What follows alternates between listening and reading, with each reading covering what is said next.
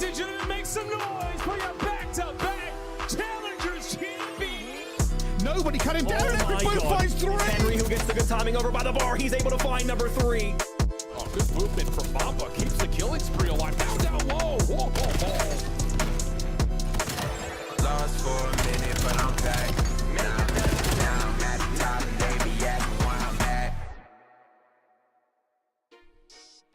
Ladies and gentlemen, hello and welcome. It is time to get into the Challengers Final, the absolute apex of everything these players have been working towards all the year. 16 teams have made it this far from all of the regions we have been covering all year long. Now we're going to find out who is our champion. My name is Bryce. Joining me here for this one, Seymour. It's going to be a fun one. Unfortunately, Ton, he had to take a little vacation to Paris, but I'm happy to step in for champs. Like you said, the apex of the competition, and quite like the City Bryce. In Challengers, we've had 4 different winners across 4 different opens, so why not make it 5? It certainly should be. Well, we're going to move a bit quick here because we're told the games are ready to go. But this is Telluride Bush Gaming against Atlantis Esports.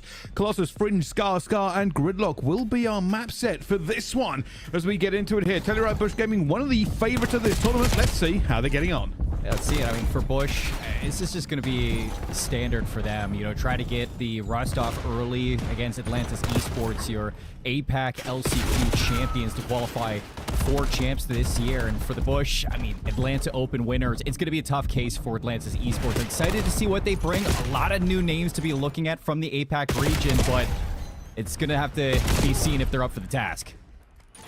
It certainly will be. Well, at the moment, right now, a little bit even between these two, but as we know, it will be a fight for this rotation as well. And you see both of these two teams just fighting for the P2 here. Of course, it'll be a little bit more difficult with the colors that have been picked here. I'm not going to say anything observers, but, maybe not for next map. No, Atlantis, I mean, they're going to be the ones rocking the black on the mini-map, breaking in for this P2 from the backside, get rid of the explosive barrel. They have a pretty solid setup, even some pressure out for P1 for Bush, struggling to get a hold on this Colossus out the gates, and that's kind of what I like to see for an APAC team. Wow, it's in a good run so far. They said coming into this one, we thought this might be a bit of a mismatch, right? This was the case that we were talking about. Yeah. How is this team going to do against, as we've said, one of the favorites for this Telluride Bush Gaming? Not just had great performances all year, of course, not having the kind of final flurry they would have wanted to at the last major, but very much a fan favorite as well, on and off camera, and we'll be seeing how they get on for this one. Right now, not a bad rotation. Trace on a 7. Yeah, Traix goes on 7, and you're right. I think for Bush, I mean, you don't get the placing in Paris that you necessarily want, Bryce, but at the same time, when talking to Temp, he's noting that, they went to Paris without a coach. They went to Paris without the Barstool team. I mean, you go to champs now, you got everybody around you once more. We know how influential that's been for these Bush players, so you'd expect that this might be an even better form of the Bush going into champs. Well, we'll see. Right now, Atlantis Esports, like I said, we've kind of almost dismissed them in some cases, but to give them their credit here, this is the number 16 seed coming into this one, and hey, this is a very close game. 6 points across. It might even be a bit of a switch here if they can't get it away from them. But Atlantis Esports certainly hammering home. This is a good start to the game for Atlantis. I mean, a lot of respect for these guys. I mean, a lot of people who've been watching through the APAC region over the course of the years. I mean, you might think of Mindfreak, you might think of, old Renegades rosters, but I mean, these 4 players, not a lot to be noted from them in terms of their history in competing in Call of Duty. So, first time getting a look at them at champs in Black Ops 7 and already putting up a solid fight on Colossus versus the Bush. Here we go again. This is all about trying to break through this spawn. Here as we go. Mish does find one. He'll look for his second. Does get that one as well, but no one there to follow him up and trade. It's going to be difficult for them to really try and break this now. A hard break onto P4.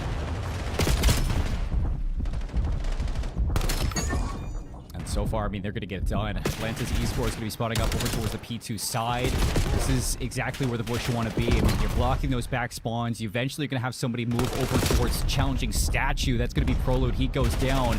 With Proload going down, I mean, this might actually be a chance for Atlantis to look for a break or set up for the rotation over towards P1 again, this time with trophies. So, might not want to hit this if you're Atlantis. Still looking, still a little bit of pressure coming through here. Penguin men are going to go down. It could be a crucial time with that P1 now popping between the two of them. See, they're already going around. Captains are trying to make this flank play. They know it's going to be here as well. Pengi, that is a great pickup for them to try to get back into this one. 3 going to be down here for Telluride Bush, and Atlantis Esports have an opportunity to claw some points back.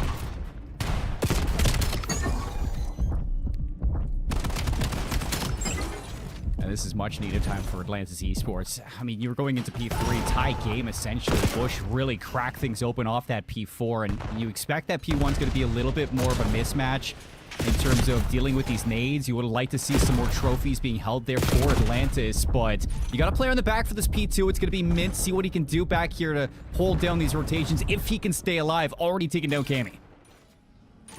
There he goes. This is the big play. Lock in towards the back. He's waiting. He knows pressure is coming here. Capsule's going to try and challenge him here. Mint's a little bit weak, but he does have backup for it as well. As Bush Gaming try to punch through here. Mint, again, still not getting that regen. Still not allowed to get his life back into action. Fortunately, the Verse is going to be here as well. They are still both playing for this in the best possible way. And 2 down. Spawns are going to be open. This is great. Unfortunately, though, for Atlantis, Bush are still on the time, soaking it up. And that is not a good look for Atlantis right now. Even with the Verse doing all this, he needs some help from the front, and the help will arrive. 2 kills at the entrance. Won't last for too long. Does it destabilize the Bush? It doesn't look like it so far. Dancing back and forth with his NPC will eventually go down, but Drakes will pick up 3. Not going to be enough. Mish will take him down before he can do any more damage. Trade's still going to be there, and what was close is no longer. 152 to 75. And Telluride Bush Gaming are starting to flex their muscle. They're in full form. I mean, you are getting an excellent game out of both Cammy and Trace. Capsule 5 and 15. He hasn't had to do anything. He's just soaking up that time. A minute 20 on that hill. Everybody else slaying around him. You got the recipe for success right now in Atlantis Esports. Not as good as you started this Colossus. You really need to kick things into second gear now for the back half of it, just for a miraculous comeback of its own right, because you don't expect Capsule to stay down for long. Certainly do not. A bit of a slow game here as he has been struggling, but hey, strength in depth, and Trakes is certainly showing his strength onto this map as they continue to be a problem for Atlantis Esports, who cannot catch a break both in this game and in the hard points. With 30 seconds left to go, this could very well push Telluride Bush Gaming into lethal range. Trace just cleaning up now. Still 24 seconds to this old hill. A bad time to get here if you're Atlantis, and with 3 clearance. You're looking to see if you can pick up that last 18 seconds, but even still, the Bush, they're not going to give it up, and Cammy fights for everything. You look at the rotation, and Nil Verse is the only player here. You lose out on the scrap, you lose the rotation in Nil, and as this just continues to get worse and worse for Atlantis Esports, Christ, this just does not look like Atlantis have it in them on the Colossus. They are running out of gas early. They've just seen that this team's got it a little bit hard and a little bit back where they go, but there's going to be 3 here. Mission Mint kind of combining for them, but there will be a team kill as well. Unfortunately, Telluride Bush Gaming have just broken straight back in. Don't have the spawn quite yet. 40 seconds left to play for. And Atlantis still trying to fight to get out of that 100-point club. That's kind of what they're looking for. Bush bunkering on the inside. They cross 200 points. Nice shots from Big Cap as he slides in for his 3rd. That is going to push those spawns for Atlantis Esports back over to P2. You still got Trakes in P1. That's going to be watching these cutoff players through mid and making it easier and easier for the Bush to start collecting this time, get closer to a map win. And it doesn't look like they will win off this map or off this hill. We will be going to another P1, but Atlantis, it's desperation off the break, and you can't even get it for the scrap. That's a huge amount of kills coming out of it. Cammy's caught up the Drakes as well. That's absolutely insane, the numbers he's putting down. And with 5 seconds to go, Atlantis will be trying to break out of this one, but it's going to just be a run, a sprint, and a potential fall as the kill feed is full. And that's map 1. Welcome to the 100-point club, Atlantis. And welcome to Call of Duty Championships. All the way from the APAC region, they show up and they play NA's best in the Bush. Atlanta champions for a reason. And although back in Paris, we had a little bit of hardpoint issues for this team, you make a couple of changes, you play your heart out on Colossus and end through those scrims. You show up the champs, and their hardpoint is looking clean on that map number 1. Huge game between both Cammy and Trakes to kick off their champs run.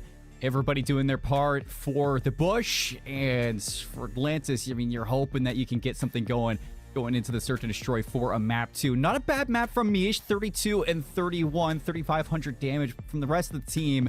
Everybody going negative. That is not what you want to see for your opening gate matchup here at Champs. It certainly is not, and we will find out how this one continues to play out. But hey, you know, making a name for yourself, Mish, doing that much work here, but having that high of interactions and, you know, getting those kills down, but only 82 points. Is that a team thing? Is that just positioning in terms of just getting some kills that don't matter as much as it goes through? They had a pretty good time halfway through, but while we wait for the Fringe Search and Destroy to run up, we will go over to another match here. It's all matches all the time. We have 4 going on at once. And well, this is Mindfreak versus P7 Notorious. And well, hello, fighter. Well, hello, 31 and 19. I mean, this is one of the most notable organizations we have in Challengers at the moment versus one of the most historic Australian rosters or organizations that we do have in Call of Duty history. And for Mindfreak, although it hasn't been the greatest showcase at Champs for the past couple of years, bowing out very early in both Black Ops 6 and MW3. I mean, you know, these players have history, not just inside of the server, but together within the server, and it looks like they are here to play. Well, everybody ready for this push here. A little bit condensed. It's going to be P7. They're not going to have the positioning to lock them out completely. And already kills going down. But Beans finds Crimson. And now it goes back to kind of even. You can already see P7 Notorious with the better spawn have been able to reinforce faster. And now they're about to go over 200 points. Still getting this time. Eric almost walks away with both. The back spawns for Mindfreak will eventually break that hill. And got a lot of work to do now through the middle of the map. If you're Limax, Johnny for the cutoff, and this is going to give P7 Notorious the perfect setup at P5 that you can ask for. My question is, with the new kid on the block, Johnny for P7 Notorious, what can he do? And it looks like he's running a route behind him. Well, we're trying to get through, and it's going to be a difficult one for them. As you can see, they have lost that spawn out there, but we will keep an eye onto this game as it continues. Of course, many games ongoing, but our alpha game is ready to rock one more time. Atlantis Esports versus Telluride Bush Gaming.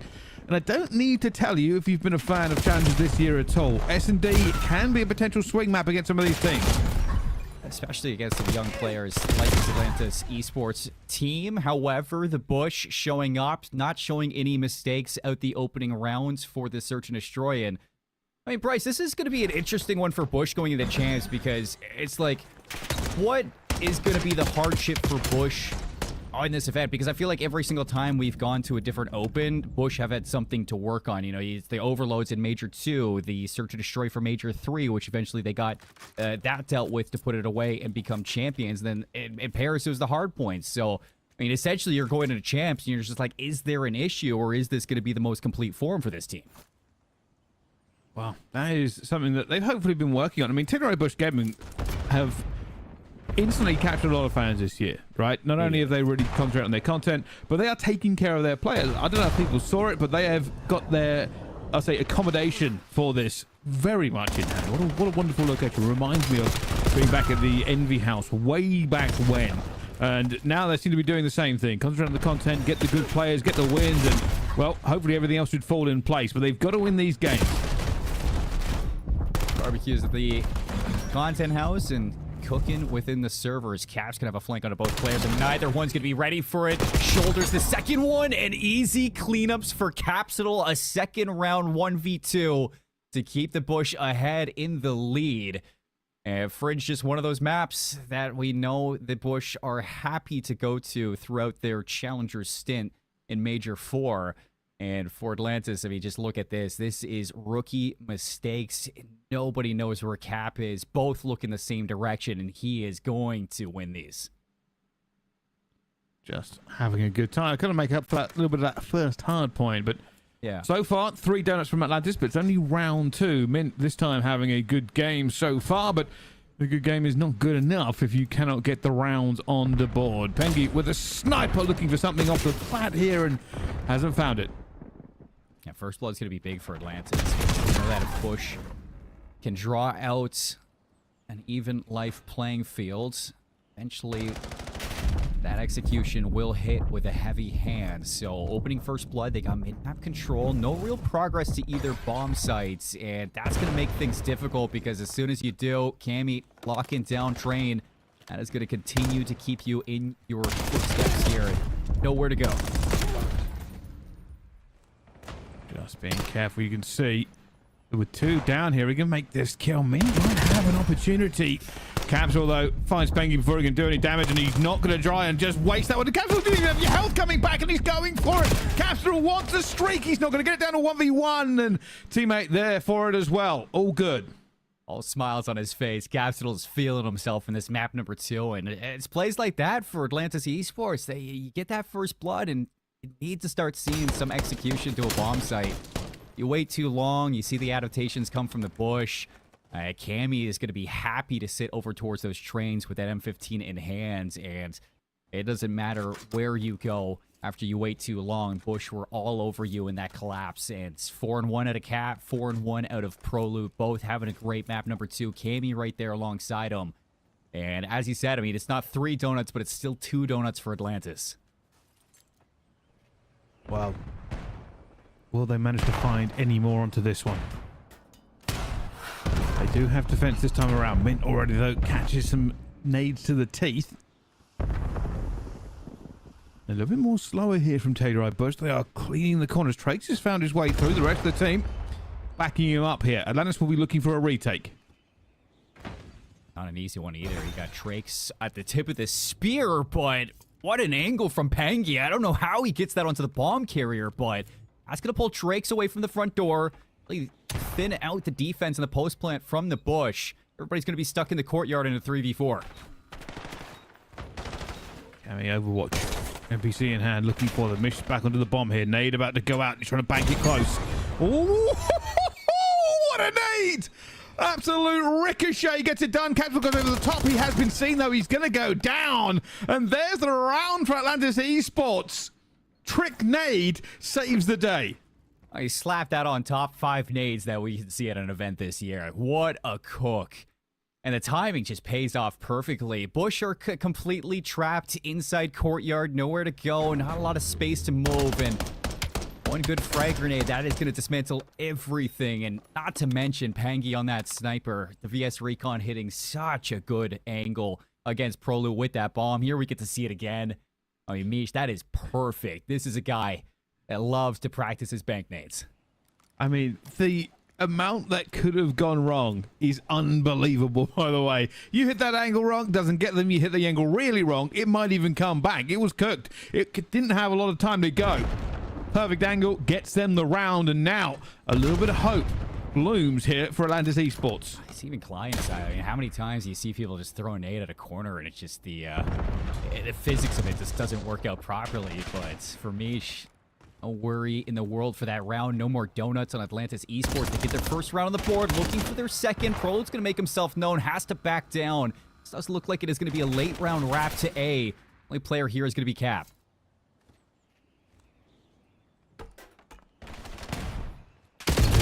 Check. Mish on the outside. Goes down the Capsule.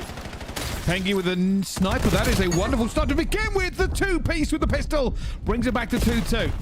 Needs to get this bomb down. Cammy under a lot of trouble as well here. Atlantis Esports now putting pressure back onto Telluride Bush Gaming. Cammy, though, absolutely drills him. And it's now down to a 1 versus 2. Pengy finds one. Looks for the second. Does he get the timing right? He knows the player's going to be here as well. A spinner burn, and it's not going to be. Trake's all good.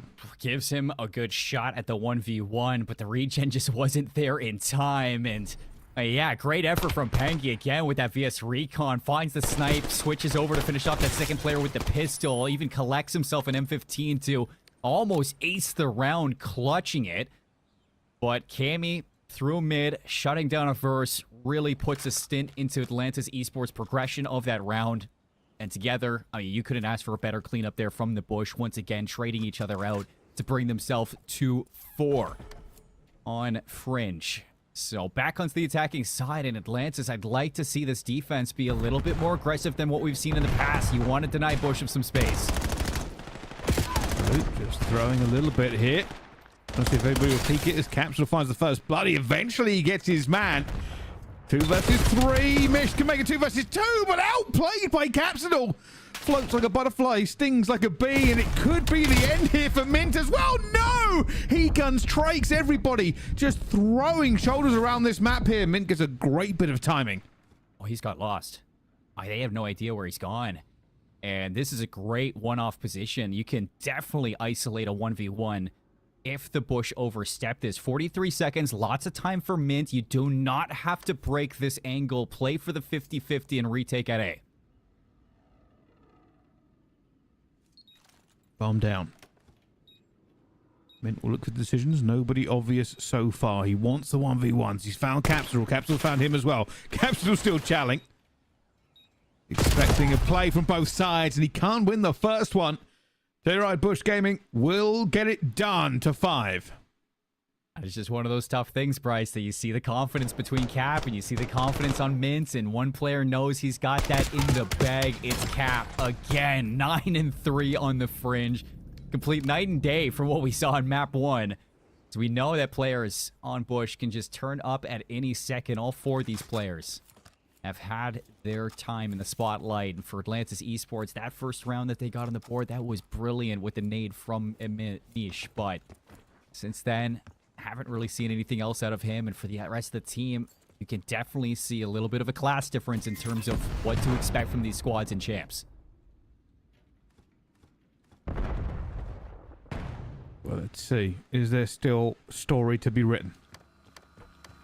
For Atlantis Esports, there were always the underdogs coming into this. So far, it has been playing out that same way in the scoreboard. It's only map 2, and it's not done yet. There's First Blood. Mint staying alive. They might go for this chow here. Prolude's going to be isolated, but doesn't matter. Prolude's never isolated! Oh, absolutely gunned! That is ridiculous! Outnumbered and just cuts them asunder. Pengi will find his way back, bringing it back to a 2 versus 2, but the damage might have been done. It's now Pengi alone against 2 for the map. And for the A's, Spyro wants to put it away. Alongside Shrakes, mid-map control. Pengi's got the bomb, 28 seconds. Eventually, he's going to have to make a decision, but if he goes back to A, that's the wrong decision. Busher on the hunt. The timing works out. Oh, and he doesn't get the second one. Shrakes blocked out by a beam. And that's going to be the Bush going up 2-0. What a game out of the Telluride Bush. What a way to put it away. Always having their fun in the server. Missing the fist bump. They're still locked in. You've won the game. Doesn't look round, doesn't care. Absolutely fine as this team. Big smiles all around. You know what? We've always said this. There's always a little bit of magic at champs. The emotions are going to run high. Mistakes can be made. But for Bush, they are getting it done as the #1 seed and going through this. Atlantis Esports will have to find something on the overload. And Bryce, how many times do we look at teams, showing up to champs maybe for the first ever time in an open format, or, whether it be champs, maybe it's one of our major opens that we do have, and a lot of these players are making a name for themselves right now, and for some of them, I'm really liking the decision making that we're seeing. I mean, Mint, Pengi, very aggressive in that map #2 to try to force some plays for your team. And although it doesn't work out, I mean, it's nice to see that this Atlantis Esports team hasn't really, fallen to the wayside in the shadow of a colossal team like the Bush. So, albeit for this Atlantis Esports squad, it might not be the greatest start to champs that you could ask for, but I mean, this is just a blip on the road for what could be a great career for some of these players. Well, we will see. We will find out. But the games don't stop rolling here at Challengers Final. We are going straight into our next one on Charlie. And apparently they are tied 1-1 as we jump into this S&D. And we'll see how these two teams have been getting on, because this is always going to be a difficult one for Decimate. It will be Project 7, the favored team here as well. But when it comes down to LAN, anything can happen. Yeah. I mean, Project 7 winning map 1, 250 to 145 on the Hacienda. And going into map #2, looking to follow in suit. Decimate out of the LATAM region, giving a little bit of a fight back to our EMEA representatives. And on a map like Gridlock, this is going to be a tough one against a team like Project 7, but coming out the gates hot early is exactly what you want to see out of these guys. We said it before, S&D, it's a little bit different. If you're a good S&D team, you can certainly always find something against any level of pro team. Project 7 down now in this S&D. Again, one of those teams that we've seen do well. They won the league this year. Of course, the big prizes at the majors has eluded them.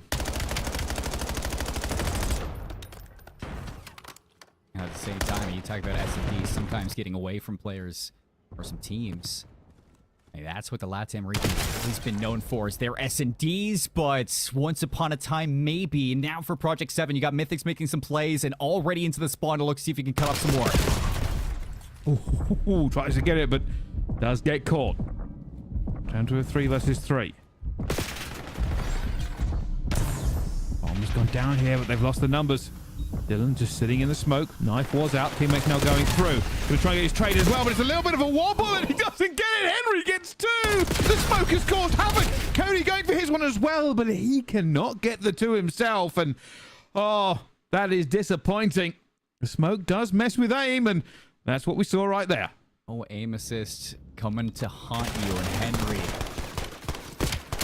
This is what he's put on this team to do. Clutch up, get aggressive, follow in suit for the trades. And that's going to put P7 back into a tie spot in this search and destroy.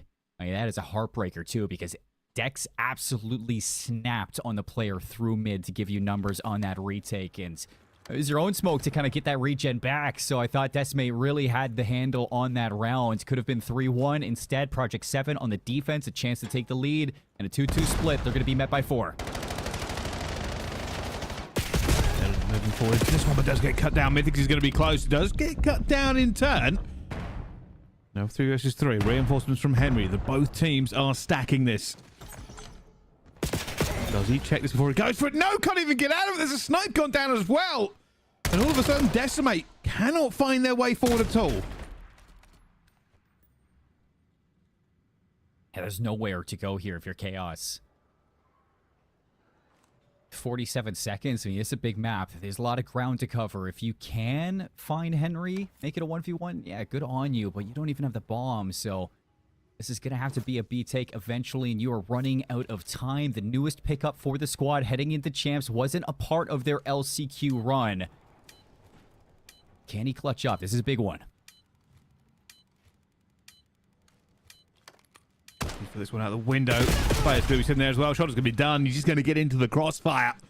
And Project 7 managed to lock that one down in the end. They got the reinforcements there to make sure that they weren't outnumbered on the bomb site.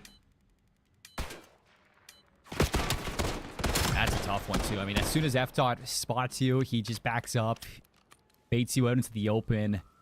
Really tough to make those plays if you're Chaos with the limited time that you do have. Project 7, a lot wiser to that case. Back-to-back rounds, bring them back into the lead. And for the opening there, you know, Decimate keeping things in a 3 versus 3. I like that they're taking some of these kills off early. They can open up with the first blood, start to dictate some pacing and some space on the map. That's kind of what I'm looking for, to see if they can keep Project 7 on their toes. But they're giving up the A site completely. He's going to have an angle on it, but he doesn't see anything, so the timing will not work out for Decimate here. A little bit of a peek there. Cody will get the information, but we are going back over to our alpha game. It took a little bit longer to get everybody back into the lobby, but Telluride Bush Gaming against Atlantis Esports moves on to the overload. So far, Telluride Bush Gaming have been showing us why they are favourites for this. And they're now going to try and move the CMP in very, very quickly. And probably, oh, he doesn't get it. Good stop coming out from Mish and Mint at the goal line of their base. The first is going to grab this one, see if he can rally back a counterattack through the middle of the map. But Bush are going to be quickly back into position, and as quickly as they get into position, that's 4 down. There's a chance for Atlantis. You just need your lead blocker to come away with the kill. Doesn't matter. Cammy, 4-2. Atlantis still score. This is certainly a turn up for the books. Atlantis in charge. I've never heard of an overload specialist team, but maybe this will be the first one. A couple nice shots there. We know Bush have had their woes in overload in the past. Atlantis might be able to expose that here. Capsule's got the ball, and he's looking to run it. 3 players down. That's going to be an easy one. Capsule on 4 in a row. Trakes on 3 in a row. Players starting to streak out, and with those back spawn traps set in stone, Atlantis Esports are desperate to get out. Can't find the kills. They've already found a couple here. Trakes though, trying to be sneaky, does find 2. Game's still alive. Finds his third as Drakes. It's going to be a while for his teammates to reinforce. He's going for the spawn because they're going to know you're here this time, Drakes. It's not going to work the second time as Mint does cut him down. And while they have the EMP, they do not have the position to score quite yet. No trophies either for Atlantis, so a lot of these nades and stuns are going to be quite lethal to the attack from number 2. Chance here for a score, and on the goal line, Pengi looking to save it over the top of Verse, not able to get it done. Players off the spawn now throwing their bodies over, but the cap has already gone through. Bush take their lead on Scar, and they are starting to pick things up in the overload after losing that first capture to Atlantis. Couple of bodies going down, though. Bush will be on the defensive here. Cap still keeping it alive. Will be traded out himself. Now, Atlantis Esports looking to scoop. They have done so. All of Bush Gaming will now be up and in a position to defend. This is going to be a hard slog. It is. What a shot down from Pengi. And the nade 2 Prologue down to half. Players up the spawn. Need to see some stuns hit that, but as soon as they come in, 3 kills go down. Mint trying to finesse down low in the APC. Swaps the secondary, but the shots just do not connect quick enough. And the Bush will hold on to this 2-1 lead for the moment. 2 minutes left in this game. Atlantis, no reason to get aggressive off it. Slow things back down. Play for the kills. Play for map control and see if you can just continue this tempo that I am loving on this map 3. They are taking it to them, and that's probably the most important thing. Keep that pressure up. Banking out under Kami. Already now looking to slowly start sliding towards Telluride Bush again. A fight over the mid-map here as Capsule gets tagged out. He's got teammates with him as Trakes goes flying for this one. Certainly been an impressive point of view from him so far in this entire series. A couple long routes from Atlantis, and it's not really going to pay off in the slaying category like you would have expected. Mint, he's going to be in trouble. He's going to back up and see what damage he can get done. Beautiful shots into the first one. That will slow down this push from Cap. He's just going to pull the ball back, see if you can drain that time even more. 1:10 left in this round. And the Bush, the position that they're in, it looks like they're going for their third. There they go. Drakes finds one, knows where the second's going to be, flies out as well, just being the blocker himself, doing everything for it as that does go home, and they're going to try this one more time. They don't have the perfect spawn for it, but they will have flipped it now. They've got an opportunity. Those players are going to get through the middle here. Kami will be trying to help his team out, but I don't think they've got a player there to cut it down quite yet. They do not, and the rest of Atlantis are fighting desperately to stay alive here.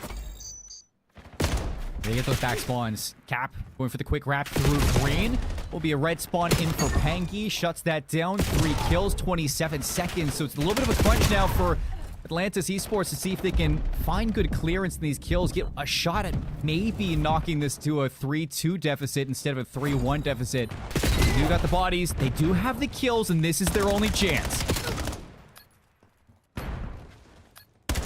One more kill. They're going to get this. This is surely going in. Too many bodies, too many blocks, and it's in. That's as clean as it gets to close that half, Bryce. You basically dominate the last 30 seconds of that round, and 3-2 as you swap sides onto those blue spawns. And this is a good chance. Like, this is the best chance that I've seen from Atlantis across this series. I mean, outslayed in map 1, outplayed in map number 2, and for this overload, the team is looking good on the right side of our screen. So you swap to, you know, what some people might consider the more preferred side for the attacking. If they can continue this pressure that you're getting from the AR lines and start to set up some spawn traps against the Bush, like the Bush were trying to do to you, I mean, this is not out of the realm of possibility for upset to force a map 4. Wow. Opportunities.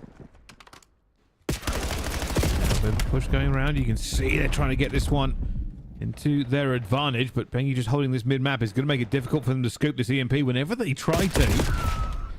Even with kills going down onto the spawn here, Telluride Bush Gaming are not in the greatest of positions. It's kind of a double-edged sword, too, when you're playing Star, because a lot of players will like to push into this blue spawn and get lost. That's going to be Trakes and Capsule most likely to be in that position, but it was Kami this time. Pengi with a little bit of a clearance. Cammy in trouble. Lots of damage. Not able to cross his mint. And it's Mish. Won't get anything done onto the spawning players. Prolu bails you out for 3. Atlantis, what a chance that would have been to tie us up. But great clearance from the bush. Now moving. They have the EMP in hand here, Telluride, but absolutely no blockers. And while Trace has looked very, very good, there's just no way he's putting this home by himself. 3 minutes 45 onto the clock, and that is in no man's land right now. To make matters even worse, Bryce, it's a hellstorm for Capitol too. So even if Atlantis finds clearance at 4 down, trying to cross into top green is going to be difficult. I mean, you're either going to be stalled out or you're going to be forced to play inside. That's going to give plenty of time for the bush to play out of the spawn trap that you'll get in. And that's if you find them there. Atlantis haven't really been able to find a solid 3 down since we swapped sides. Being pushed back, but still holding. And here's the thing, you can hold this to a 1-score game for as long as possible. There's always an opportunity to score if you get a couple going, and that's going to be a massive stop from Prolu. That has stopped that EMP moving. The rest of the team are now able to kind of capitalize and play the TDM. And with Pengi left alive, he'll be cut down as well. And look how fast they are moving. This Prolu's going to go for it as well. Pistol's going to be out, and he dives it home. What a wonderful turn there from Telluride. That's troublesome for Atlantis. I mean, you do not want to let Prolude solo cap the way that he just did. Leaving Pengi on an island. Bush are quick with it. And immediately recognizing the opportunity for an attacking side, Trace gets back into blue. And this is where you can continue to snowball your way to victory. Trace is in position to give you a 5th one.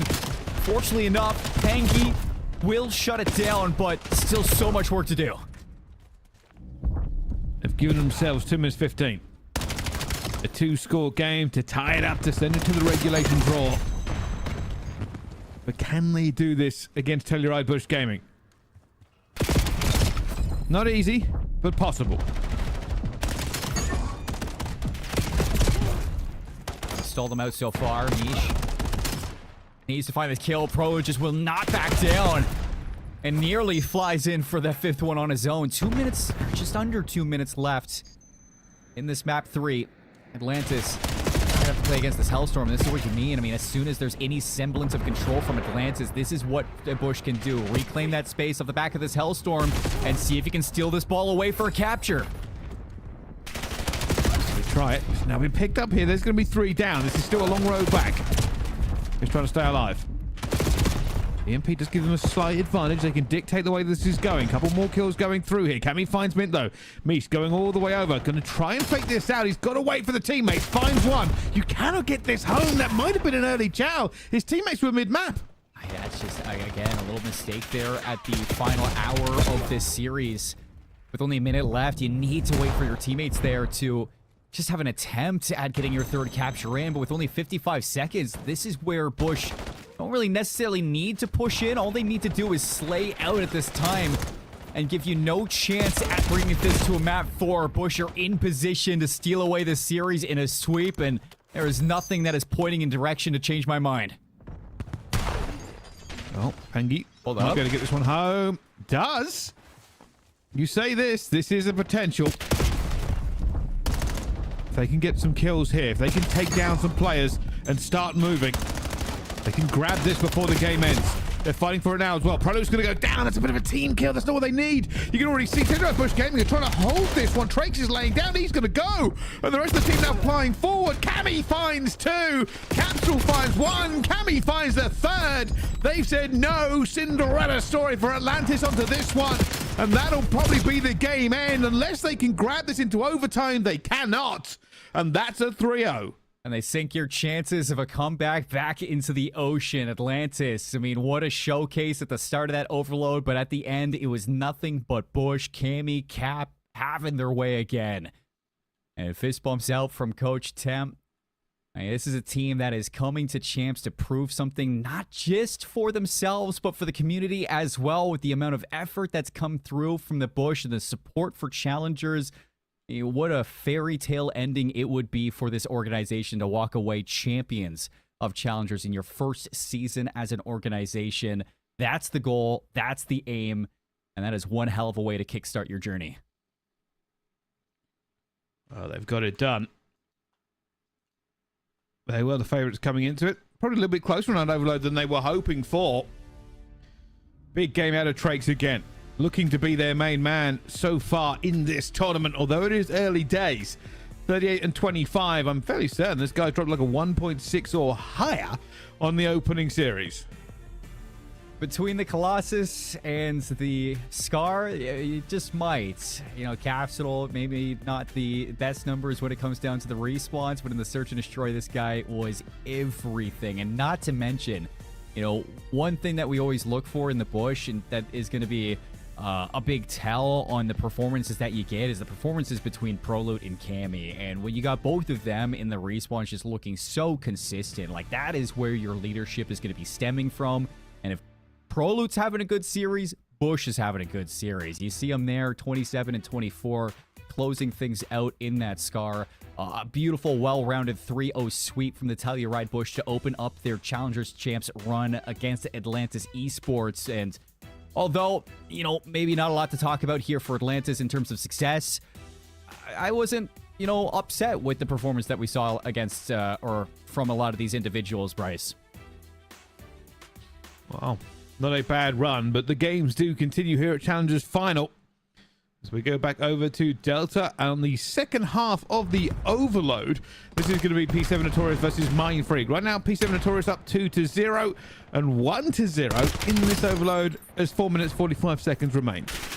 As close as that hard point was back in map number 1. It was a 6-2 search and destroy for Projects, or P7 Notorious to take them to where we are now. Mindfreak a lot better in the respawns, and they're showing a lot of fight when it comes down to the slaying. The issue is when you let somebody like Eric get lost behind you, that's where the disruption comes from. And Mindfreak, you let him in the closet, he is going to be a monster. This is going to be potentially scooped here, but Sets looking to stop them before they can do anything. That has been taken here by Johnny. He's waiting for reinforcements. Snoopy's also going to be a problem. 7 and 14, Snoopy will now be looking to explode and cause a bit of a difference. Going for it as well. And Snoopy's going to try and find anything he can find in the cross. Not going to be enough. Limax out as well here, but everybody trading, going for it. Eric Boom alone. A 1 versus 1, but he does not have the health and just a pistol. And it's taken away here by Mindfreak. This is a great play from Mindfreak, too. I mean, immediately, Setsi is going to grab it and race over towards the tin side. Limax with the coverage through mid. It's 3 down, and this should be a capture.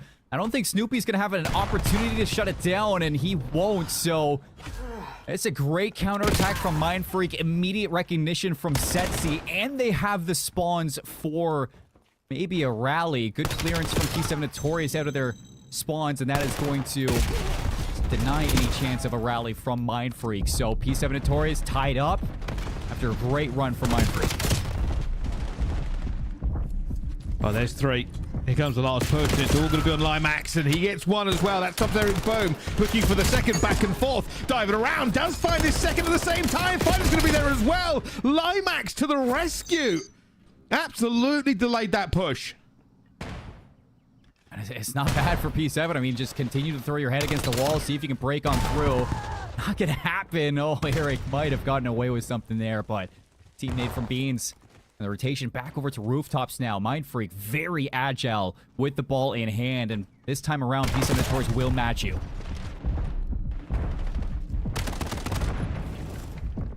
Fighter again here. They have the bodies. You can see Johnny now backing up desperately. Can they break through here? Reinforcements from P7 Notorious will arrive on the scene in time. Maybe finds 1. Beans finds a second, and now they're going to strike. The rest of the team surging forward, knowing they have the numbers, and Johnny finds 1 more. Fighter gets another here, and they've got to try and get him down before the reinforcements arrive. Somehow Mindfreak is still making this play. Beans finds 2. Fighter still has the EMP. He's on a 4 streak with it. Just with the pistol alone. It looks like enough is enough with the chance over towards A. A little bit of a stall out. Just holding on to that possession. See what the rest of your team can find. Open up a route, open up an angle, wherever it is going to be. Somebody's going to have to make a play soon. Down they go. This is now an opportunity. P7 Notorious are looking for this last player. Big kill by Sets to slow it. EMP one more time in the hand of P7 Notorious. Johnny's already called where this player is going to be. Finds Fighter. Does Johnny get any more? They're going to know he's here. There goes the tactical. More players coming out, and P7 Notorious are playing this patient. Oh, Johnny gets through. The gap has been made. The gap has been found. They're trying to get this one in now, but Crimson finds two. Oh, it's still in. They still get it into it, and 1 minute to go. Notorious take the lead back. With the Hellstorm 2 for Eric Boom on his 6th in a row with that capture. Spot up over to the rooftops and looking for an immediate answer back from Mindfreak. However, P7 Notorious are everywhere right now. And Eric Boom in the lead blocker is not done with some kills. He finds his 7th before going down. That's going to be capture 3. And that's most likely the series for P7 Notorious. Oh, they've turned this from what could have been an unbelievable story into a tale that we've been seeing all year. P7 Notorious has been a strong team. They have had multiple roster changes as players have been stolen to go into the CDL. Question being, is this team good enough to go all the way? Haven't given us a reason to doubt them yet. And it's a roster change that a lot of people might have not seen coming after how much success Johnny found with that Huntsmen roster. I mean, at some point seemed like the franchise player for that squad alongside Renegade in that SMG role, but for P7 Notorious, Diamond Con gets switched over to OMiT Brooklyn. Johnny comes into this roster, and now with a core 3 MPC players setting pace on the map, taking pressure away from needing Snoopy to perform at his best for every single map that you have. Johnny is just bringing a new element to this team, and they put Mindfreak in the dirt for their first series. Close at times, Mindfreak. I mean, you got to give them their recognition for that, showing up here and giving a real run against this P7 Notorious team. But right now, this honeymoon with Johnny on your team is still looking good. All's well that ends well. Couple of challenges, though, coming in from Mindfreak. They certainly did not roll over into this game, and right up until the last minute, it could have been a very different story. They will continue, of course. They do have more opportunities in the groups here that we are running with GSL to see how they get on, and we expect to see many of these teams again gracing our broadcasts. It's funny, too, because when you enter Challengers Champs right now, and they got some sweet banners inside of the room that have previous top 3 finishes for Challengers Champs in different years. And I mean, you look at Fida, Crimza, and Setsi, who have all played with each other back in 2020, I think, back on that Renegades roster. So, I mean, this is truly a team in Mindfreak that supersedes history in Call of Duty Challengers. So, hope to see them bounce back. We move into our Project 7 versus Decimate series, with Project 7 have a little bit of a fight back in the Search and Destroy. They still take it, leading 2-2, and in the second half of the Overload, Decimate have this tied. Certainly not giving up there. There's going to be Lucifer, who finds 2 himself. Lucifer has kind of been the main man for Project 7 throughout the elite stages that we have been watching. That success hasn't always translated over to the big events, though. They'll be looking to do so this time. That's an incredible start, but they have enough bodies to get that one home anyway. Project 7 take that lead early in the second half.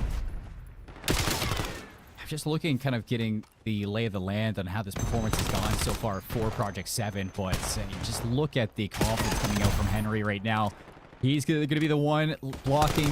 He's going to be the one throwing his body at the other team, and right away, what was a tie game, now 4-2 for Project 7. Immediately, as soon as we swap over, they just seize control of this game, and just look at how long FTOT's waiting to capture this. You know that Decimate are waiting for the cap to see if they can start themselves a rally on the opposite side, and they're not giving you that chance.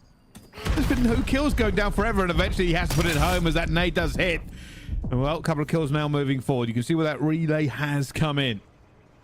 And that's probably the longest we've ever seen it here. I think he's going to be on a 6 again as they're now wandering around looking for a bit of a relay going down, but they lose a couple of key gunfights, and this opens it up. That's going to grab things. You even got Chaos in position. I like the recognition here from Project 7 that there's no way they contest that, so you just give it up, play for mid control, and see if you can deny any chance for Decimate to tie things 4-4. 3 go down for Decimate. Cody's the only one left alive down dirt. won't be able to find a second one, and it's a deep spawn for Decimate. This is a chance for a cap. Well, they're going for it. They're trying to get through as well, but don't know if they have the body. Surely he's not going to walk that one home. He's not going to be able to. A very short road to victory, but it is not going to pay out. And now Decimate will have the EMP and the option. They are carrying it mid-map. Well, it means Project 7 will have to split their focus.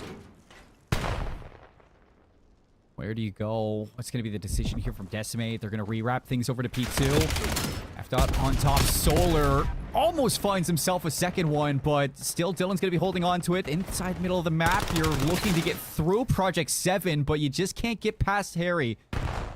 That slows things down even more. Mythic's immediately just going to forget about the EMP.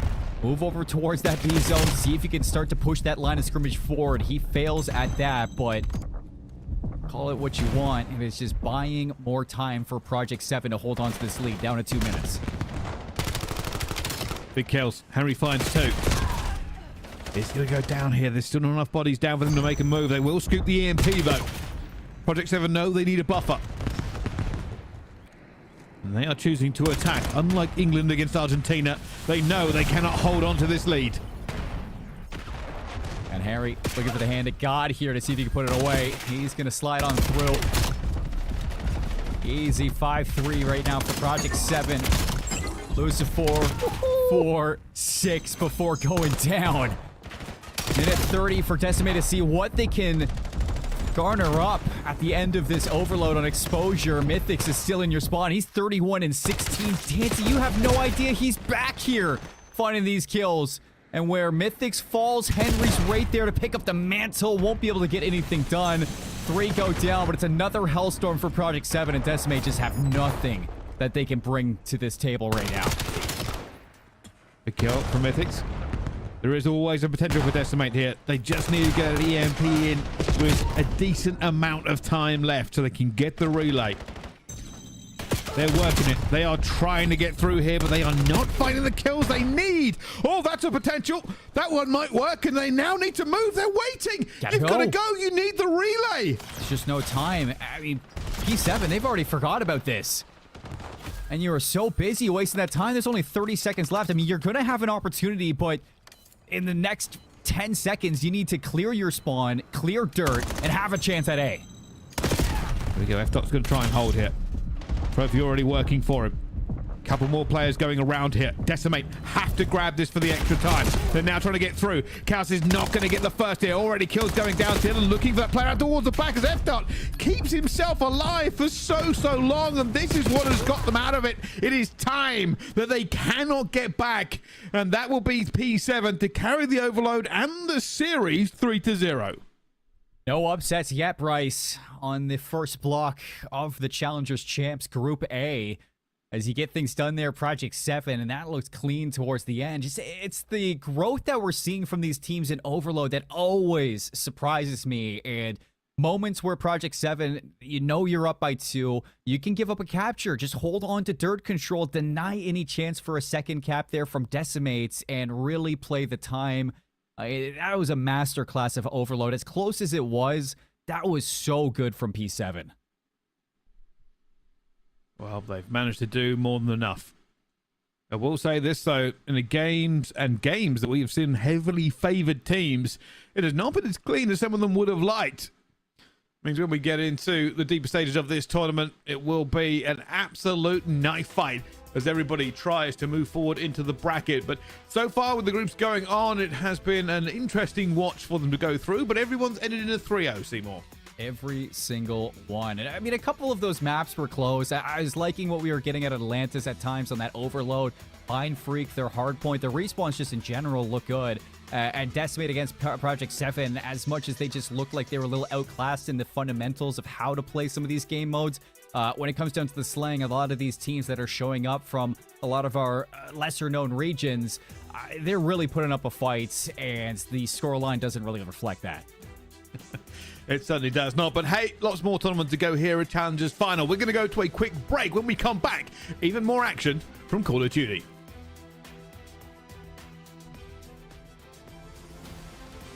Let's find out who's built for the big stage. Heritage ready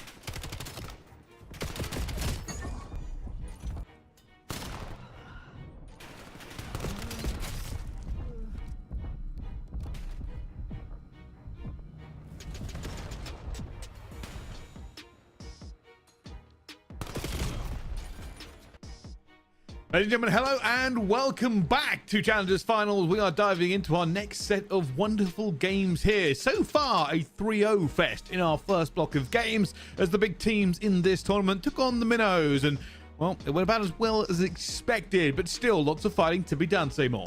Yeah, I think that there's like no question that we expect a lot of these teams from LATAM and APAC to struggle against North America and EMEA. However, as we get into our second block, there's a couple of matches to look forward to. I think we got Huntsmen versus Torn. That's going to be a really good one. OMNiA and Invicta, the exceptional gaming roster, taking on Team War. Two very big matches heading into the second block that I'm excited to see. Yeah, me as well. Let's see what everybody is playing for here, as we haven't had a chance to cover that yet as the game's kicked off very quickly. But here is the prizing. That is $60,000 for first, then 36, 24, 12, 6,000, 3,000. And if you're 9th and 12th and below, you get nothing, but at least you had a good time. At least you got to go to Vegas. Not to mention what everybody is looking forward to in first, second, and third will net you a trip to EWC in Paris as well to have a chance to play against those CDL rosters. So that's a big one for a lot of these teams to look at.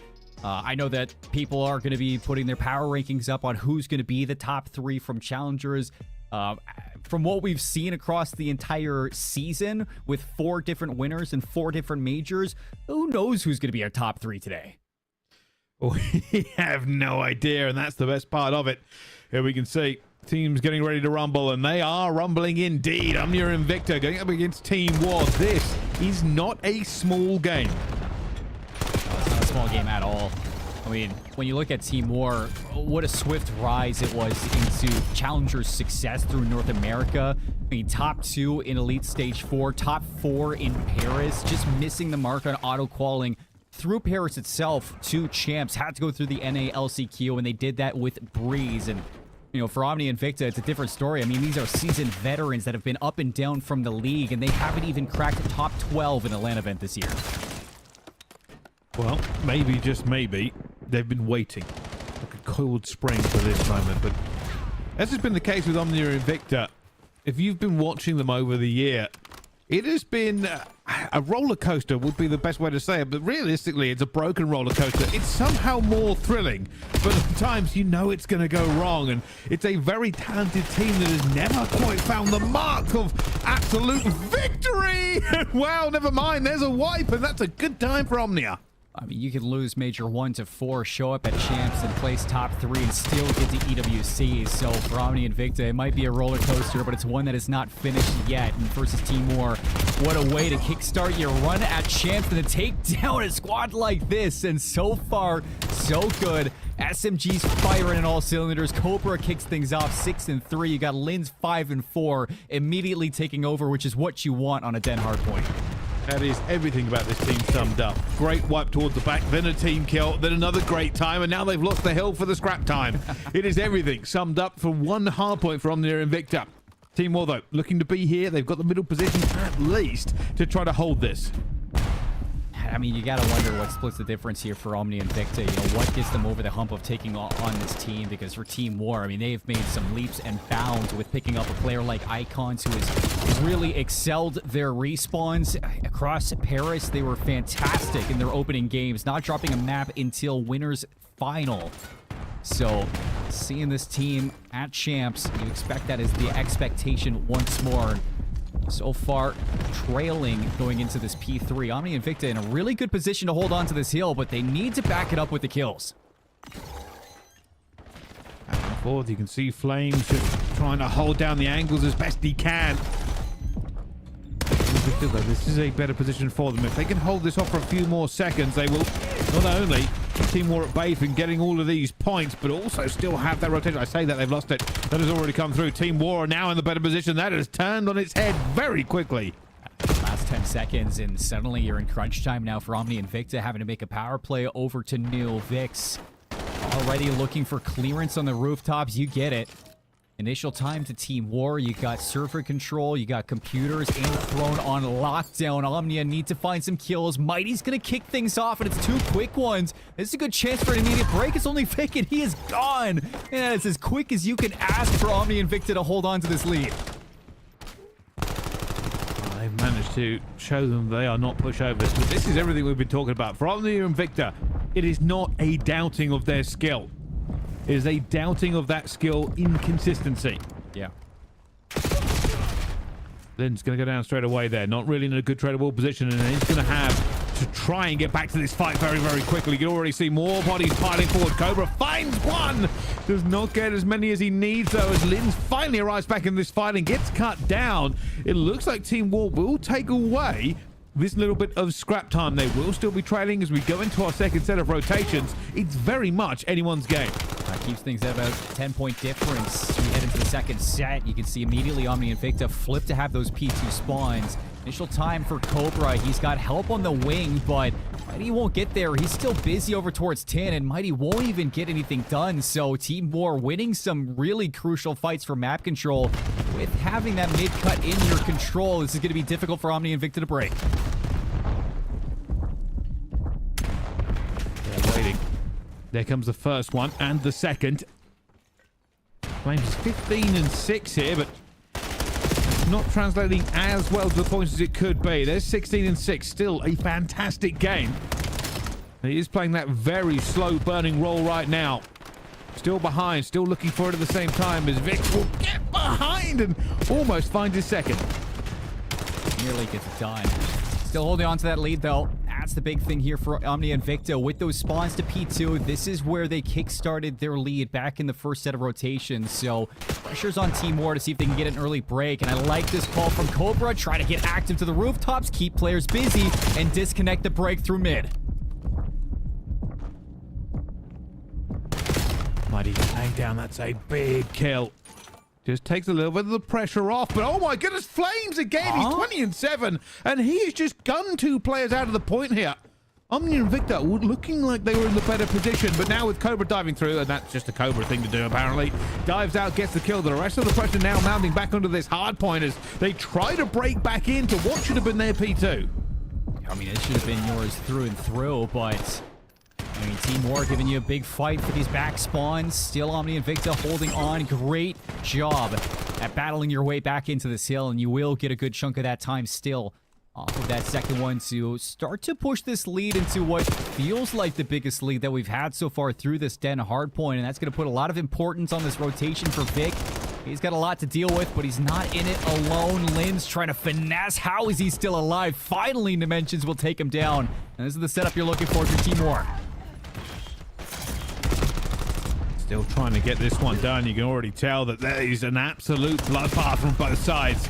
Mighty's dancing around players. He knows he's going to be there, but cannot stay alive long enough. And Team War now have an opportunity. 40 seconds onto the clock here. They hold this one down with numbers. OMNiA and Invicta are about to throw 4 players at this point through the front door. And it doesn't even seem like Team War are ready for it. Still, Vic staying alive. Good help from behind. Flames just getting his gun up in time to back you up. Fork down again. OMNiA and Invicta gonna flip things out to the back throne control. I think Team War actually were ready for that at all, and you can still see Flames is going to be looking back here. OMNiA and Invicta winning all their fights. Fork go down. Last 10 seconds is going to keep you in the lead, but the first time there, we saw exactly what Team War can do if they get a solid setup on a hill, and now we need to see if they can break a P4. Again, both these two teams very, very close. This is going to come down to one mistake. Linzo now looking to try and punish through. He gets another one, and that's going to be a massive buff. But he's going to be in a bit of a bad position though. He's going to go down very, very early, but fortunately Team War are not here yet to push this issue. I'm just going to say, Bryce, considering you have Icons 14 and 21, Vic 15 and 19, and Dimensions 16 and 21, a 20-point game isn't that bad right now for Team War. I mean, this pace to just continuously take time away from OMNiA and Invicta, it's good. It's keeping you in it. But if these players don't step up, OMNiA and Invicta are going to start to run away with this game, which we're seeing off this hill. That is the lead that they have been waiting for. Dimensions tries to make a hero play. Not going to happen. And Team War know they now need a strong P1. All around the back here. Mighty could be the key player. Has he found the gap? They're looking for him as well. Mighty finds one. That's going to go down though. Dimensions, I think, grabbed him in the end here. Killed it a little bit off. But Icon's finding it as well. This is a good opportunity for Team War. It's not how you start, it's how you finish. You finally get that early rotation over to P1, a setup that you can start to build off of. And you follow that up with a little bit of slaying as OMNiA and Invicta immediately just going to chow you out. Vic in trouble. He needs some help. He's going to put a lot of damage down, but the kills don't really go your way. You still have Lins through the middle of the map, cutting players down, chopping you up, and allowing Cobra way back into it. 193 to 60, a 30-point lead still with 20 seconds off of this hill. You need a break back in if you're Team War. He's going to go down here, and this is where it's going to matter. Team War know they want to keep them off of the P1. OMNiA and Invicta go above 200 points. What they must not do is let P2 slip. There is going to be a spawn out. Team War have not blocked the back spawn. Linz is now working with his team to get here. Cobra in the back spawns in for OMNiA. Team War bunkered and surrounded. Trophies in the hill. That's going to give you some tension, but will it break? OMNiA looking for the play through mid to go down. It's a good clearance. 3 make it 4. Lins with 2 before he drops, but this is your chance if you're Team War. You're only down by 20. Lots of time off this hill to swing a lead. Everybody piling in once again. Team War still in a better position. They are just holding strong at every single angle, but there's 2 more from Cobra. He's going to get it as well. More going through. There's 4 from Cobra. He breaks it open to get them back into this P2 when they need him. And now he's pushed all the way out for Team War. They will not have time to lick their wounds. They will have to get to P3. They must not allow a break again. Shattering plays from Cobra. And the rotation, like you say, you cannot lose fights like that. Mighty rips you off the heady. And it's Lins right there alongside you. 3 players on the setup. Only 23 seconds is needed, and Vic playing around the back. Can he do enough? Both sides. That's the opportunity here for Team War. Team kill coming through, though. Mighty finds another, and now they're pinned in Dojo. Mighty says, hey, there's 1 player left. Swing. It's a hit. It's going to be the game, surely. Is there a hero play out towards the back? No, there will not be. And OMNiA and Invicta strike first in this series. They have control. That's a big one for the program. And you can see how much that means to this team. You look who you're sitting across from, and the accolades are not easy to stand up to. But you know the core 3 of this Wobblebob's roster wants their way back onto a pedestal. And you can see that for OMNiA and Invicta, it starts off with this hard point, and what a hard point it was. Out-slaying your opponent, out-rotating your opponents, making sure that even if they had setups, you took your time, you played for those spawns, you disconnected them from any angle of control that you could ask for. And that teamwork, that cohesion from OMNiA and Invicta inside a Den hardpoint, that is what we've been begging from this team all season long on LAN. It's what we get in the elites, we see it in the cups, but finally it's showing presence here on LAN. Can they continue? This is going to be a long fight against Team War. I can see this going all the way to map 5, as cliche as it is. OMNiA and Invicta can do this. They've done this against many teams on many series. But it's not about how you start with this team. It is about how they finish. If they can continue with that level of tempo and pace, there is very much a potential for them to keep moving. It's not the only matches that we have, Bryce. Huntsmen versus Torn. When you talk about a Huntsmen roster that is still trying to find its woes inside of a Challengers LAN, make it to the top, and show what this historied CDL organization can do inside of Challengers. You bring Yuli into it, looking to see if you can complete this quad with a little bit extra objective. You're playing against that Cinderella story team of Torn that made all the way to top 2 in Paris when nobody thought that would happen. Well, let's see if they still have everything in the tank here, and this may be one of the most competitive Challengers finals that we have ever seen. So many teams have done so much this year. We've had different major winners. We've had teams come out of the darkness and strike fear into the big boys of this tournament. Will this be the final song of some of these players?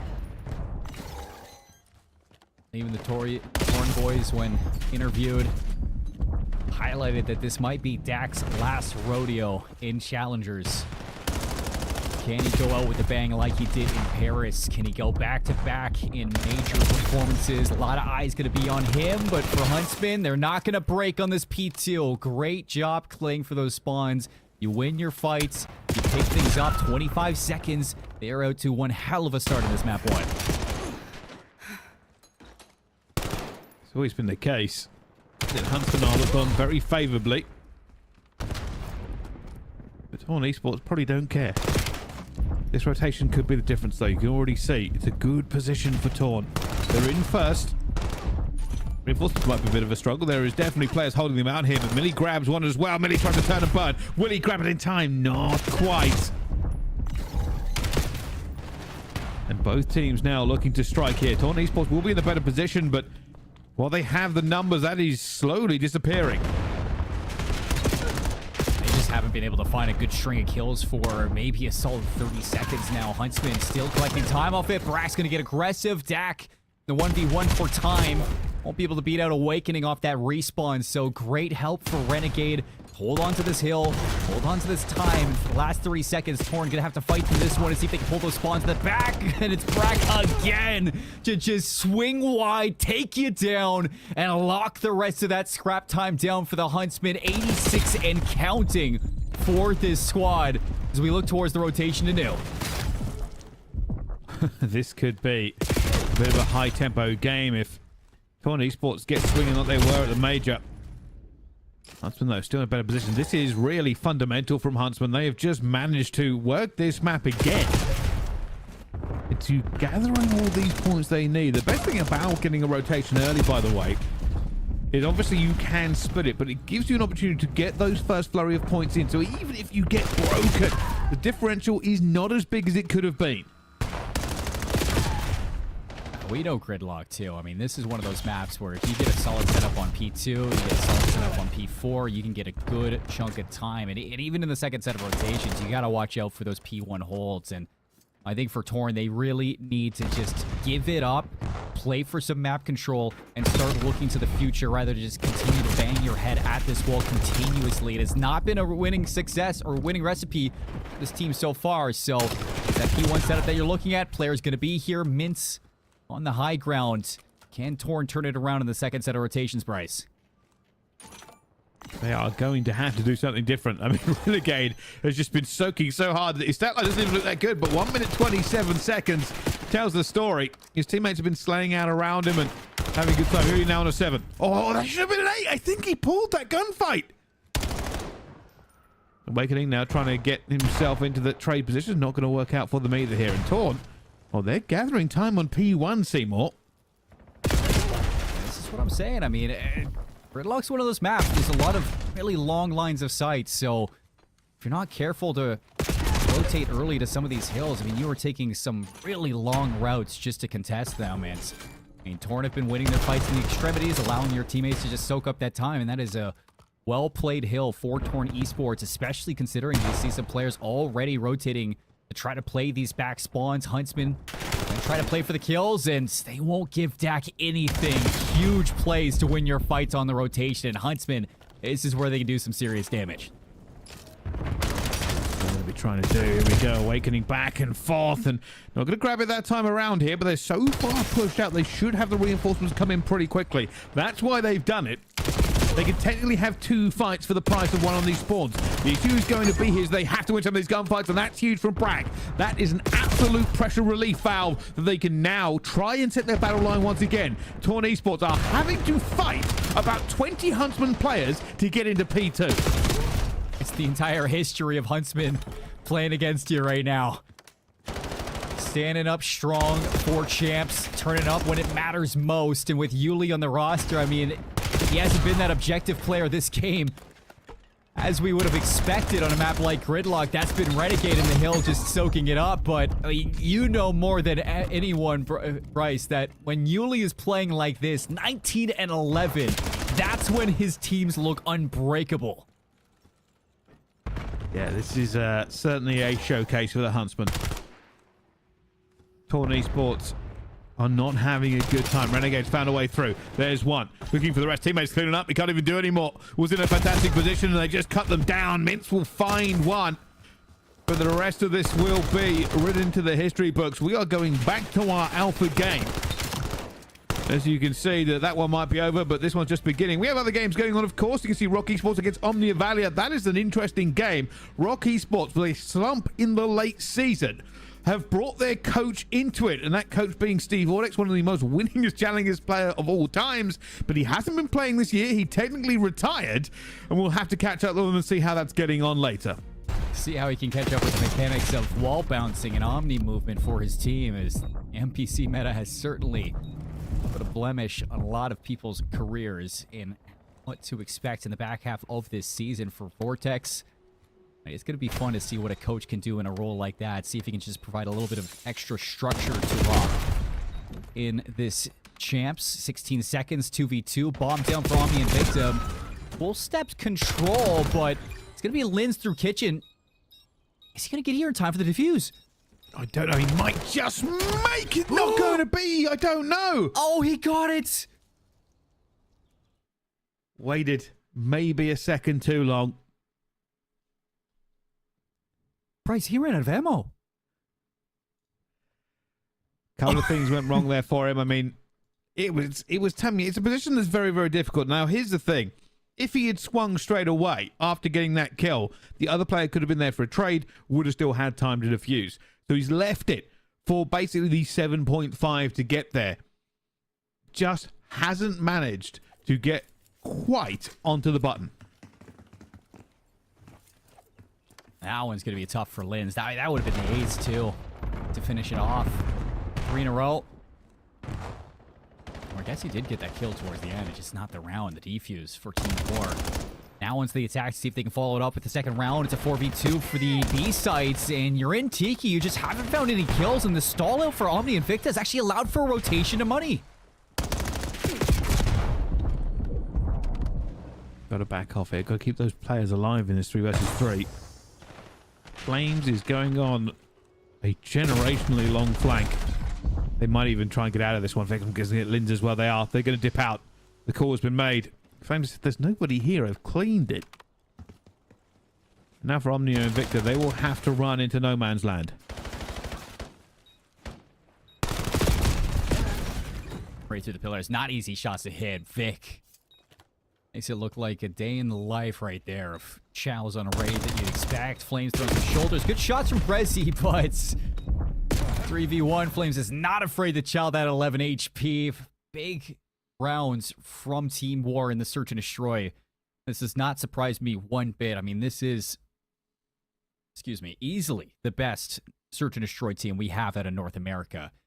And maybe even in challengers too, outside of OMiT. So this is going to be a tough one for Omni and Invicta. You know that between Flames and Vic, the mind of search and destroy runs deep.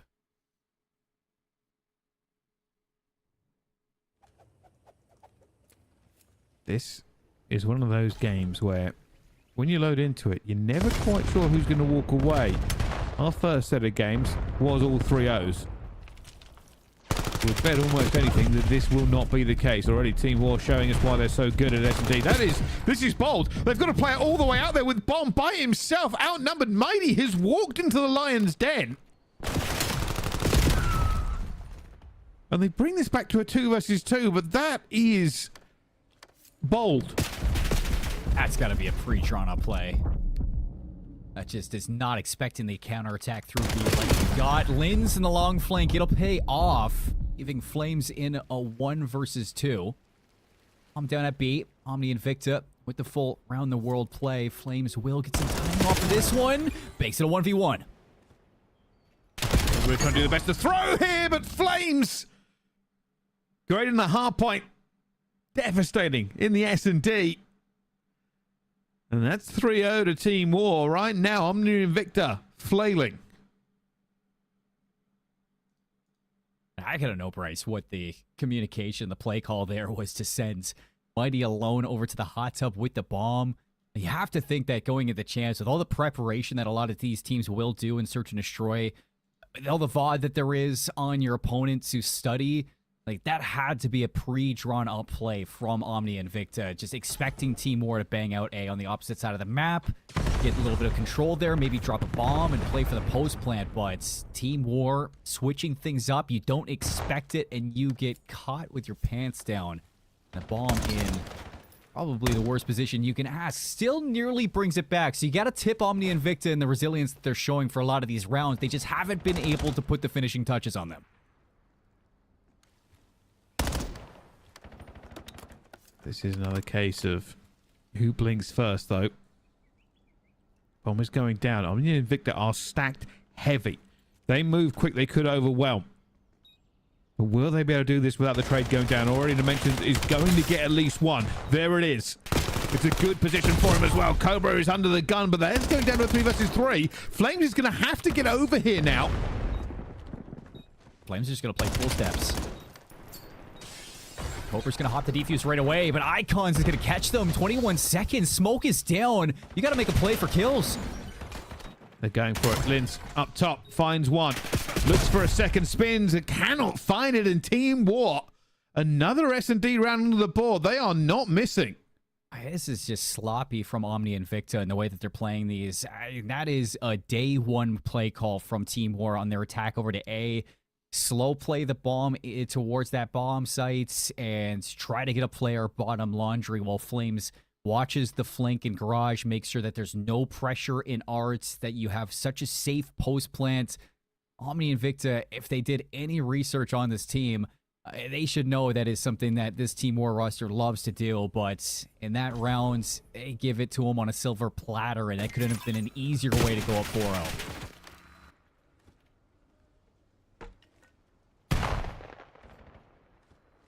Slow from OMNiA and Invicta. Mid control has been taken away from them. They do have some A control, but here comes the fight as Cobra desperately tries to keep players at bay. Bresley doing the same thing, but Bresley has the bomb.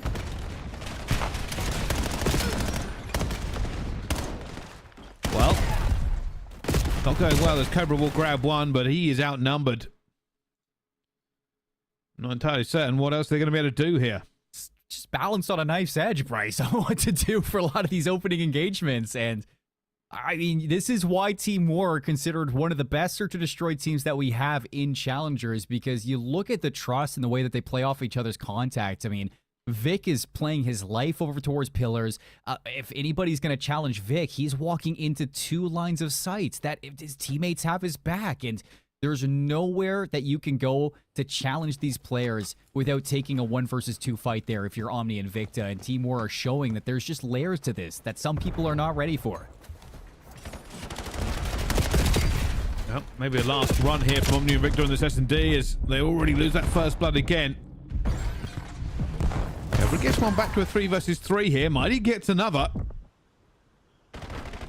Maybe they're round to grab here, Seymour, but they haven't given me a lot of faith. Minute left for Dimensions still to bring this bomb over towards A, and you're getting a lot of information for Flames. The only issue is Dimensions has no support through mid, so OMNiA and Invicta could very well be on the other side of the pillars. This is a shot in the dark to see if you can 2v3. Flames trying to back up here. He's got the information. They can't make the first. He tried. Dimensions, though, will bring this back to a 2 versus 2. But OMNiA and Invicta lost another round where they had numbers. Mighty, though, finds one. Brings it back to a 2 versus 1. Pistol going to be out as well.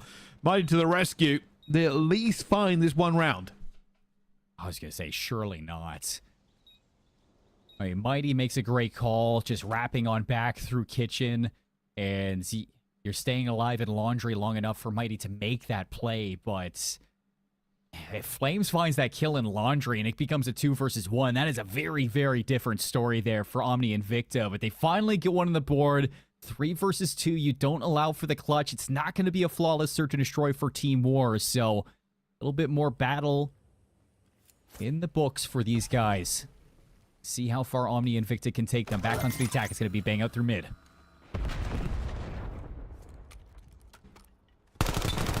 Brezzy, that's a huge kill if he can find it, but doesn't.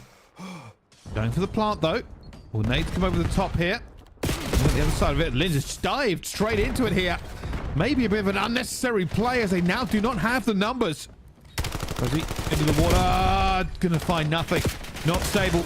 Not holding down. Cobra will have to fight 4 of them. He's found his first.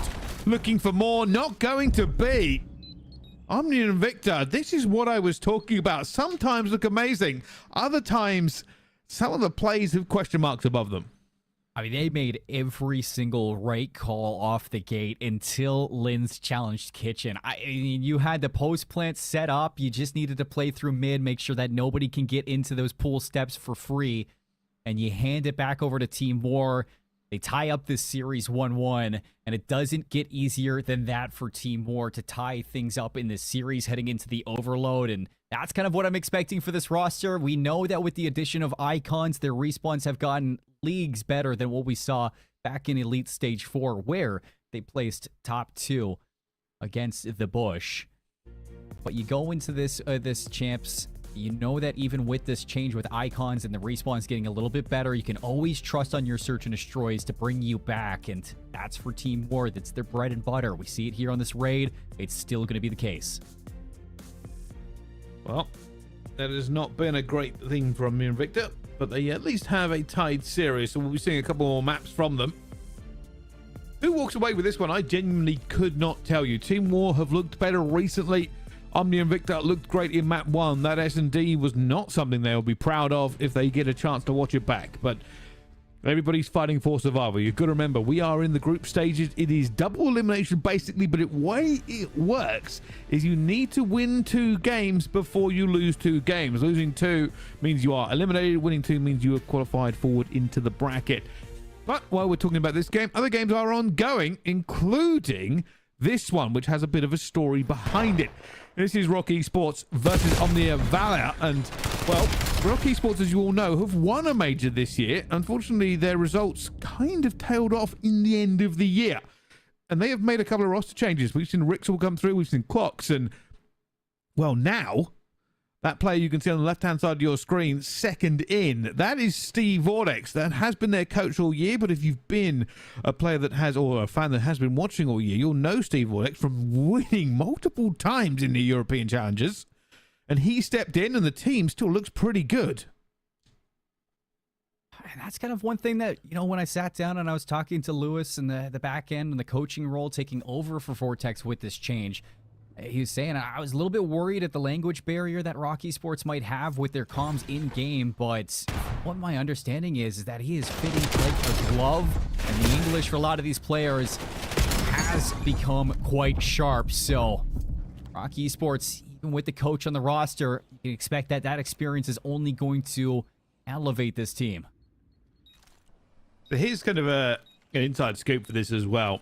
Now, I have the opportunity to speak to them as well. Tom will normally tell you. Tom normally talks to Vortex quite a lot, but I've also talked to some of the other teams in EMEA, and they said that this team has actually been doing very well in scripts, including against teams like P7. It might be one of those cases, the fits like a glove is wild. Yeah, it might be one of those cases where you put Vortex into this roster, and, you know, you can't take away the fact that this guy is a Challengers champion, this guy is a Challengers Elite champion, multiple Challengers Elite champion, and, you know, should have been league bound at one point in his career, but you know, he still knows how to play Call of Duty. And with a lot of these guys, like, I mean, we saw the rise of Rock. We know the ceiling that these guys can hit, and they can even break through it. And as long as Vortex can keep them like under control and like make them understand the position that they're in, yeah, there's no doubt in my mind that Rock can find that form yet again. Well, now they're having a good time. 3-1 up on the S&D, 1 up in the series, and there's a stick, and Kicks is all right. Gets off the donut, moves forward as OMNiA Valor have backed down.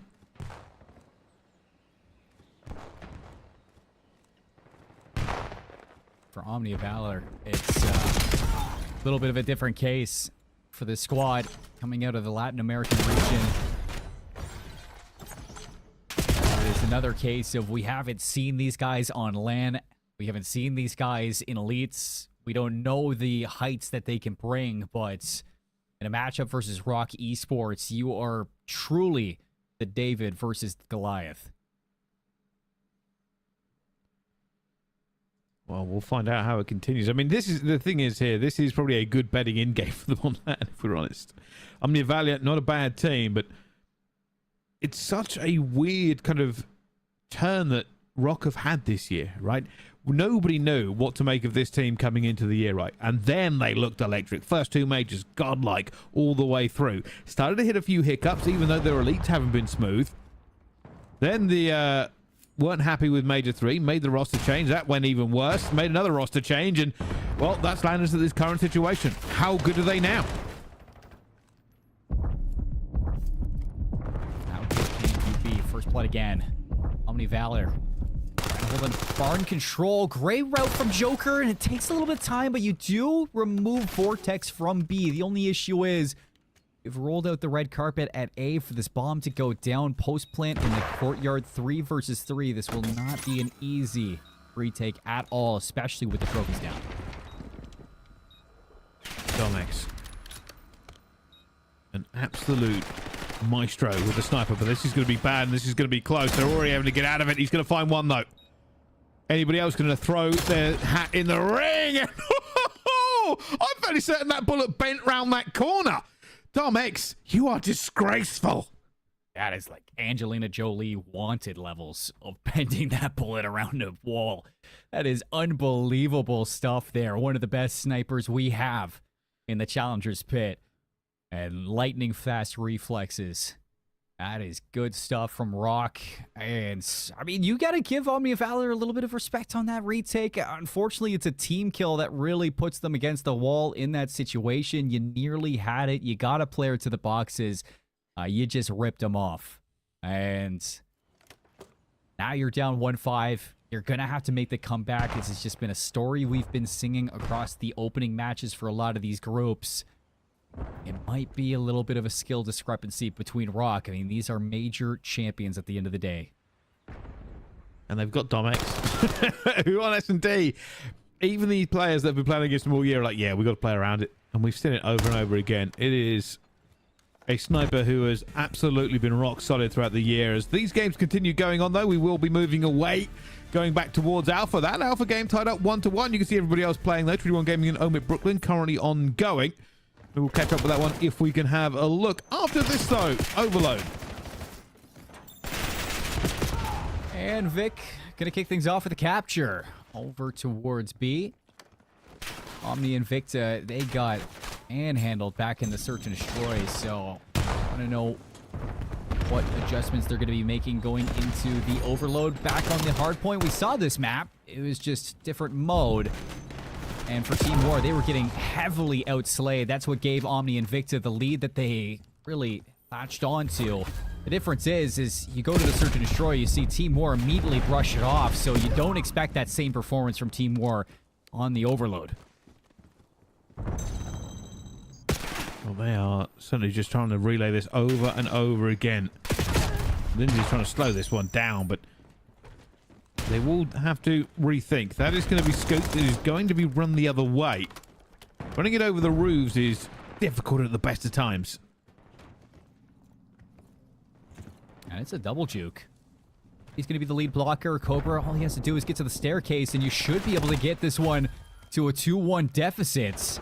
Back to the middle map. You have full clearance now if you're OMNiA and Invicta in terms of that control. The only player that can really put a wrench in it is going to be Icons, and killing the Prezi will slow things down for a moment. Still, though, you have Mighty blocking, and this could be a tie game. This will be the moment, though. This will be the moment, and there is a little bit of a dance across it. Cobra to the 4, a 5 streak. It ain't over till it's over. This one's only just begun. Oh, a little bit of dancing, though. A little bit of dancing. A little bit of this and a little bit of that. Hellstorm for Cobra. He was the one to find both captures in that flurry of spree.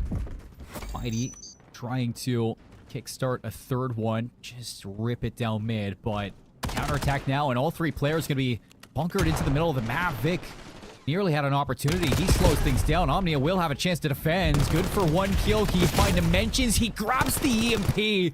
That's 3 down. Icons, no agency in this fight. This is always the hard fight, though. Anytime you cross the roofs here onto this map, it is a bloodbath. It's all choke points, but however, this one's gone pretty well for them. Team War, they're going to put this one home 3-2. It's going the other way that's a bit more difficult for OMNiA and Invicta. If you have to try and run it, you have to get through some of the worst kind of spawn positioning in the game. This time around, it looks like it might even be a relay. Team War are going to try and end this here. Everybody piling out towards the front. That's going to be over and in. 4-2 halftime. That is so quick from Team War. 4-2 right away.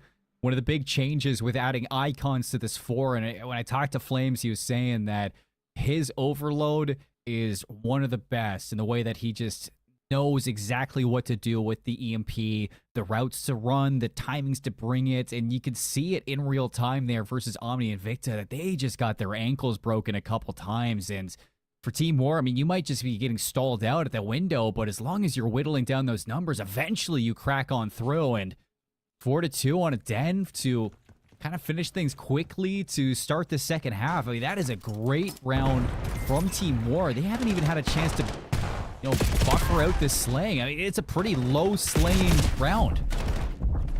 It's always kind of been the case. I mean, one of the things I do normally say about this map is it's quite defensive.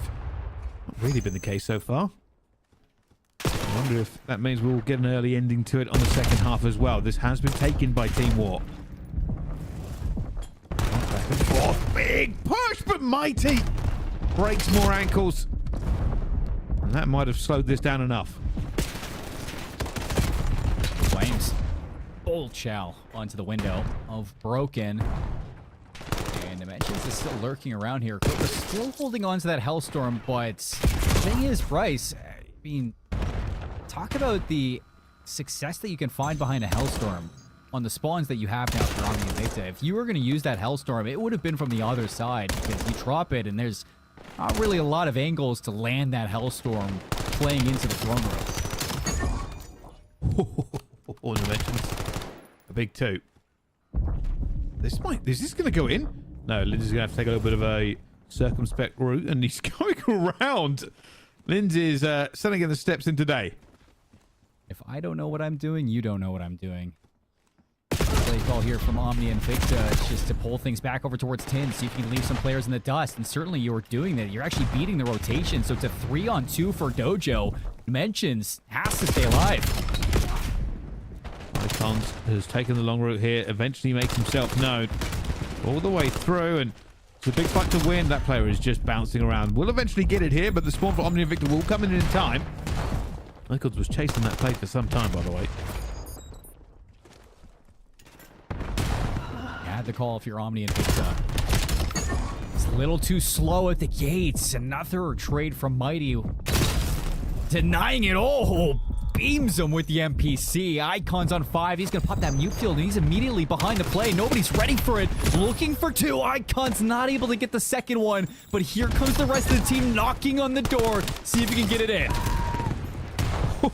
It's nades everywhere, and the last one saves the day. OMNiA and Invicta are still behind, but 2 is much better than 3. Here comes the run. They are going for the rooftop run. They've only got one player blocking, and that player's gone down instantly. Linz, though, stays alive with it. Icons is coming to fall. More players on the other side. Prezi.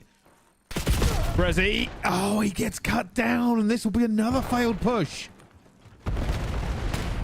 If you're going to start somewhat of a comeback, you got to feel that it is now or never. Team War continue to thwart your offensive hits. Just haven't been able to get over that last hurdle. Is he in trouble? Icon's doing a great job. It's just not giving him any chance for that fight. 3 down again. You got your lead blockers in position. You even got a flank from Vic. Icons. Oh, it's enough. It's more than enough.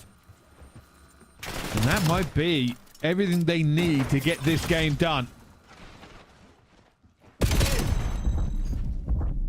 There hasn't been a single second of control from OMNiA and Invicta on this side. The only chance that they really had is when Limbs pulled it all the way back through their spawn to 10.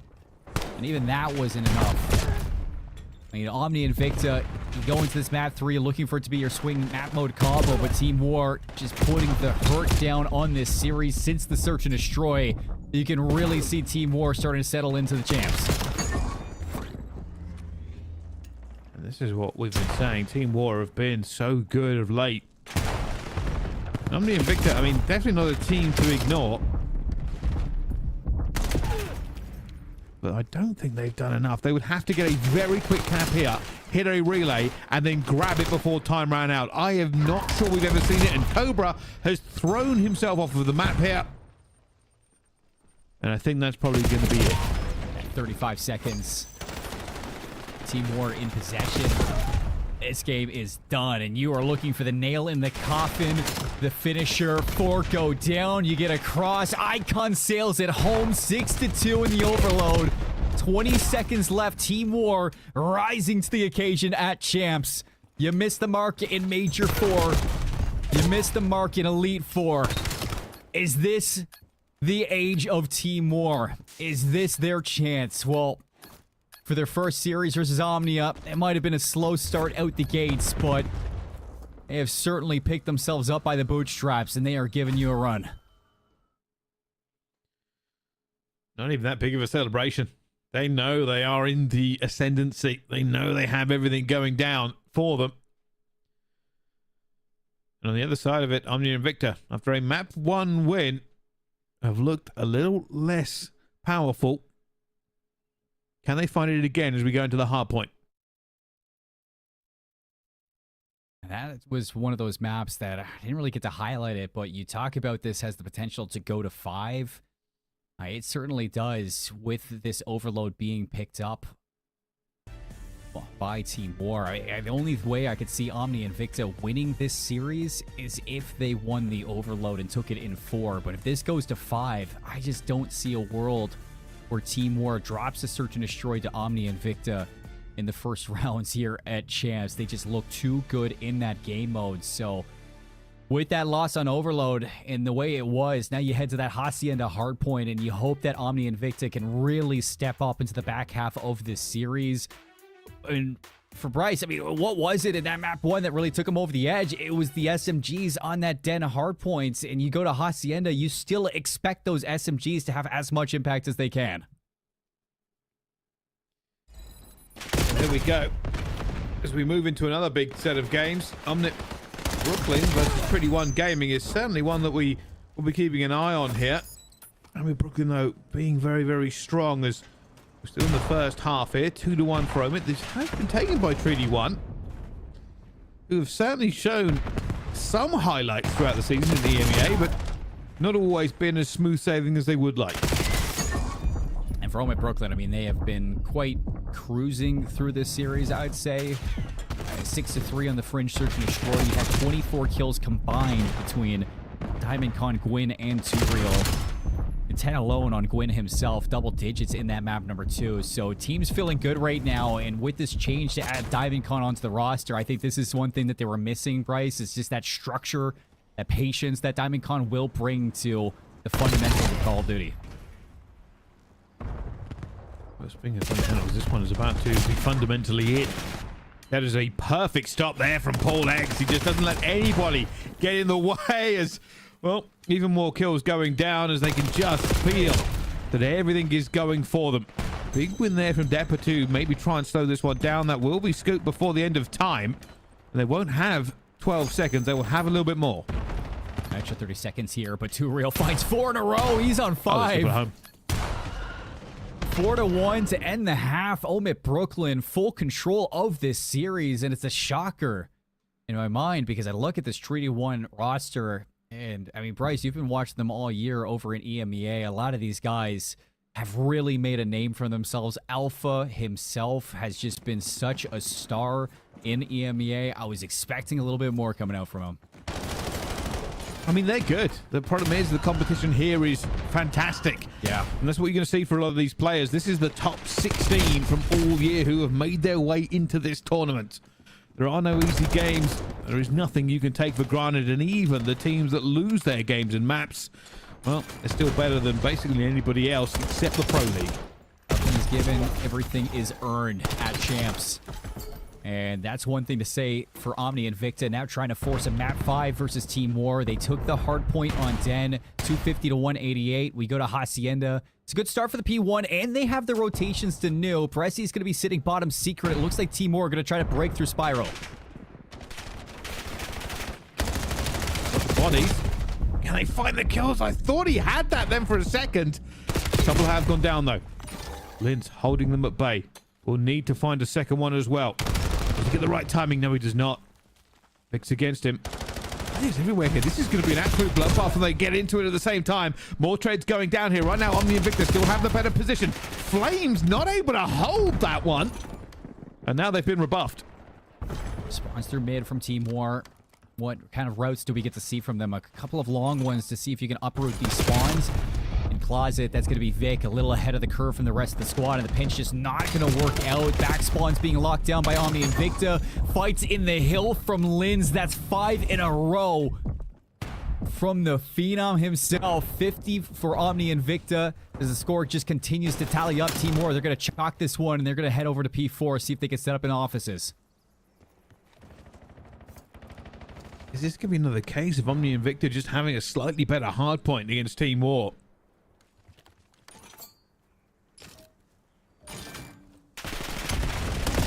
Stay alive because he has reinforcements, doesn't need them, finds a kill himself. That's going to be 3 down. You cannot allow this happen if you're Team War. That rotation should have been better for them, but there is already a setup coming through. There is guns aiming at every single choke point as Team War will have to brave this gauntlet. I think it's a situation where you expected Linz to call that Hellstorm in, but he didn't have it yet, so nobody was truly in control of that P3 rotation. So finally, Team War are going to get themselves a little bit of a grievance. Inside the hard point, the issue is with the split spawns from OMNiA and Invicta, you don't truly know where to look, and pinch play from Linz works out. 4 down immediately. Team War back into their spawns. A split for Vic, but it's over towards New that I'm looking with 11 seconds at old. You already got Linz set up at P4. Dimensions doesn't miss a bullet. Is this the boy they need to get it done? And, well, they managed to get into this one. This is a wonderful break for them. The timing. Bit of a gunfight. Clears the back line. Incoming Hellstorm. Trophy will deflect a lot of this. I think enough people know it, but it will take out the rest. It does not deflect the actual missile, though. And there it is. Already taken down. However, we'll take that one out as well here. This has been great for OMNiA and Invicta to get back into the point. Mighty on the rock. He's got to back up with pistol out. It's a dance, but it looks like OMNiA and Invicta are going to win that one. 50-point lead again, counting. Still 24 seconds. You don't want to give this time up if Team War. Everybody's going to be grouping, but it's going to be a late hit through the halls, down low. Nobody going to get here in time, and it's just solo effort after solo effort. And Mighty, how about that? 4 in a row, clears out the rest of the hill, picks up the scrap time, and you are putting Team War down bad on Hossie. Again, OMNiA and Invicta show us they're not a team to be taken lightly. The S&D and the overload was not their game mode, apparently, but this hard point has brought them back to their best here. And, well, you're going to ask yourself, is this just a Neslo game or is there magic in map 5? OMNiA and Invicta are looking to bring it there now. Team War has almost encapsulated that Neslo ideology in Black Ops 7. We saw it in Elite 4. I mean, that is what they were known for. Thought that narrative was changed in Paris, but it seemed like their hard points are still at the top of what you would have expected through that performance. Still, though, you're getting a good chunk of time off this P1. Cutting things down to about half of what OMNiA and Invicta are sitting at. Brezzy will not get through the lobby. So with this, I mean, Team War actually have set themselves up to cut this lead down tremendously with this rotation to New. This is a moment that could turn the tide here.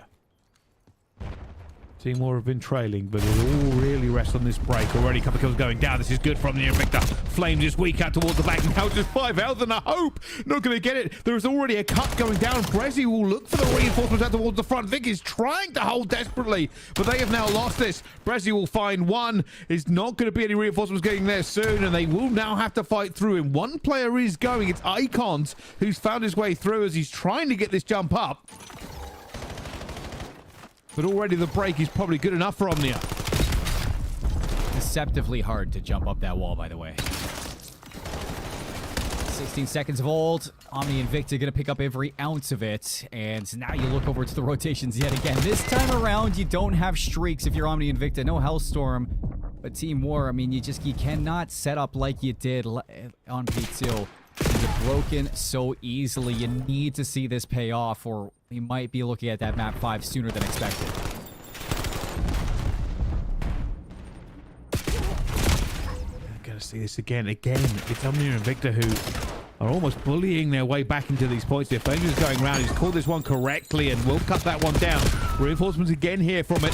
OMNiA and Invicta get their bodies back into this point. This is in. OMNiA fighting from the front side. Team War just throwing bodies in to maintain this 60-point deficit. Lin's thinking out Vic. He's going to hop right back into the contest spot. 2 versus 3. Team War need their individuals to turn up, but it's not going to happen. Another full clearance from OMNiA and Invicta. They break through the setup, and it's scrap time, but at this point, that's all you really need if you're OMNiA. Yeah, every single second they gain, Team War is just massive for them. Look at the distribution on the minimap. There's a Hellstorm coming in. You can hear it. We're going to use this not just to keep Team War off that point, but to try and find a bit of information. They found one. They've kept them right at bay. He's trying to curl it around. It's not easy to control. The question is now, does this work out for them? It's not going to off the initial flight. There's Team War back in. 60-point difference. I mean, we've seen crazier things happen on a Hacienda. Team War have been grinding their way back into it. Cobra's gonna hit the contest spot. No flanks. It's all eyes forward for Team War at the moment, and somebody's got to make a move from War. Cobra can sit here all day. That's all they're doing. They're sitting there. They're stacking for it as well to eventually they find a gap. OMNiA and Invicta just played Team War like a fiddle, and now they'll fly out. Now they'll look for kills in and around this, ready for that P1 transition. This should put them above 200 points and in lethal range to win it off one hill. And Team War recover well, Seymour, but is that enough? I mean, we've been saying they've been recovering well for the past 3 hard points, and it's just been, I'd say, baby steps to come back from it. Fortunately enough, I think that P1 to P2 transition that we saw in the second set of rotations was the best look that we saw from Team War. They just need to execute. They just need to start picking up in that slaying category a little bit better when they get themselves into positions like this. And if not, we just see again and again how easy it is for OMNiA to break. Well, point onto the board. They won't be able to hold this for too long. There's too many bodies around here. There's Dimensions takes him off. Dimensions looking for 2. That is an incredible leap to get it done. This matters now. The P2 rotation for Team War has not been great. They've been here first before and let it get broken. They don't have the spawns this time around. They are losing bodies that come through. Brezzy is looking for his health to come back. Looking for at least one. Has managed to get it. Looking for a second. It's round and round they go. But Team War do not find it. No, I mean, they lose every battle. They lose the back spawns, and we haven't seen them break from this position for the past 3 times we've been to this P2. So you need something miraculous. You need these players to step up, and Flames kicks it off. You don't expect Brezzy in the corner. Looking for 6. Brezzy shatters the hopes of Team War in the map, and this one's feeling like 5. Oh, they're not even going to give him a bit of a respite. That is already calling in. He's going to call this one out. He knows exactly where they are going to be. And there are guns at every entrance. Out towards the back. He's missed it. They're out towards the back. The spawn has flipped here for them. Team War might have an opportunity just to get back into it, and they do so. Flames under the gun will try and just get that last kill in towards it. It's Cobra who falls, but the rotation now matters more. This would be an all-timer if we see it. Brezzy already on the case. He's looking for positioning. He's looking to disrupt, and they've spotted him. So the information is here for Team War. How do they execute? Well, they lose 2 players on the transition. A little bit of scrap time brings it to 241. Only 9 seconds needed, and you just cannot set up for your life. Surely this is not going to come down to this. That's a wonderful double chow going into it, and on the Invicta will look to end. Team War, they have fought bitterly to try to bring this game back, but this is a matter of seconds now. They'll pile in one more time. They will run the gauntlet as they might just grab this away, but it is a 2-second game for OMNiA and Invicta, and it means that Team War cannot make any mistakes, something that we have almost never seen. That's why I said it would be an all-timer. Icons, 3 in a row. Can he make anything more? Brezzy over the top. He steals it in for the contest. It's going to be Dimensions, but nothing comes from it. And OMNiA just takes one straw to break for the entire map to fall apart. Game 5 racked up, our first one for Challengers Champs. OMNiA and Invicta are delivering in the hard points. They've got it done. And hey, Team War did fight back in the last couple of hills there, but that was not good enough in the middle. OMNiA and Invicta just breaking them a little bit too easy when it comes down to it. The horsepower pays, and when we go to map 5 here, you'd be feeling confident for Team War. They won the last S&D very, very handily, but map 5s are almost a game mode into themselves. Scary stuff for OMNiA and Invicta when you have to face Team War in Search and Destroy. But when it comes to the hard points, this is where the team gets that confidence in the wins, a little bit of pep in their step. And, I mean, just look at the stats for OMNiA and Invicta. When you talk about a team that just knows how to work together in these modes, I mean, everybody's above a minute in the time, hovering around 3,000 damage at the very least. Cobra, I mean, he's got 2,700, but even still, that is good when he is got 18 non-traded. He doesn't really need to do damage. He's just picking up those kills, doing what he needs to do, locking down those rotations. And, I mean, I don't think I've ever looked at Team War and seen Flames go negative in a hard point like that. When he is underperforming, that's when Team War really struggle. And you can see that in this map 4, they just could not connect on anything when it came to the rotations. They were broken within 10 seconds. When it came to trying to get into those P2s, those P3s, it was just scrappy, losing multi-kills to OMNiA and Invicta. And I hate to really chalk it up to kills in a game, but realistically, that's what it was. You just had no slaying to back up the fundamentals you were bringing to this map. Might be issues for both of these teams in the game modes, if we're being honest. OMNiA and Invicta do look strong on the hard point, but it's something that Team War are going to need to fix up if they want to go further. But as you can see, I mean, it's a tale of two halves, essentially. Really? The S&Ds, so dominant for Team War. The Overload as well, when we watch that one go through. But an almost identical score onto the hard points takes us to gridlock. Like I said before, this is kind of just based off of feeling and experience more than anything else. The first S&D does not always correlate to the second S&D. I don't know why that is. I just feel like map 5s are a little bit different. It's like, I mean, you've gone through the gauntlet. You've had the test of Search and Destroy. You got a little bit of a better read now on Team War and the way that they handle like the retakes, the post plants, their setups.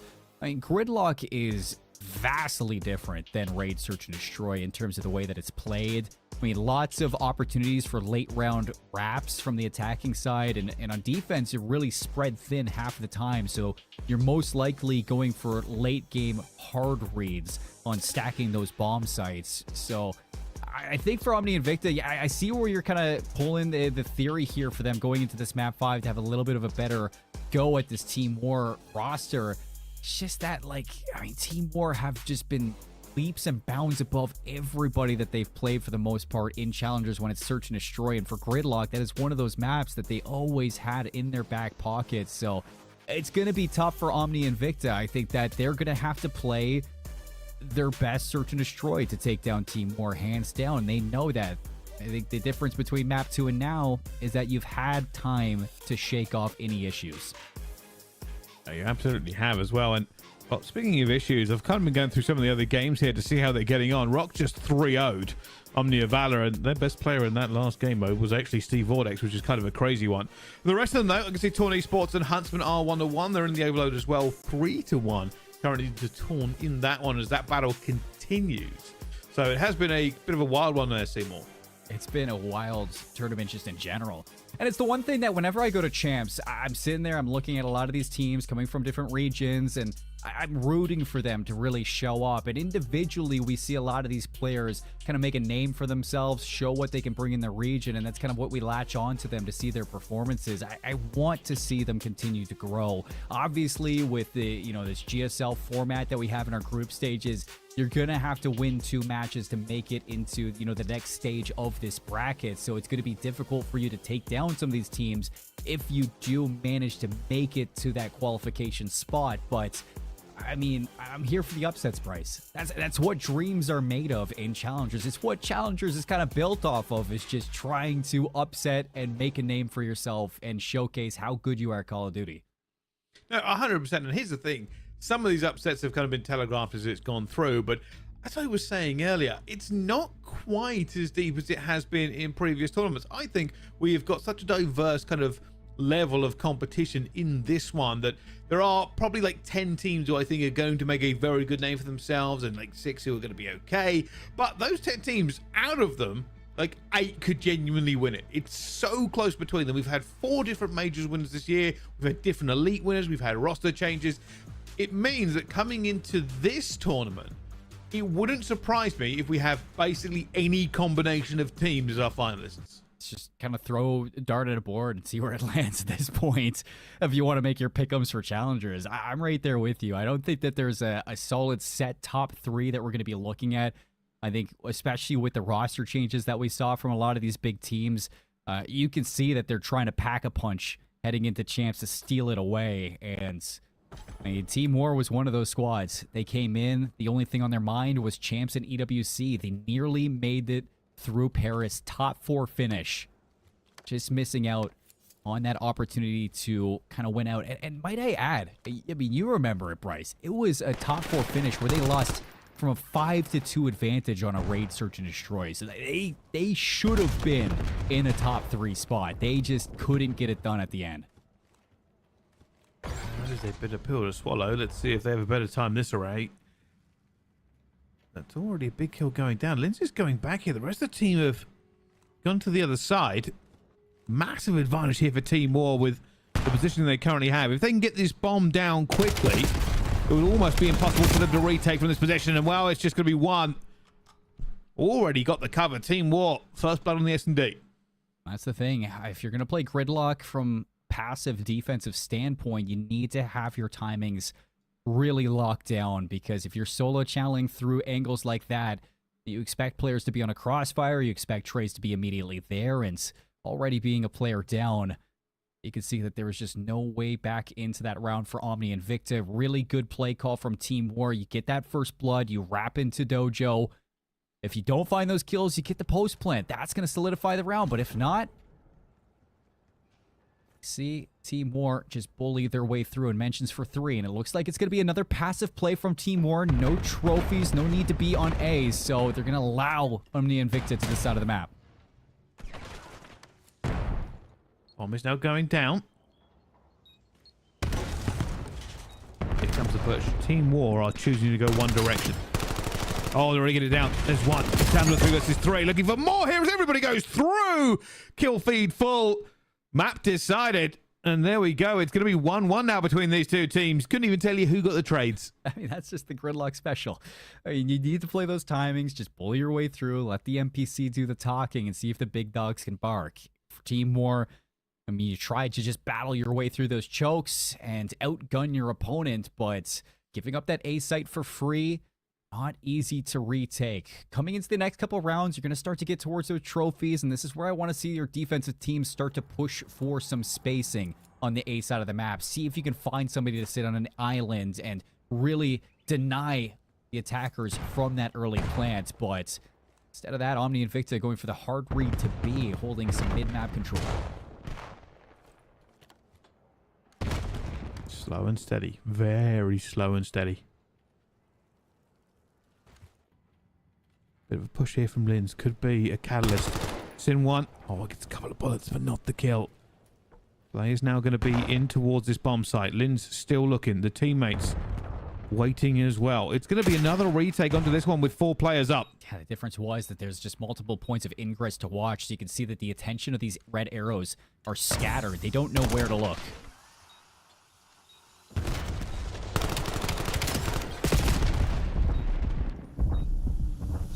Couple of kills going down again. It's always the team that gets in here first. You have to run the gauntlet. Cobra will find 1. Smokey's going to be down, though. 3 more to find for an ace and a clutch. And, well, he needed that kill. 16 seconds in a dream. They could just play time as Cobra will fall. And it's starting to be the case that nobody can break this. That's got to be the hardest hill to, or hardest site to retake, Bryce, in all of Search and Destroy right now, because that bomb goes down.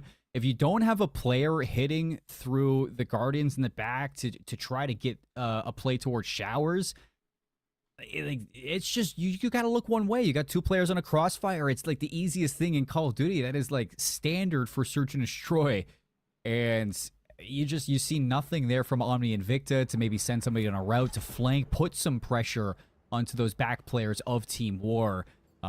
It's very, very standard stuff coming out from these retakes, and you need to start seeing some players actually shove at A, like this.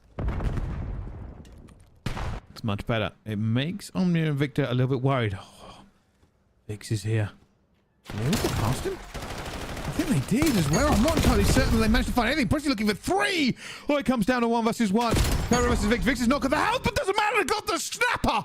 And that is a ridiculous snap that he needed. Health regen wasn't quite complete, but doesn't matter. Bullets beats it. Team War go back-to-back. The first time we see the defensive team take a round here on Gridlock. That's going to separate these two and give now an opportunity for Team War to make a play to A. I think as soon as you have that grace, that ability to make a mistake, this is where you try to catch a timing, try to catch a little bit of a change up to your plays. So for Team War, I expect that on their attack. This is most likely going to be an A hit. Or sorry, B hit. Oh, there you go. Straight towards B. Vix on 4. This is one player against it. It's going to be Brezzy who's about to call this one out and say, hey, everybody's here. Doesn't matter. He's been deleted. And OMNiA and Invicta are starting to falter. Bomb down successfully. 3 versus 4 for a retake. Build to dissect. Vix has already found his way around 6 in a row before he drops. 3 versus 1. All down to Mighty, and he's able to find 1. 27 seconds if you can rip somebody and bring it into one-on-one. Give yourself a chance here, but the time is low. You need to make a play. Mighty towards the taxi. Won't be able to get his shots off. And 3 in a row now for Team War on Gridlock. Truly separating these two squads. Close that one. Was a little bit of a hope there for OMNiA and Invicta, but unfortunately Team War just resolute in their post plants. This is getting very, very dangerous from OMNiA and Invicta. They've looked good in the hard points, but nowhere else.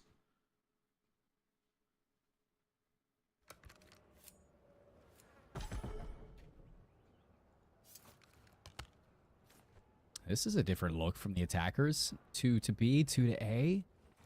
And Team War, look at the aggression into showers. 3 players are going to stack there. As soon as the nades come through, finds nothing. Lynn's getting all the information onto the B side of the map. This is going to be a bomb rotating over. Team War, will they get a timing to maybe stop this?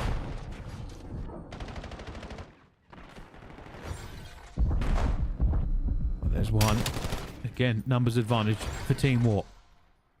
And to bring back to a 3 versus 3. This is chaos now. Everybody just dancing around looking for the gunfight. And, well, there's another one gone down for it. OMNiA and Invicta will leave Cobra alive again to try and find it. And Cobra can't even find his first. That is so unfortunate. One more bullet may have given him hope. There's no hope right now for OMNiA and Invicta. You gotta feel bad for Linz. Every timing he took just missed by a millisecond. And nobody watching Ice Cream.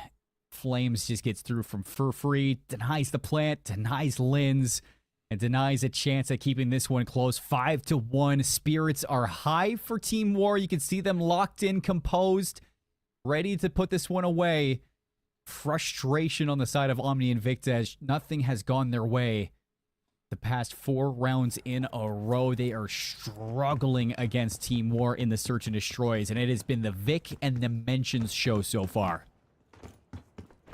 Got to be some adjustments. OMNiA and Invicta already, this might be it. They've decided to fight for this before the plant goes down, but it is a tale that has been spoken of in the S&Ds over and over again. First blood Team War, now they have the numbers, and it has gone down to a 1 versus 3. Down they fall. Nothing positive to write home about from OMNiA and Invicta in the S&Ds. They have been whooped, and they will be going into the lower half of that bracket as Team War win this 3-2. An anticlimactic end to what was a really long series between these two squads. Vastly different in the game modes, though. The Neslo from Team War is going to kickstart their champs run 1-0 against OMNiA Invicta. A squad that we had high hopes for to see what kind of changes that they made going into champs. Their hard points look so good. Hard points look clean. When it comes to the overload and the search and destroy, there's going to be a lot to desire from these players. Tough game, tough series for these 4 players on the bottom. But we got to talk about the rookie, man. Vic, 11-5. 3 first bloods, 1,200 damage. That is an all-time gridlock from the kid. He is putting on for his squad, built around just how much potential Vic has shown throughout this Black Ops 7 season. Oh, that's what they need. Got to get those early victories to put yourself in a better position, and Team War certainly did earn it. The Neslo to get themselves over OMNiA Invicta. Good showing, but this is just the first step on the road. More to come from the groups, more to come from these teams. And this is how it did go down. And you can see how kind of crazy this was. But we have been told that we have another game on our way on Bravo. And this one is going to be interesting. It is Torn versus Huntsmen. Not going to be the two teams that are on our screen game right now. No, this is going to be the game that we're looking at with 7 seconds left for Torn Esports after losing map 1 to Huntsmen. Now they're ready to take them down in 3 maps in a row. Search, Overload, and possibly the Sake. Huntsmen need to dig deep to see if they can push this to 5. Well, they can't dig deep because they are being destroyed. Everybody firing for this one. It's 4 seconds to go. The kill feed is full, and Huntsmen will lose their first game as Torn Esports celebrate a victory. And after that first map, who would have expected this? And look at that. The Torn boys showing up at champs. You see the support that they give their organization between watch parties, between content. Truly a challengers org built from the community for the community. And they got a squad in front of them that is ready to do it yet again after top 2 in Paris. They kickstart champs by taking down what an iconic roster that is in the Huntsmen for their opening of Group B. It means a lot for these players, and it means a lot for the organization, but, I mean, for storylines just in general, at champs, that was the highlight of Group B. Can Torn continue that consistency that we had from Paris? They answer the questions, Bryce, right away. This is a squad that's not going anywhere.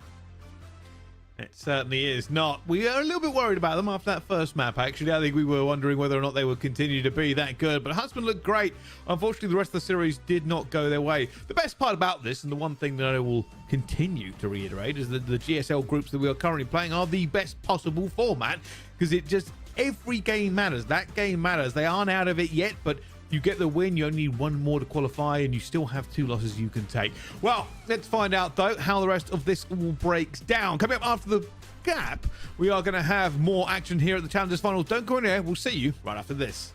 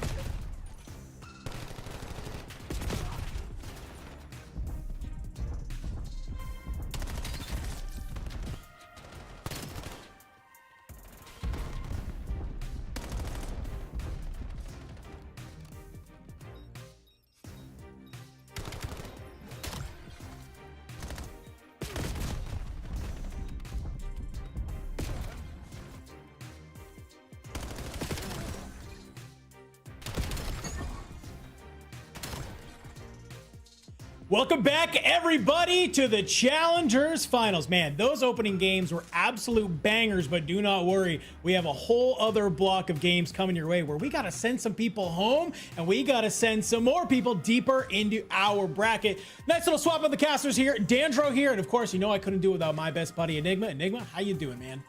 Yeah, super excited, of course, to be here casting over Challengers Finals. We are getting a treat nice and early, right? We've gotten to see a Game 5 already, a couple of little showing skill from some of our top teams, but we've now got, of course, a new set of games, and we'll be sending some teams home after this, so all the stakes well and truly on the line out there in Vegas. Yeah, well, this next kind of first little block of games, ladies and gentlemen, we are going to be hopping in on those lower sort of side of the brackets in our GSL format like Bryce was hyping on up. And our Charlie stream, our Charlie game between Decimate and Treaty 1 is already hot on the way. They finished the hard point. It was Treaty 1, but we got to get into this search and destroy here, Enigma. And very quickly, as we come on in and tee everything on up, Decimate find themselves on the back foot and already down one round.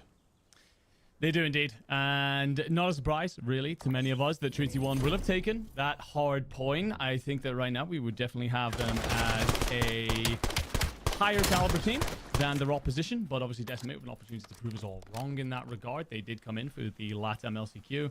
The G1's a solid team. It's a squad that plays largely between top 12, top 16 kind of performances through the year at most of your major events. So there's plenty of pedigree there. Well, it's just about getting yourself back on the horse after being soundly dealt to by OMiT Brooklyn. They started that with not only a map win, but also a round win here in S&D. Well, Hacienda. It's the bread and butter, as we like to call it. Players are going to know how to play this map. But look at this. Full out bang out in that mid side. Sykes, he's going to be the one to find some initial damage there. Alpha with a little bit of a follow-up just like that. Decimate, no opportunity even trying to hold the line because it's just Dylan left alive here in a 4v1, and we'll get sniffed out. Treaty 1 playing at a definitive pace here, Enigma. Yeah, this has been relatively sound so far. I mean, look, we are, of course, tuning in late to this one. We didn't get a look at how map 1 went down. Got to assume it was relatively convincing, considering just how simple the start of map 2 has been here, but we will, of course, not get too excited just yet. This is early days. Decimate now have the chance to show us a look of how they play with the rock. But yeah, you give up that early blood, isn't traded at all, despite the fact that Treaty 1 basically send everyone through mid. That leaves me a little bit concerned for Decimate in terms of their game plan. And the Treaty 1 are basically just playing this at free will right now. I mean, you have Alpha and Sykes already 3-0 apiece. Both of them working towards some type of streak, but Melko, he's at least going to be able to kickstart this round, maybe get some kills of his own on the board. It's a nice little two-piece to kick us off. Thankfully, Dylan is able to make the trade. Drops the smoke. Great escape. Hops back up into the window. Find the timing here. No, he does not. It's a 2-by-1 for Treaty 1. Not going to give up any of those lives if they don't have to. And yet again, third round in a row. Cody from Decimate in a 1v3. Just kind of feels like not a lot of trades coming on here from Decimate. Enigma, if I got to be quite honest with you, it's a lot of bang outs early on, but Treaty 1, they're playing together. Playing together with some great teamwork, and they know how to work this map, and they know when to have a little bit of patience here. Another round on the board. Yeah, this is far too simple. I don't really have much else to give you, unfortunately. Yeah. It's simple for Treaty 1 right now. Walking forward, finding the opening kills. Decimate with pretty much zero reply. The thing is, well, Treaty 1 Gaming, for every round we've actually seen, have essentially just played bully ball. We're just going to walk straight through the front door and hit something. Decimate not responding to that yet. Still trying to take this in bits and pieces, send out flankers. I think that right now we got to see a little bit more of stun and nade action nice and early. Slow down this push that's coming in from Treaty 1. Or maybe just try and match power for power. Stack up as a 4 and see what happens. Well, let's see. I mean, listen, these are 3 very quick rounds. You're now on the defense, so you do have an opportunity to kind of play back if you want to. You can see all 4 members of Decimate. They're going to go ahead, clear up that B side as, well, Treaty 1, they're going to basically rotate this map, flip it north-south, already through that P1 area in the middle. You start to see some of these players start to move forward, and there you go. Finally, first blood will go the way of Decimate. Unfortunately for you, Depa and Alpha will be there in kind for return. It's now a 2v2, though. How do you play this one? Chaos sending some shots down range. Time is ticking, though. You got the rock down. And with these 2 members backing up here, this could be huge. Melko, that's a huge kill there in the mid. And it's just going to be Chaos by himself. Trying to look You find the one. Time's ticking. Can you find the last one? Because you need to, else you got to hop this bomb and put your back towards the window. Not going to happen. I'm going to give credit where credit's due. Signs of life from Decimate. Yeah, it was better off the rip, right? You do bully up in the end. You decide to run as a foursome, just hit one of the bomb sites. You get blind countered. There's not anything you can really do about that sometimes. That's just sometimes the way the fortune favors the bold, and it goes against them in that moment. It will be instead the 4-man hit from Treaty 1 Gaming that pays out. Get that rock down nice and early. You do get the first blood, and you actually get 2 on the board if you are Decimate. I think from there, you could have just slowed it down a little bit, try and take that numbers advantage, set up around the bomb, and hit it together. But Treaty 1 instantly put those numbers back to even. Great effort out of Chaos in the end. At least finds 1 kill, but runs out of time. Treaty 1 in command and control at the moment. Well, your defense looked slightly better. Can your offense look better here? And it's a little bit of a slower start in the round. Let's see what we're going to have here. Dylan with the bomb in hand on his back. You're begging somebody to go through those arches, but Treaty 1, they read this. They understand that Hacienda can be a very defensive-sided map, and they're just looking for picks, looking for any type of information. I don't mind this slow things down. Stun, sorry, smoke will go out. It's a bait. Alpha will be able to call that cleanly, and Malcolm you got to get the train. It never arrives, and well, the round probably falls apart right here unless Decimate can do something special. Yeah, you can see Melko there on the 6th spree already. Yet again, Dylan by himself, bomb in hand. Nah, it's just Trade City there. Treaty 1 doing a great job. They're not letting, even when they have the man advantage, they're not letting it get away from them. They're trying not to let any of these Decimate players be able to take that 1v1, right? Sometimes we see that in S&D. That's how 1v3s happen. You're able to isolate into a series of 1v1s. Treaty 1 still showing a little bit of level of respect here, just saying, we're still going to run as 2. You might take one of us. You're not taking both of us. I really like what Melko does as well. He gets the first. Sometimes it's tempting to stick around the rock or maybe even push forward thinking you've got space through checkers. But because of the call out on the opposite side of the map from Alpha saying, look, they've smoked this, but they haven't pushed through. It's purely a bait. There must be numbers that side. He makes the correct call, backs off, gets coverage from the window, and ensures that he isn't traded out in the end. And even if he had been, would have had a player over the top to then trade himself. Now go 6 in a row. Lovely start. Has the Hellstorm. Looks like he's tucking in to use it. Yeah, I mean, listen, why not? Calling the Hellstorm for a nice little 6-0. You're going to find any purchase with it? Doesn't look like it. I do wonder, was he able to get any information? Sometimes you're using that Hellstorm. It's all about, right? Grabbing that little bit of info. Not going to be able to find the second, but you have done is created some space. Bomb goes down at B very, very quickly. And now you're starting to get that setup. And I like where Melko is sitting here, just kind of deep, waiting for that overlook if possible. Decimate. They're going to actually claim first blood into this one. A little nade from Chaos sliding out. Dylan, they line on up, but Depa is good for a trade. Still a 2v3. Diffuse starting to come on out. Dylan will make the read. And just like that, Decimate are going to get their first one on the board. You invest the Hellstorm. You don't really find much for it, but good job from Decimate. They don't let it deter them. Yeah, lovely retake, to be fair. I wonder if that's a little bit of Treaty 1 Gaming thinking that the game was over, essentially, in that round. Calling the Hellstorm, bomb goes down. You're probably thinking you're in a fine place. You haven't seen much resistance thus far, but giving credit where it is due, Decimate hit that bomb pretty quickly as soon as they can get out. They do well to not fall foul to Depa's playing through the backside. And so, yeah, great retake. Again, we say signs of life. We've seen little bits of them. I got to see a few more yet, considering you're still 5-1 down, but we're watching a leg twitch. Crazy things happen. That's we're watching a leg twitch right now. That's the signs of life we're talking about. I need to see a little bit more though. But momentum is a fickle beast. So already back on the attack. Decimate. Fast moves over towards B. Chaos is gonna look over Dylan. That bomb is gonna go down. I like this sort of setup that you have. You got 3 members all on that rock side. We're already starting to see another streak get called in. Cody does find Alpha, though, so this streak needs to go huge. He's going to land. He's going to find anything here. And the NPC Sing. He's going to at least be able to back down those players. But Melko in the top, and just like that, Decimate. They have to look in too many directions as Treaty 1 surrounds them. Good time, though, here. Dylan, he's doing everything right. You take the player off the bomb. Smoke gets dropped. You're not going to use that. Oh, my God. Slides on out. And it doesn't even matter that he dies because he's able to make it happen. Listen, if there's anything we know about these LATAM teams, Enigma, they like to get a little scrappy. They certainly do. That is without doubt. No one underestimates their ability to shoot or their ability to be passionate in the moments. They are a brave set of players over there in Latam, but I gotta give plenty of credit here. Looked like round was gone. Dylan does well to get the first. You're thinking, okay, probably an instant trade or watching over for the defuse. Or Dylan's work here around the smoke is glorious. Insane stuff from him. 3-1 Gaming, gotta figure out what they're doing with their streaks. Feels like both times they've called in a cruise, they've essentially thrown the round. They do well to push the players inside and then swarm them for the kill. So it looks like they kind of averted what looked like a lost cause. But, I mean, no one was accounting for what Dylan just did there towards the end. Great stuff from him. 8 and 6 as far as individual performances go.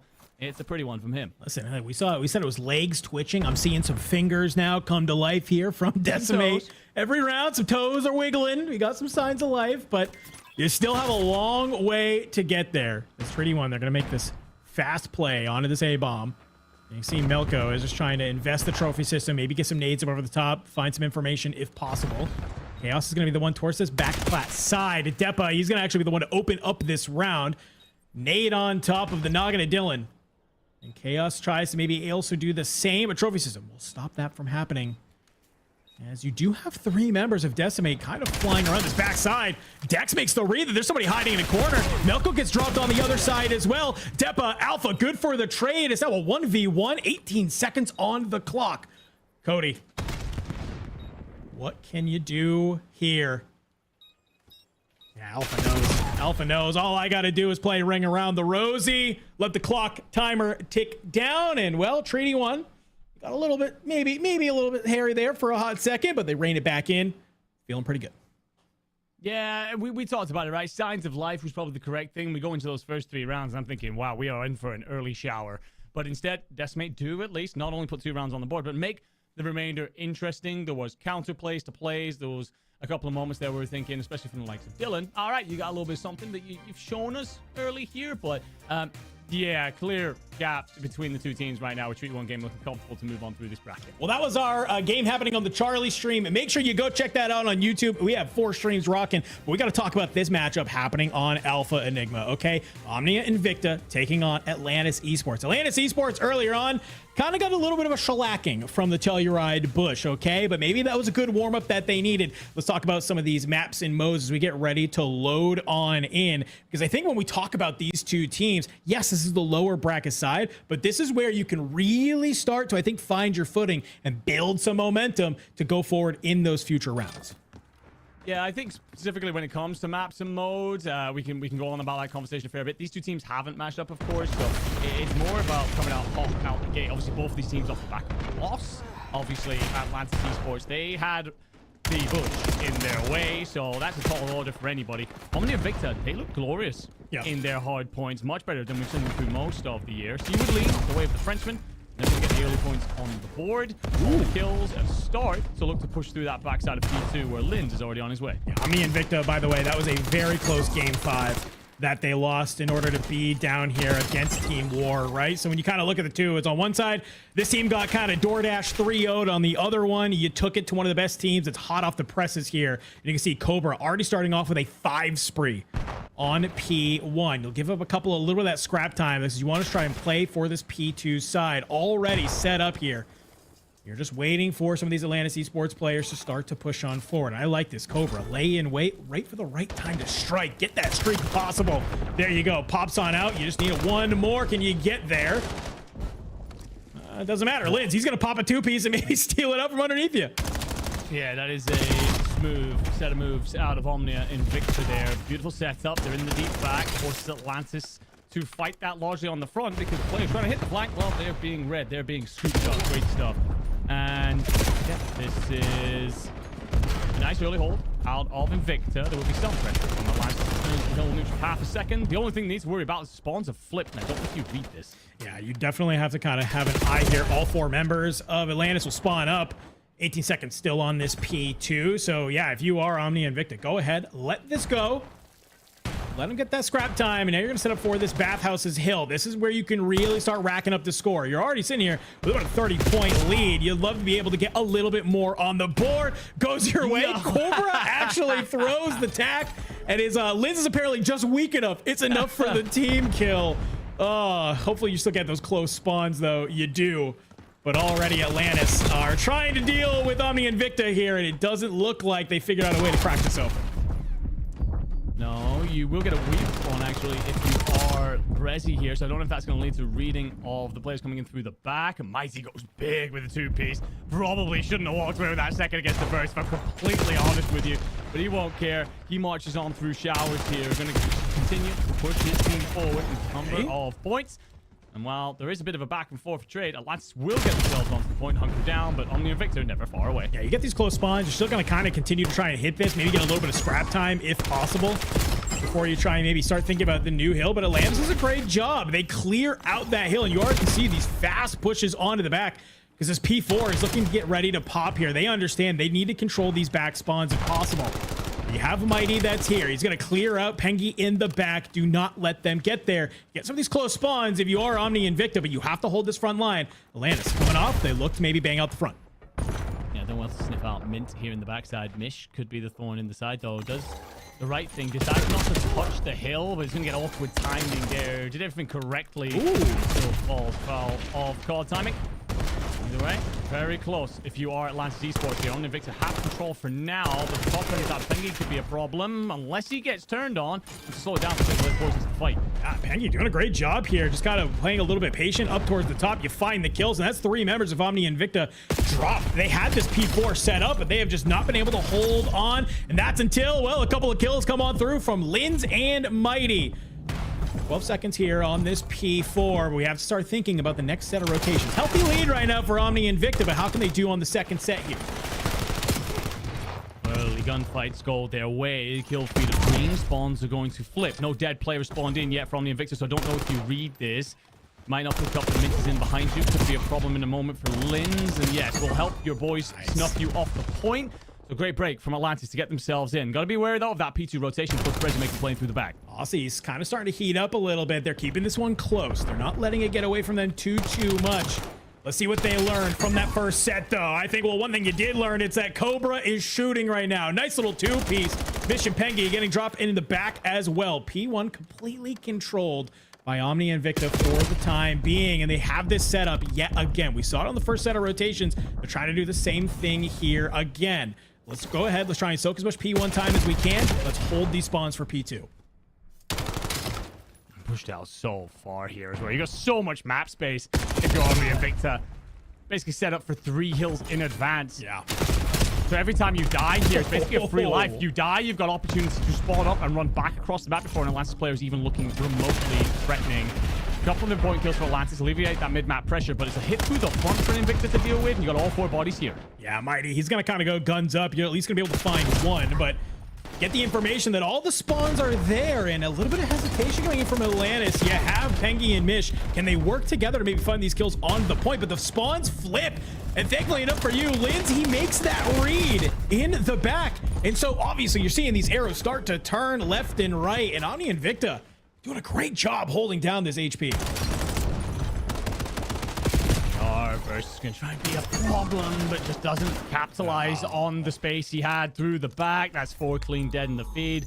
Victor already on the rotation. Cobra's going to pop the unit there and get himself in through the back. A bit quieter, a bit faster than pretty much anyone else can get to him. And Resi now just squeezing in from the other side.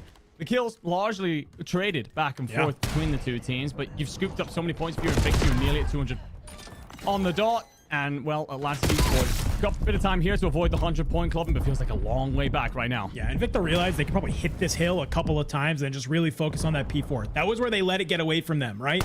If they let this hill go and then somehow Atlantis is able to chain this into that P4, we could have a game on our hands, my friend. So you still have to manage to hit this, and that's exactly what they've been able to do. The kills go their way. Gotta hold this front line. Atlantis is getting those close spawns, but I mean, Invicta's doing such a great job of making these reads and cutting down these players where they can. Try to find it through. It's just trying to find any chink in the armor, and the Frenchman will not hand it to you. Laying down, taking away as many points as possible, sapping everything out of this that you can. Atlantis are going to invest all the bodies in the backside here, but missing one overall. So if it comes to a trade fest, Invicta are on top and marching themselves into this next hill. It lands. He's going to be able to find the timing, and 2 little shotgun blasts for an NPC will let it go your way. And, well, Mish, he realizes that you got somebody in the back, but these OMNiA Invicta players are coming in off the spawn. Can you find the timing here? Mish is going on the hunt here. Brezzy in the back, turns around, not able to find the second to drop. Can you find this player in the hill? You can.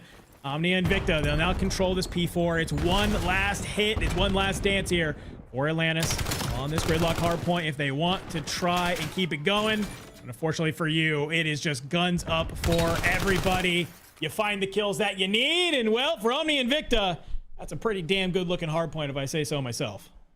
Yeah, it's not bad. I mean, we saw how good they looked in the hard points against Team War, right? And Team War, I would argue, are a step above the opposition that currently stand in front of them. For this set of Aussies on the other side, you kind of knew that you were probably going to come into map 1 and struggle. There was moments of life. We'll use that phrase again for the APAC roster, but honestly, I think that you saw that as well. OMNiA and Invicta were kind of comfortable, not even playing in for a lot of the back spawns. They're very much so pushed out midway through hills. At one point there for P1, they basically set it for P1, 2, and 3 if they so wish. So, yeah, great stuff from them. Of course, looking at the scoreboard, not going to be pretty for a lot of those players on the bottom side of the screen. Averse in particular, unfortunately, that's a tough one. But you look at the top side, and of course, Brezzy, 21 and 14 there with nearly 3k damage. Enjoyed himself, getting themselves back onto sure footing after the loss to War. Of course, again, hard points look great there, but it's reminding yourselves just who you are before you step into later territory. Let's talk about what we got coming up in the line. We didn't get a huge chance to talk about this, but let's take a look. Going into the Search and Destroy, we got a Fringe. Map number 3 going to be a gridlock overload. So we just saw OMNiA and Invicta looked on a hard point. Question is, how do they look on an overload? Because if they can come out swinging here in this Search and Destroy, we could be looking at a 3-0. But a chance for the Aussies here to get back on in if we go to that game number 4 and 5 with a Sake, Hardpoint, and Den Search and Destroy. Let's talk about this Fringe Search and Destroy Enigma, because we just watched S&D. That was where Team War was able to really shine against OMNiA Invicta. Do you feel like that was maybe more of Team War being a higher caliber Search and Destroy team, or maybe OMNiA Invicta just kind of letting some of the S&D get away from them? I think Team War are an extremely powerful S&D team. I think that they have that kind of in their blood. It's one of those things that if you've grown up and hammered a lot of S&D over the years, it's almost innate to you, those timings, those understandings of various situations, that playbook. Yeah. I think that Invicta are decent there, and I expect them to win that next match. But yeah, Team War were just a step above. Well, we're going to let that S&D get cooking for all of you. Let's take a look at Bravo, because a team that maybe we were surprised to see down here, the Huntsmen, taking on TPC Tempo already in this map number 1 hard point on Scar. And as we come on through, I'm seeing that Yuli wasn't a great map in that last series against Torn. Apparently, that was the wake-up call that he needed. 28 and 13 as we come on in. Renegade himself, 24 and 14. Already off to a good start. They have a sizable lead against TPC Tempo here. They certainly do. This is a run over in the early stages, but getting ourselves into the action now. Yuli is allowed to push through for free there. Coverage over the top never arrives because the mid-map player had been flushed out. Then the player up high is having to juggle 2 different pivots, and Huntsman run them over. So lovely stuff here. Rotation on for Tempo, but you've let Awakening in through the back, and he's going to cause you a lot of trouble. Yeah, I'll say this is a great read from TPC Tempo, but what's an even better read is, of course, Awakening from the Huntsman. Just finding the time, goes up, and he's able to fry. But so much action happening here in Challengers here on our day 1 of the finals. Remember, folks, we've got 4 different streams rocking for you over on the YouTube. Go check them out. But here we go. We're into that Fringe Search and Destroy that we were teeing up and teasing earlier. Enigma, OMNiA Invicta, they looked great on that hard point, but here's the chance for Atlantis Esports to answer back in the Search and Destroy. We saw Atlantis against the Telluride Bush, and they actually looked pretty formidable on this map, I gotta say. They had the strats, they had some reads. Can they find some same success here against the French? As Mish, he's going to be the one to open it up. First blood on to Cobra. And great stuff there with the pop-up over the wall. Versus going to try and drop this bomb. Mighty! Goes for the fancy one with a sniper. Probably wish he'd just taken the simpler fight, but doesn't matter. Mint will arrive through the door anyway, but trades are afoot. He's bought a little bit of time, but a 1v3 awaits for Brezzy. And he's already been snuffed out. He's down, dealt with. Oh, my lord. There was nearly something special on the cards there, and then there certainly wasn't, and then there certainly was again. What a weird round. Either way, you talked about it. Atlantis, they looked pretty good when we got to see them earlier against Bush in that S&D on Fringe. And I think if your S&D is matching up against the caliber of that squad, a squad of that caliber, my apologies, and looking decent, then I think you're a threat to anybody. Yeah. So if they are going to build their way into the series, we've seen it a million times before. If your respawn isn't quite there, work your way through the Neslo system. A 2-3-5 obviously starts with the 2. 1 round on the board and early looks pretty good. Yeah, I mean, that's exactly what you like to see here. Atlantis, obviously there in that game, or round 1 rather, sorry. You see Pengy already starting off with a nice little 2-piece that was there. Mighty the only player. That's got a little bit of a scuffle to find the one, but Boomstick back on out. Just trying to look at some of this cross, but Atlantis, they're not going to give you the opportunity. Just still saying backed on up. Tax all the way up through that mid side. What's the game plan here if you are Omni Invicta? I think it's off the back of Mighty Sniper, and yep, there you go. Bakes one out, gets Pengy to shoot at him first, and then says thank you very much, and the second's only a millimeter over. Numbers advantage, you swarm A, you take this bomb site, and you force Atlantis to run at you. I like that. You get the info, and you see the immediate fly on forward. There you go, Mint getting taken out in that back. Now it's just 2 players alive for Atlantis. It's Mish and Averse. What do? Averse in a good spot here. Unfortunately, he just pops off the back at the wrong time. You find the other player, and Omni Invicta. They're going to use that sniper rifle, put it to work. You find that good opening pick, and all of a sudden you realize you have the man advantage, and then you get the info. It allows you to just completely take over the bomb site. Yeah, it's brave. The Mighty just throws himself through the middle of the map, gets quite aggressive with the sniper, and almost gets caught out for it. But Pengy sends one just overhead, and Mighty returns fire incredibly well. Probably a lesson to never reach out the same spot if Mighty's looking back at you. But gives you the first blood, and then just use that numbers advantage. Swarm the site that you feel you have more over. Was that a area? Get yourself in. Get locked down. Atlantis never saw a second opportunity to get back at it. Either way, break off. More passive this time from Atlantis Esports, slowing things down. Also looking for some information. Again, Pengy, yeah, I was about to say, he last time talking that sniper. He's backing off here. He can be picked out with one Nish. I was going to say it's passive for Atlantis. We're looking at the mini-map, but it's Omni Invicta just full on taking space on the map. Maybe the pace not being expected from Atlantis here, but Pengy makes a great read, slides on out. At least going to be able to bring down Linz, put this instead of a 2v4 into a 2v3. Work together as a team right now if you are Pengy and Mint, but Omni Invicta, they are going to be a little bit spread here, so if you could ISO this into maybe some 1v1s, you could put this back into the man advantage, and Pengy continuing to fly forward, but I think, yeah, Cobra's going to make some type of read here, and Omni Invicta, they're going to play 2x1. Mighty's been able to find Mint on the other side. It's just Pengy, and talk about head on a swivel. Spot checking 3 different angles constantly. Unfortunately, not going to be able to find that one.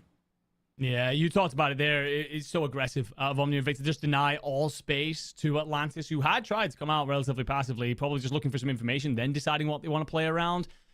Omni Invicta seemed to sense that passiveness, and we're very much so on the front foot. Squeezed Atlantis into essentially a corner of the map, and didn't lose a gunfight from there. Also from Mish, he managed to get a first blood in the previous offensive round by hopping up over that wall.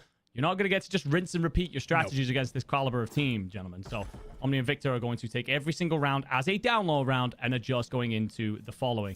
Got to see the same for Atlantis. Well, last round it was Mighty with an M15. Here, Recon back out. A shot up over. Maybe a little bit of a warning shot to Atlantis. Saying, I'm here with the boomstick. Nothing to be found just yet. All 4 players start to make their way out of that tin side over into A, and well, you've fired some shots. You've backed down this Atlantis Esports player. I think Atlantis, they're just trying to give up this bomb site and maybe trying to play some type of retake. Bomb will start to go down. On the rock is dropped.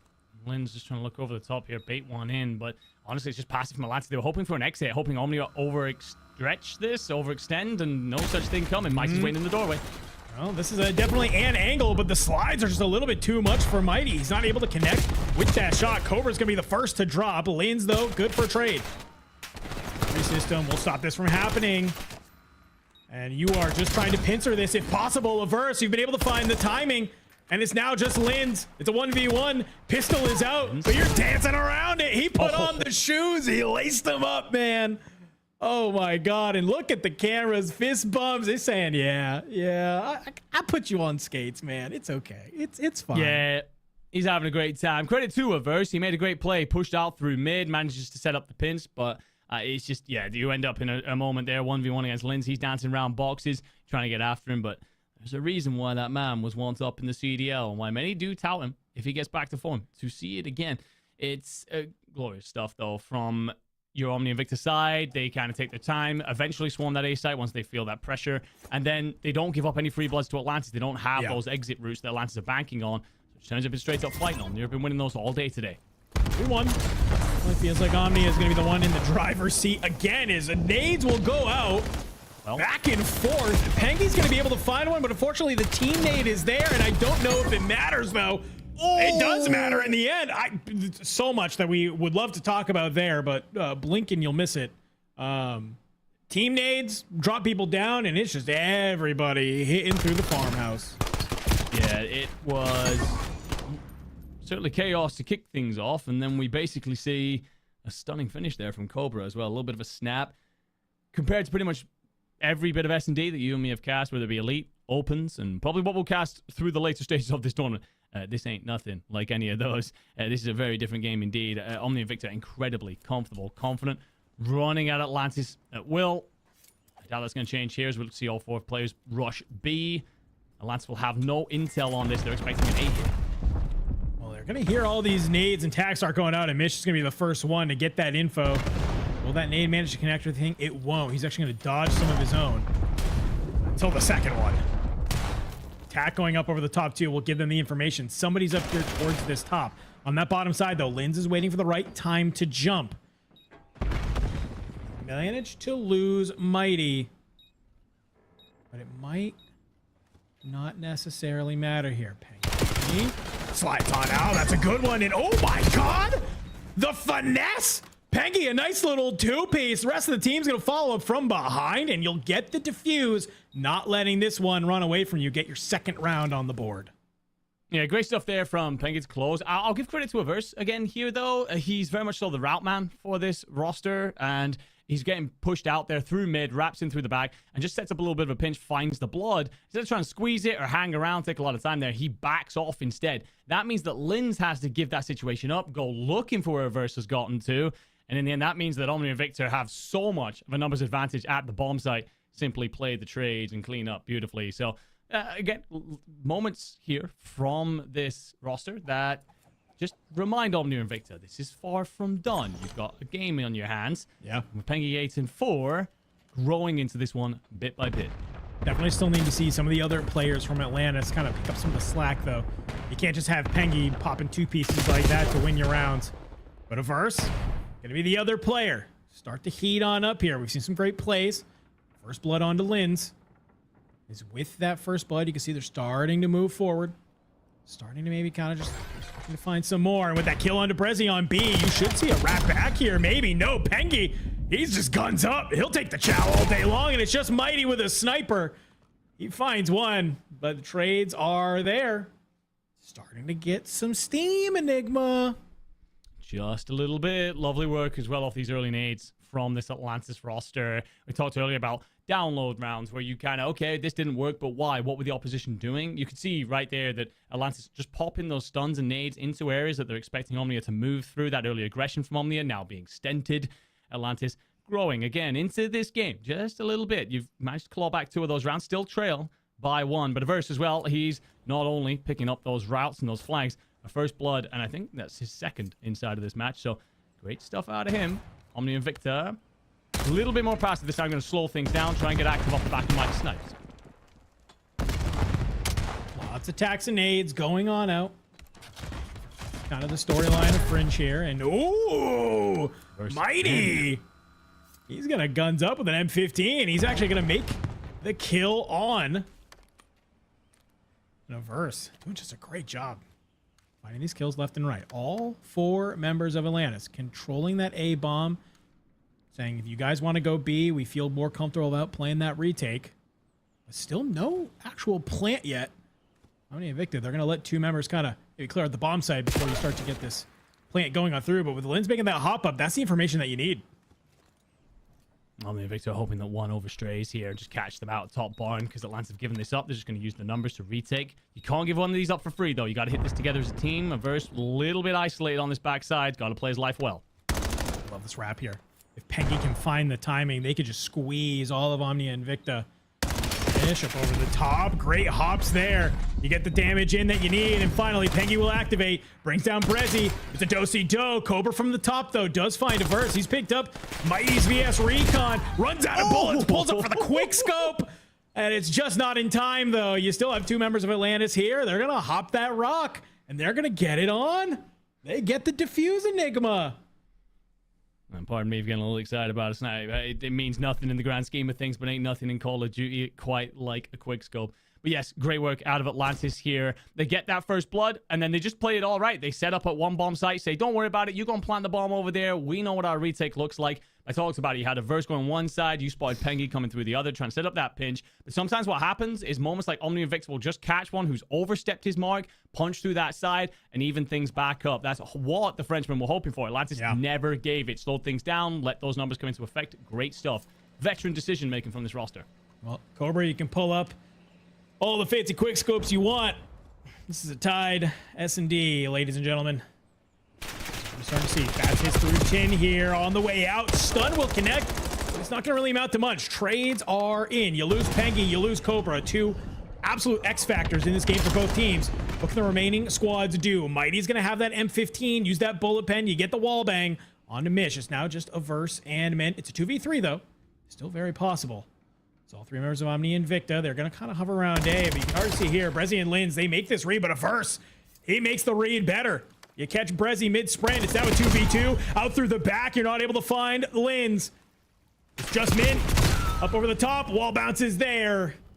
Not enough. OMNiA and Invicta. A little bit of a reminder. They got to the scoreline for a reason. Maybe they're going to play a little bit more reserve now.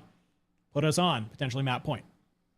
Awkwardly, it's almost a deja vu of the previous round, except OMNiA and Invicta are quicker on that rotation. You see that moment where Averse manages to isolate one of those players out, turns it into a 2v2. Linz has to go big in the end to clutch up, essentially in a 1v2. Great stuff from him again through this series. But yeah, Atlantis, they did all the right things there, just couldn't account for the difference in Linz with an SMG in hand. So still great stuff from them, but OMNiA and Invicta to close it out, finally stop the rot. Put themselves 1 off, making this series a 2-0, and seem and sound far simpler than this map's actually been. Well, round 10. This is the round to do it. It is just all full-out aggression on that A bomb site, and you're starting to see the rotations come on over, maybe from Atlantis here. You're going to give it up, but it's going to be 30 seconds on the clock where you got to start making some moves.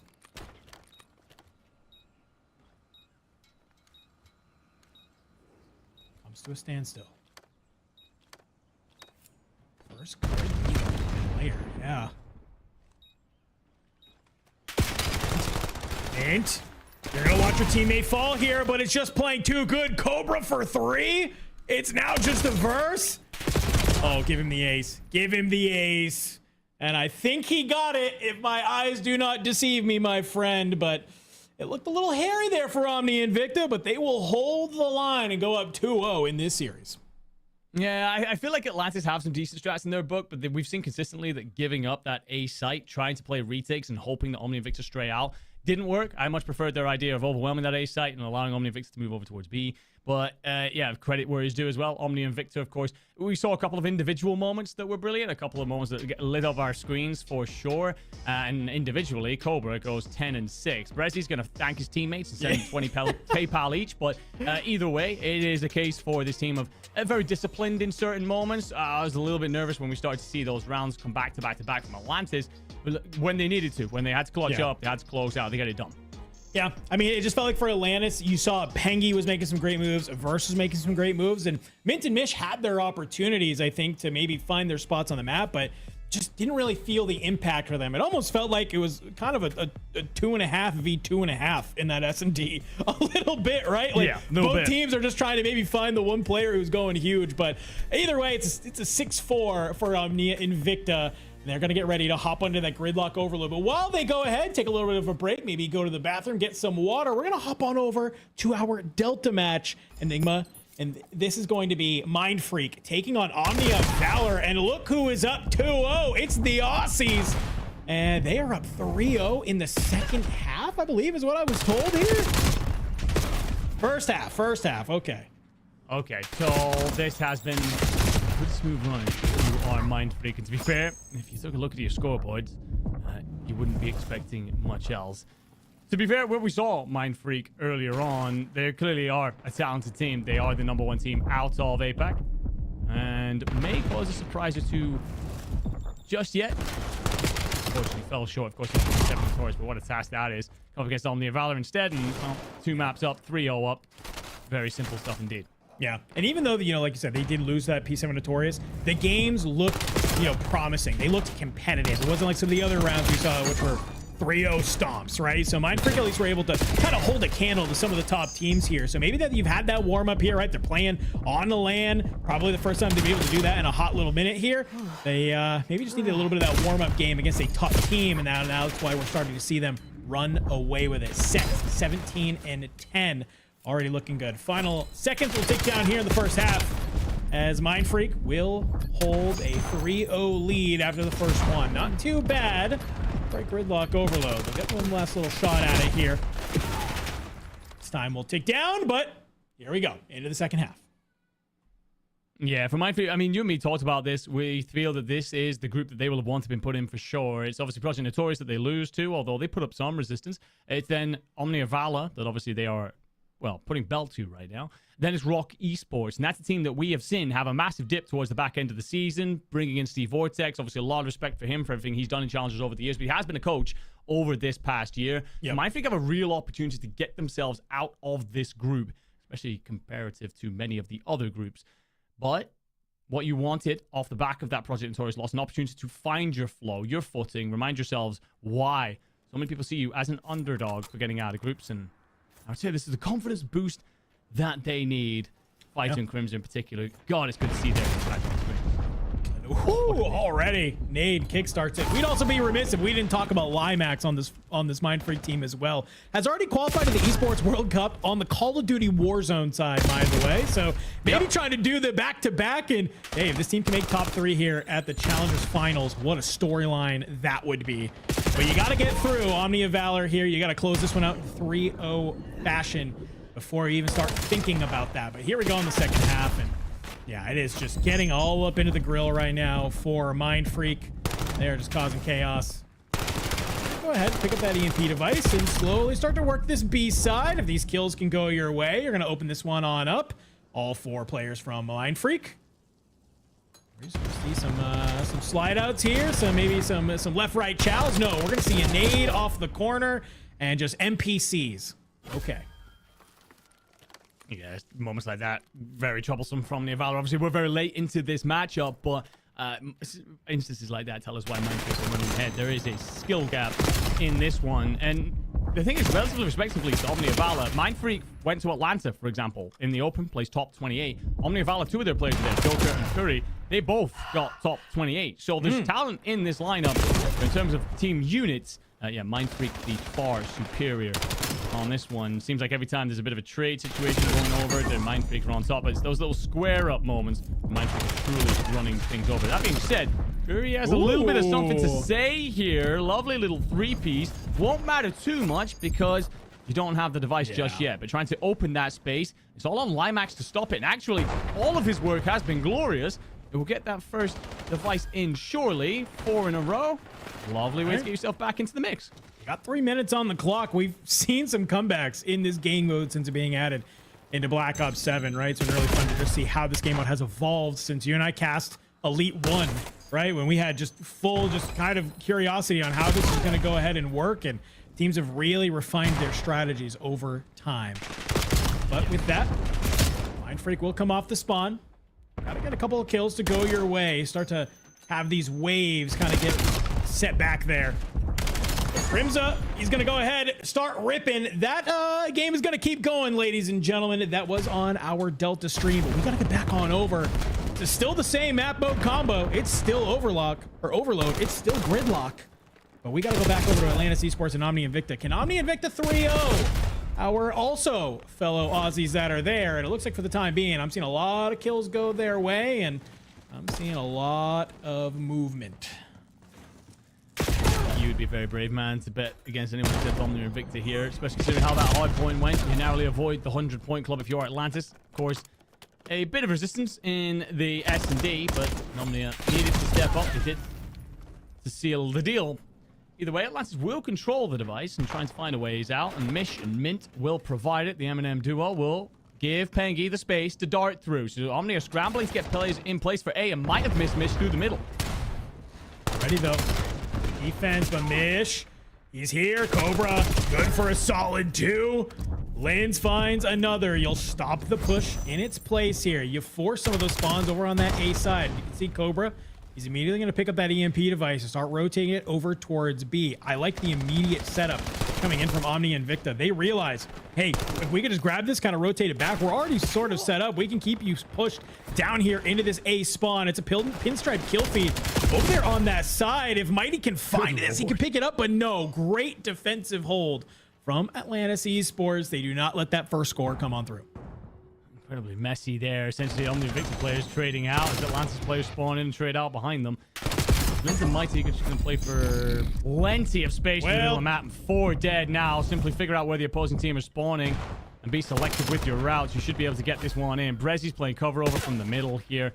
Cobra pops a nade onto a Versus forehead, and just like that, everything looked good for a moment about Atlantis evaporates. The Frenchmen take control of this one. Yeah, I think if you can find this kill into Pengi, this would be great. He's going to be able to take down Cobra. So OMNiA and Invicta, they kind of get a little bit topsy-turvy. They try to deal with Pengi. They're getting pushed from the other side. And you can see the spawn sort of come on through. So Atlantis do a great job. They take that opportunity. They clear them out from that mid side. And now they're going to have EMP control. You're pushing them all towards B. And unfortunately on this side, you don't have the opportunity to wrap back to A. But look at this, Pengi. He's just trying to use these wall hops to his best of his ability, and Atlantis Esports, some kills go their way. They carve a path on through. They'll answer right on back, tie us up 1-1. Yeah, Atlantis is very much so using a burst there. He was 1-6 before this little passage. Just very much so burst into life right there, and could well have just gotten his team in the leads. Atlantis looks to drop a second in the attacks. The nades, they'll come over. They won't get there. Miss for the double as well. Just continue to hold on the Invicta in the deep side of their spawn. So Pengi keeping an eye on that flank, looking to scoop the EMP as soon as it spawns up and get out. Boys in front of him trying to buy time. Unfortunately, won't do it for long. 3 dead. Pengi's going to consider one last run at this, but turns tail eventually. And a little bit of lovely pistol work to get yourself 1 on the board and slow this OMNiA Invicta counter push. But you will still get the device. Now trying to figure out what route you want. But the Versus are hot on the heels. I was going to say Atlantis, so they're getting all these southern side of the map spawns. Opportunity, though, like you said, for a first to go huge. At least going to be able to find one, and that's going to let the rest of your team push on forward. Cobra has the device, just can't manage to land the last couple of shots from the pistol there. So Atlantis do a great job. They maybe don't have the spawns, but at least they play aggressive enough and they get that pace up to go ahead and play a little bit of defense. Here we go, Atlantis. Just over a minute left on the clock. Can they score 1 more before we flip halves? It feels like the buffer you need if you're Atlantis. Can't expect to just go up by 1 and then sit back for 35 minutes. Shout out England National Team. As Not a great strategy. Trades out Mint. Not at all. Nope. Didn't need to tell anyone that. But yeah, it will be Pengi just trying to find a ways through. But his blockers aren't surviving, so he isn't going to get incredibly far. He's just trying to get this device as deep as possible, give his boys time to spawn up, get back across the map. Mighty, he could wreak havoc here. Picks up not only the first kills, he's going to shift all those red arrows in his direction and actually set up wings through the middle as well.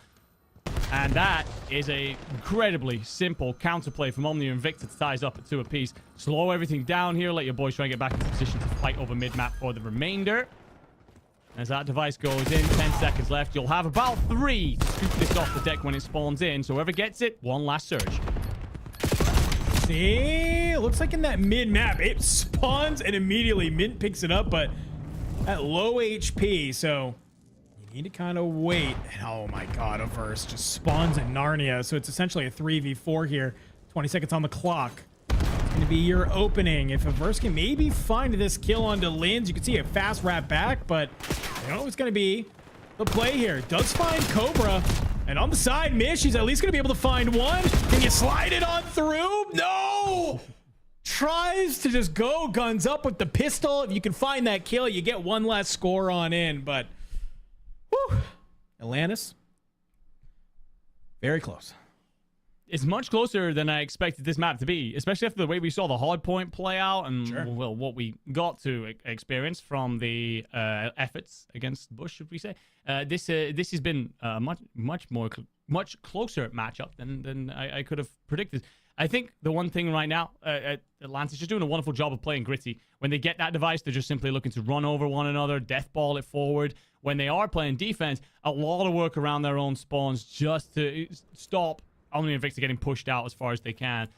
Whereas for OMNiA and Invicta, it's not been clean. It's been one or two moments. You talk about that counterplay there towards the end to ties up the 2-2. That's the kind of stuff they're expecting from them. Whereas the moments few and far between, where we're seeing them string all those little boxes together, get themselves off on the move. An early start here, they'll see you scoop the device to start to head towards that A side. Feel like an opportunity here for Atlantis. I mean, the fact that you end the first half in a 2-2, probably about as good as you could ask for. He goes up over the top. Look at Ish right now. Oh my God. He gets the tags on in, says, yeah, I don't care. Go ahead and lay on down. And oh my, he says, I'll do it myself. He's snapping. Well, this is what I was talking about. Atlantis, they're not necessarily playing this, okay, we're just going to throw all the lead blockers ahead and try and create space and systematically move our way across the map. They're just playing dive ball. They're simply grabbing it, flooding forward as a unit. And OMNiA and Invicta probably aren't expecting as much of a put-up as Atlantis are giving them right now. We're going to be fully streaked out if we are Mish. He's trying to let his boys get into a position before he begins to get active, but eventually he's just sniffed out from the spawn regardless. And as Mint drops there in the middle as well, it's going to afford OMNiA and Invicta a wide push out as Cobra scoops to himself. Atlantis now trying to figure out where this device is going, react late, and shift those boys over towards A, but Linz is already punching through your back line. Yeah, this could be a huge play from Linz, and well, Hellstorm will come through, and unfortunately does bring down your teammate, but finds Mighty and Linz as well. So that's just going to be just in front of that A capture zone where the EMP will sit. Atlantis has to be a little bit careful here. They don't want to get overzealous. It will reset back towards that mid side. Kills go their way. Pengy's in an opportunity to pick this one on up, but Spidey senses are tingling. You can tell Brezzy, he's making some type of rap here, and that's exactly what happens. OMNiA and Invicta find the spawns, they find the timing, they make the reads. So start to maybe gain control of this mid lane a little bit more. A little bit of a mini-map from hell for a while there. Eventually, OMNiA and Invicta will just settle us all back down. Set up, attack the defense. Mish in a 1v2 here out towards postage will drop, and that should now allow Cobra to play tip of the spear. First one dropped, second one to follow, and now surely OMNiA and Invicta will tie things up again. Trying to make sure that you are in position to cut off any Atlantis counterplay through the middle, and there will be that trade in from Mighty. So still well pushed out. If you're the Frenchman, Atlantis will answer and at least stand a little taller and force those deeper spawns out of OMNiA and Invicta to draw it up a bit more of a level playing field as we try and find out who will send this one over the edge. This is coming down to the wire. That's all we know, folks. Look at the positioning right now from OMNiA and Invicta. They are so aggressive, so pushed on up. The only unfortunate part is that none of the kills go their way, and the EMP device is nowhere nearby. So just as Cobra starts to get a little bit active with that EMP device, he cuts down on down immediately. Pengy's going to try and be tip of the spear now for Atlantis. Can you push forward towards that A side? Nice quick little early kill. Low HP, not enough to find the player on top of P4. As Cobra off the spawn now, looking to maybe get a little bit of revenge, but have you slipped the net here? No, you have not. God, maybe I kind of like that, Enigma. You get the kills, go your way, but Mish, that's also a way to do it. yeah, he's done it all himself. Just plays the trade over his device carrier and then gets the second as well. That's his own damn back, and so all of a sudden gives Atlantis the lead. OMNiA and Invicta again, just little moments like that where you're not expecting these pop-offs. Probably like us, came off the back of the hard point and thought when we get to the respawn, this is over, this is done with. Now, just 60 seconds away from throwing the swing map in this series. Comeback start from far less. So, right now, OMNiA and Invicta just looking to get squeezed out. And again, it's all about this northern side where typically Rez and Cobra have been so active through this one, but you'll drop here. Linz now trying to punch in through the middle. Mighty's just going to back off with that device, get around to his teammates. For all the work you've done, if you are Linz, you're going to fall in the middle. And so it should allow Atlantis the numbers in the defense. Down to the final minute of play here in the second half. On this gridlock overload, pinstripe kill feed. Both teams now feeling the pressure here. OMNiA, Invicta a little bit more, and that is until they just slide on forward and they tie us up 4-4. Are we going to overtime, my friend? EMP comes on up, gets picked here. OMNiA and Invicta might have one last opportunity to push this one on in, and they might have just done it. It's all up to a verse who spawn on in, but no, it's the juke back down towards A. Have you managed to find it? You have! OMNiA and Invicta at the last final moment are able to get the kills. It's a little bit of a juke to that southern capture zone, and it will be a 3-0 for the Frenchmen. Yeah, I mean, a superb stand-up in certain moments. If you are this Atlantis roster, you think about the S&D in those 3 rounds back-to-back. You think about how close you were to pushing this to a map 4. There's certainly talent on that roster. Unfortunately, just when it mattered, there's experience and pedigree in abundance over on that French roster that clutched up. And you see it right there at the end. They recognize, okay, we managed to tie this up at 4 apiece. We're probably pushing this to overtime. They don't decide to play passive with it. They instantly want to be the aggressor. They want to close this out right where it stands. And, I mean, for all the bits and pieces you're going to see from the likes of Mish, who had himself a fantastic game, 20 non-traded overall, I'm sure led the line. I feel like 2 of the captures alone just basically came directly from his incredible plays. It won't matter at all. OMNiA and Invicta there. As a team, as a squad, very much so. Played very well here. Linz with 3.5K. Feels like he's really turned up today. Even in the series that they lost, he looked pretty good. So, yeah, OMNiA and Invicta now going to carry that through. Will survive elimination. It's all about that next series, see if they do get themselves out of this group and into bracket play. Well, you said it there best, my friend. Atlantis Esports coming to us from the APAC region. Unfortunately, will not make it to our bracket here in the Challengers Finals. They will be eliminated. Well, at least you get to enjoy the rest of Challengers Finals and CDL Champs. That Vegas was there. Yeah, and you get to be in Vegas. So you know what? There are worse places to be and get a free trip on out to. That is for certain. But good showings from what we saw, right? I mean, it kind of felt like they found their footing just a little too late in this series. This overload was looked fantastic. They had some great moments in the S&D. They just couldn't ever get it. It felt like to tip into their favor, like tip to go their way. Got to give some credit to OMNiA and Invicta, though, because this is a team you and I have talked a lot about over the year. We've been waiting for them to look good. We've been waiting for them to kind of come online. And I guess there's no better time to do it than Challengers Finals. But Enigma, we got to go ahead and tune on into a matchup that you and I know, are very interested in. And that is going to be Huntsmen versus TPC Tempo. TPC Tempo able to take a game off the Huntsmen. I think that was that S&D, but here we're on the overload, and Huntsmen are running worlds. Yeah, they're having a hell of a time. The thing as well, like, obviously, you are positive in the kill department. I guess Yuli is in more than double positive at this point.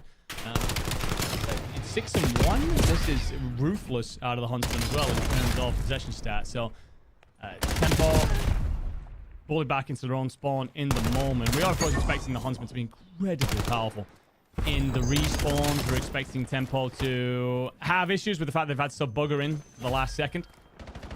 But, well, I don't think an 8-1 drubbing going into a map 4 is going to feel great if you are Tempo. Either way, Huntsman just gotta be professional about it.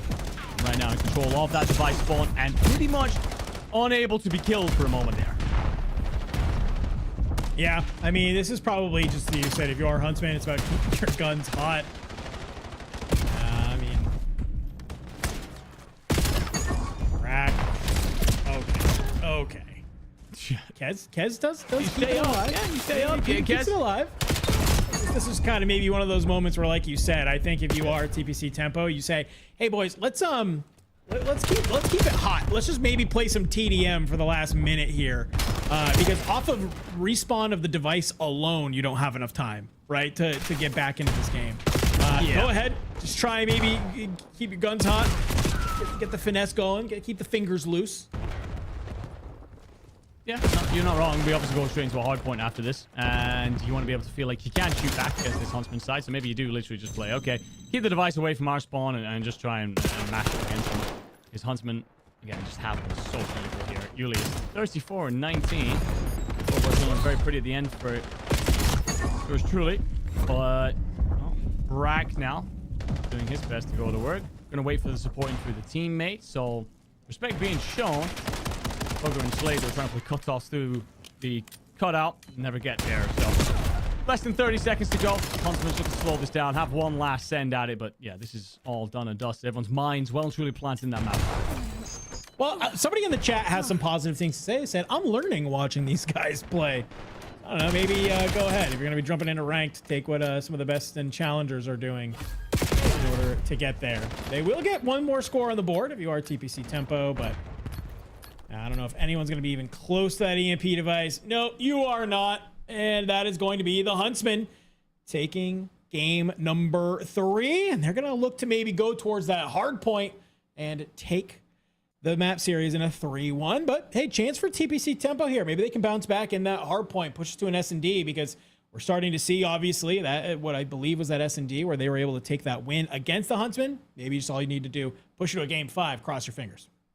Yeah, I mean, and look, there's a lot of experienced players on that TPC team, right? Like, they see the, I mean, you talk about Kez, he's been around for a very long time now, been casting over him for a bit. He's, you know, turned up at every open pretty much this year. He's a hell of a talented player, but it's tough when you step up against a roster with the quality of the Huntsmen. We talk about their slide off through the year and how disappointing some of their moments have been. They were still 2nd and 3rd in the most recent elites in North America. So, a strong force looking back at you over those monitors. And right now, you just got to lock in, go into that map 4, and hope you got a little bit more of an answer to have than you did in map 3.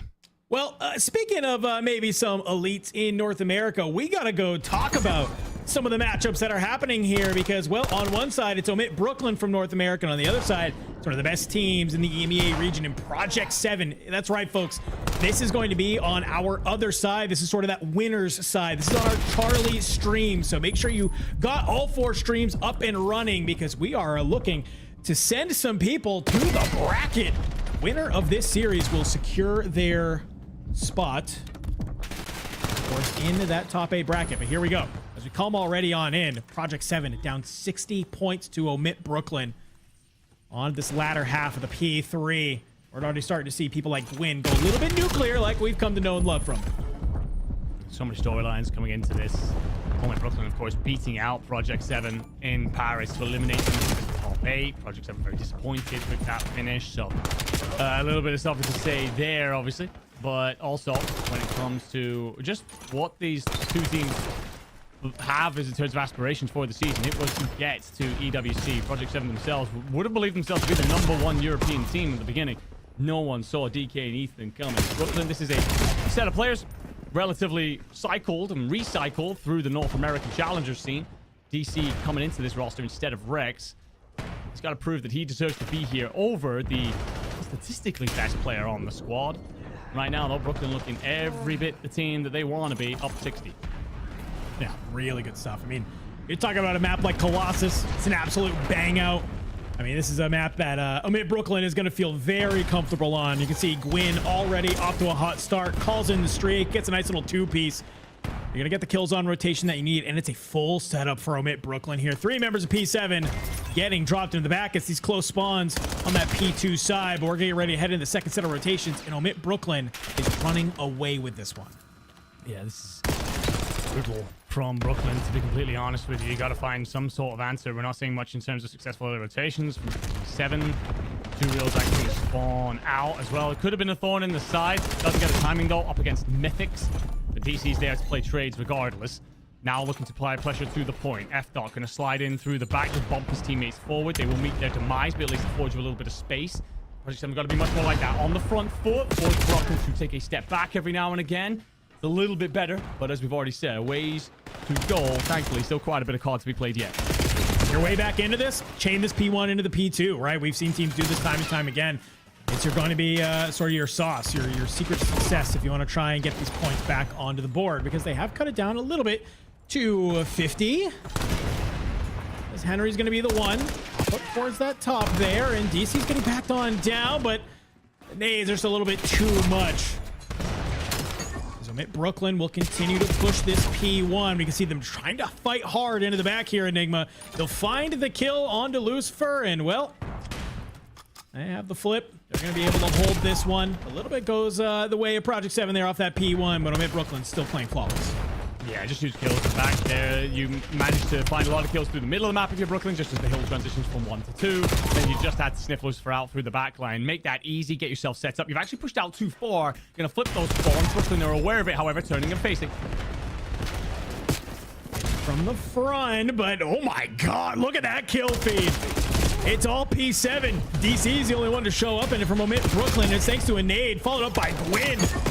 Oh, he has been having himself a game. F-Dot answers back with his own 2-piece in kind. Project 7, they're keeping this one mixy, Enigma. As we kind of look at the last final few moments here, we're looking at P3. OMiT Brooklyn starting to get set up, but already a member of Project 7 has made their way on over there. It's kind of flipped out some of the spawns, and well, you only have a couple of those members of OMiT Brooklyn waiting to be here. P7, they are looking to make some moves.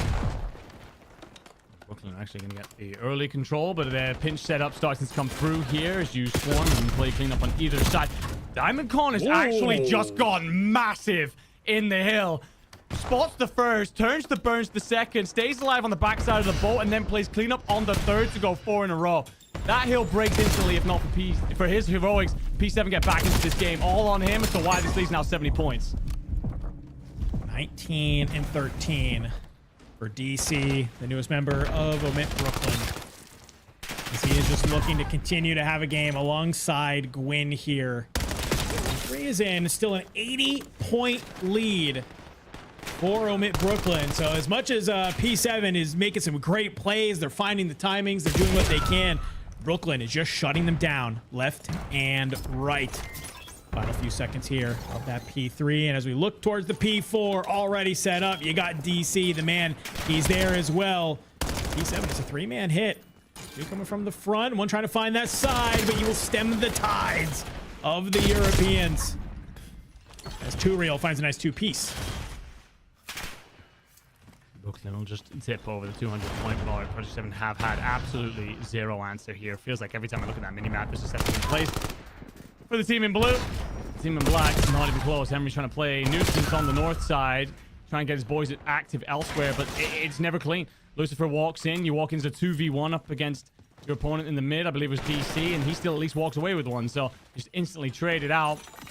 You won't close it here if you're Brooklyn, but you'll be pretty damn close. Project 7 gotta be about 18 steps ahead from this point on. Gotta play perfect Call of Duty. Neutral. At least fine too. You are still sending bodies at this P4. Don't know if it was necessarily the right play, but well, anything at this point to stop Brooklyn being ever closer to closing this one out. You do catch 2 on the flank at least, but now it's all bodies, all bombs, all tags into the middle of that map. Good so far. It's just kind of haymaker after haymaker back and forth, but the problem is P7 is just too far behind. You find 3 dead in the feed here on this, what is going to be the last set of rotations. So now I just kind of need to hold this P1. You have to hold this time. So 3 minutes on the clock. Maybe you can let a little bit of this tick down, but OMiT Brooklyn, I mean, they can just full send this off of every life here, Enigma, if they want to try and close this one out. Only 14 seconds needed for them to close this one, but it seems like maybe a little bit of a fundamentals coming through. You don't have to push it. You don't have to get aggressive. Go ahead, wait for your team to come off spawn, start making it happen. About time we start to see a rotation. That being said, there will be a rotation fight on for new. As Henry, unfortunately, doesn't spot 2Real in behind him. So now you've got control of your Brooklyn. Just 11 seconds left on this. One last hit. Your Project 7. Now we're nothing. What's up, DC? He's able to get the shots.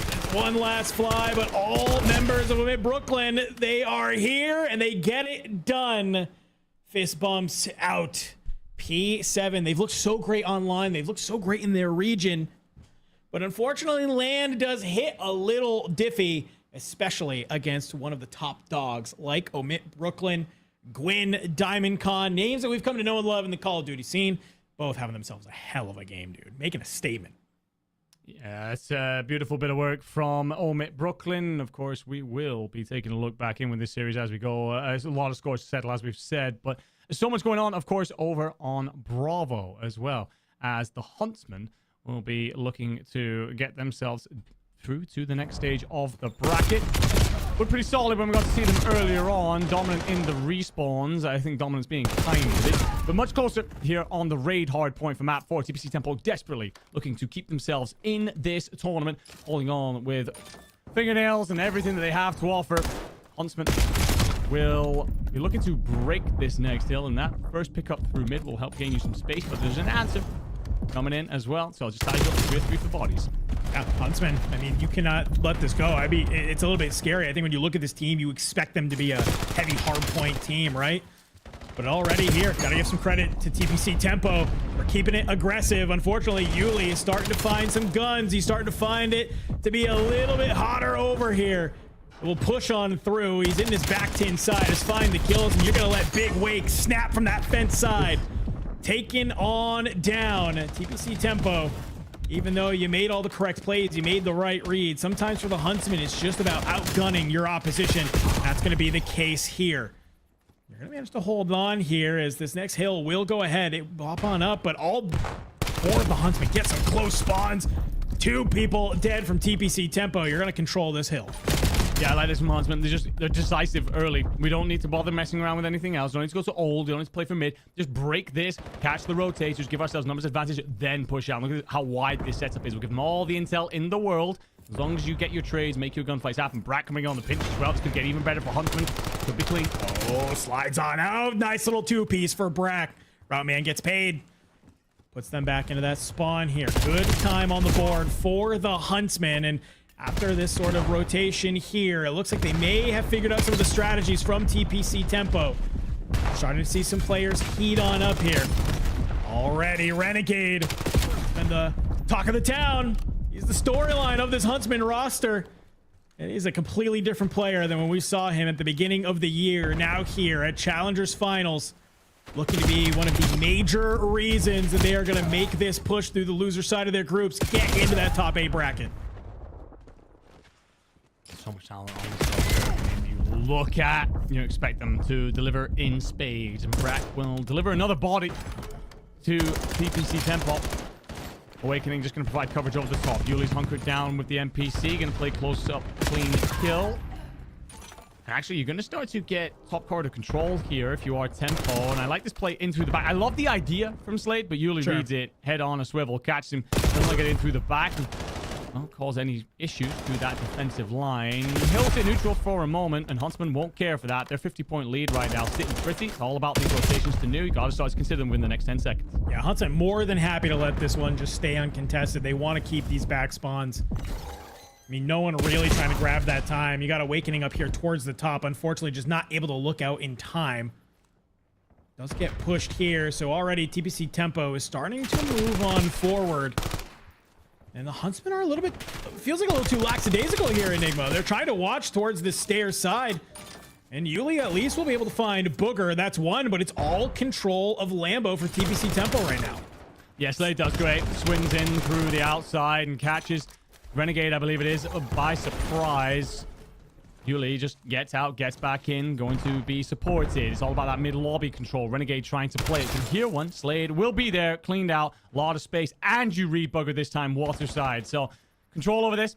If you are Huntsman, Tempo trying to break in through the front, it's a nice win initially to give you the numbers. Brack, 26 and 18. Yep. Ooh, I mean, everybody. Just look at the Yuli, Brack, and Awakening. All similar score lines that's here. Everybody is just shooting right now. They're making Hacienda a bang out. Brack tries to do his best, but thankfully you got Big Wake to back you on up. M15 in hand. Listen, say what you want about the man, but he's going to find the kills for his team, and he's going to help you secure this map. Only 10 more seconds needed for the Huntsmen here. As new will spawn on that fenced side. TPC Tempo, are they going to be even close? I don't think they are, and Huntsman will close it out in a map number 4 convincingly. Yeah, I mean, group of death if you are this TPC Tempo roster, and then you end up in a situation where you also have to bring in a last second sub. you were an underdog before we even start to bring in any of those conversations. If they'd ended up not in the group of death, if they'd not had to make a sub, I don't know if we would have had them leaving group. So some solid individual performances there. We saw some great little plays. We obviously you take a map off the Huntsmen. A lot you can stick your chest out about and feel pretty proud about. But for Huntsmen, yeah, this was relatively business as usual. Dominant in the first 2 respawns. In that third one, it was close when we walked in, but it was just those passages, those moments where it's rotating from hill to hill, chaining a couple of things down. Very decisive in important moments as well. We talk about the way they controlled that rock hill, just pushed it all out together. We're going to break this, bang it wide open, set ourselves wide, and play off the back of that intel. As soon as we know where they're playing in from, Rack's just going to wrap it on the outside, and we're going to wait for him. Great team cohesion. I wonder how much that roster change is playing into that, because there's been a lot said online about how they didn't look like a unit before. They'll have to be this time to want to make bracket play. Well, Huntsmen looking great. They will survive and move on in our group bracket stage. Unfortunately, though, for TPC Tempo, we will have to say goodbye to them as they are eliminated from the Challengers Finals. We're going to shift gears, ladies and gentlemen. We're about ready to head on into that upper side. This is where we see some of the top dogs from earlier finally get to battle it out. Winners making it on to the top 8 bracket here in the Challengers Finals. Going to take a quick break, and when we come back, the action will resume.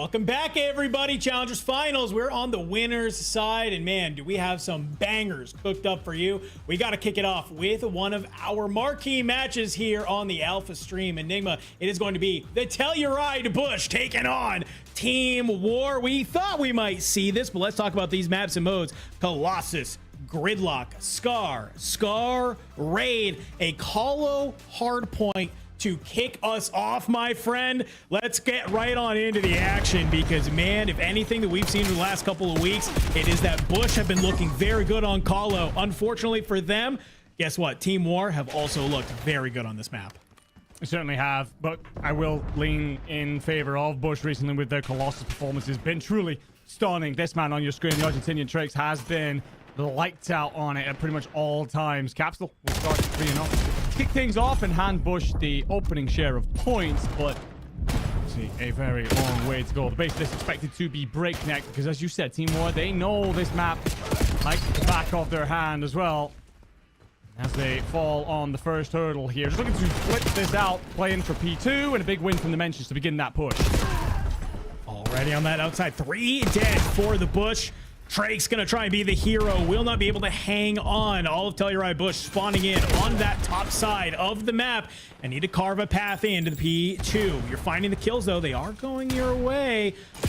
Slide on through. Bang this one out from the front. It is just trades on trades. Drake's, though, he's going to be the guy to be through the front. It's a nice little two-piece. You'll line up your teammates. But unfortunately for you, it's just Team War at the end of the hill. 40 seconds still on the clock. They are just soaking so much of this time. It's a great start for the Telluride Bush, but for War, they have managed to stem the tide here.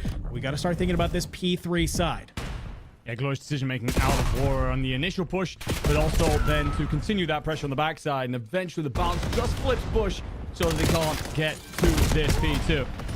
So, a question and an answer now from both of these teams will sit relatively even at the end of P2. It's all about that rotation out. You can see the War, the red arrows, they're already on their way. Vikram and, well, I was going to say Dimension, but he decides to actually hit hold and will play in through tunnel. Trakes will be laying in wait. I like this Bush. They kind of send 2 players on over. Dimensions with those shots underneath, though. Should let them know, but Vic on the point. He's going to find Cap. He's going to find Prolute. But Trakes and Cammy, they're going to kind of hold this one out for the Bush. Pistol in hand from Trakes. He's just dancing. He's just trying to stay alive. Just long enough for his teammates to come to his rescue. And he's able to go.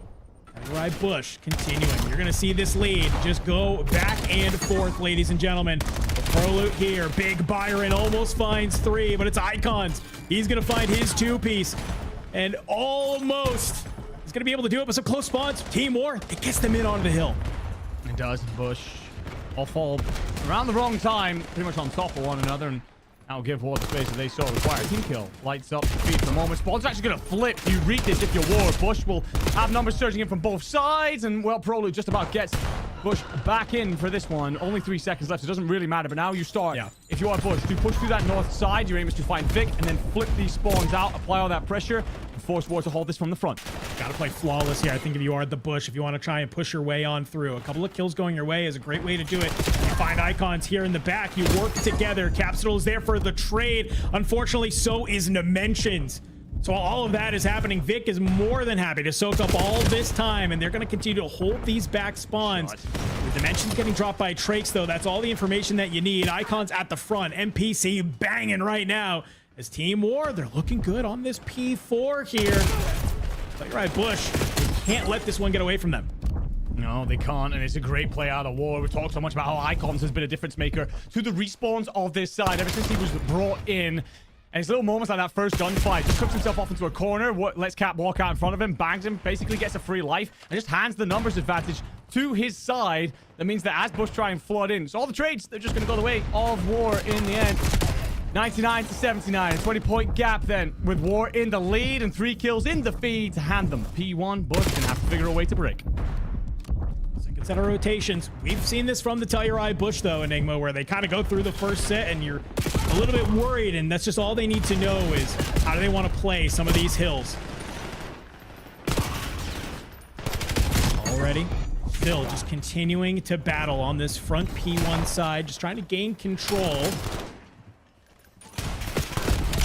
maybe this statue area. And it's just so many kills going your way, but a team kill does come on through. Is that going to be enough to find the opening that you need? No, Team War doing such a great job, Enigma, of just stopping Telluride Bush at every single moment.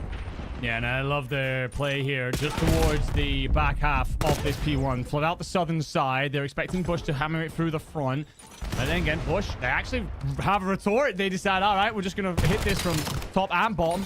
And eventually Team War, outgunned, outmaneuvered, will lose that spot. It's all on the mention to try and play in the possessive backline. Has forced Bush deep. The trades are in, and actually Ward, they will do enough here. Still got company and Trakes. And oh my lord, incredible stuff out of Dimensions in particular as Ward cling on. You need to see a little bit more teamwork, I think, from the Telluride Bush. There's like so many of these moments where they're relying on just a huge gunfight to go their way. But a nade from Trakes. You take down Vic, and you have so many just fly in through the front. Unfortunately for you, Flames and Icons, they're going to stay up and stay hot. Vic off the spawn. You are still here. And that's just the thing. Team War, they're getting these close spawns. They can just keep flooding back on into this P2 and just manage to hold it. Feels like War getting pushed out as well. Every single kill, there's a little bump, there's a little movement forward. Means that Bush are having to make sprints across the map. Right now, Ward, 4 seconds left on this. All going to group up, begin this rotation together. Dimensions opens up on Capsule there. There was 2 other players to potentially back him up. I wonder if Cap actually gets that information during the death box. Otherwise, you're not going to recognize there's a pinch setup coming through here. Trakes, though, he has the opportunity to find one, but no, he gets red. Through the front, though, Capsule, Cammy, they're going to line on up for 2, and you're finally starting to get some close spawns here. Trakes, he's going to be able to come on through. Can you get the bumps going? Cammy finally finds the 2. Bush starting to heat on up. You're down 70. But if you can just chain some of these hills together on Colossus, just like that, they can find themselves into the mix. You slide on out. You go for a chow on the player on the heady. And all 4 members of Team War are looking to challenge this P3. Telluride Bush staying guns up, though, finding the kills their way. And Proloot, he's actually going to be the one to play a little bit early. He wants to make sure these spawns don't happen. Unfortunately, he does get taken on down. Cammy, though, from the front. That's 4 dead. Fly forward, Bush. Can they not let P4 happen again? Can they maintain control of it? Yes, they can. There's 4 dead. It's 7 in a row. It's a hellstorm, and it's flipping out the spawns. A monumental impact from Cammy. The Flying Scotsman is going to put Bush on his back and drag them back into this matchup when they needed it most. Capsule starting to find his footing here. Honestly, if Byron can just start to find his gun in this match, Bush can truly flip this, grab it by the scruff of the neck, and take over. But look at Team War. They're hitting this hard. But the split spawns come on through, and I think they make this read that, hey, some of these Bush members, they're coming in from behind us. So we're going to clear out the hill. Dimensions with a solid 2-piece, and they go ahead and flip around. You brought this back into a 30-point game if you are Telluride Bush. So this is still very, very close here on Colossus. Next set of rotations will be coming on through in the next 15 seconds. Some scrap time here if you are Capsule, though, but you gotta start thinking about this P1 to P2. You have the spawns if you are Telluride Bush. Hold it in.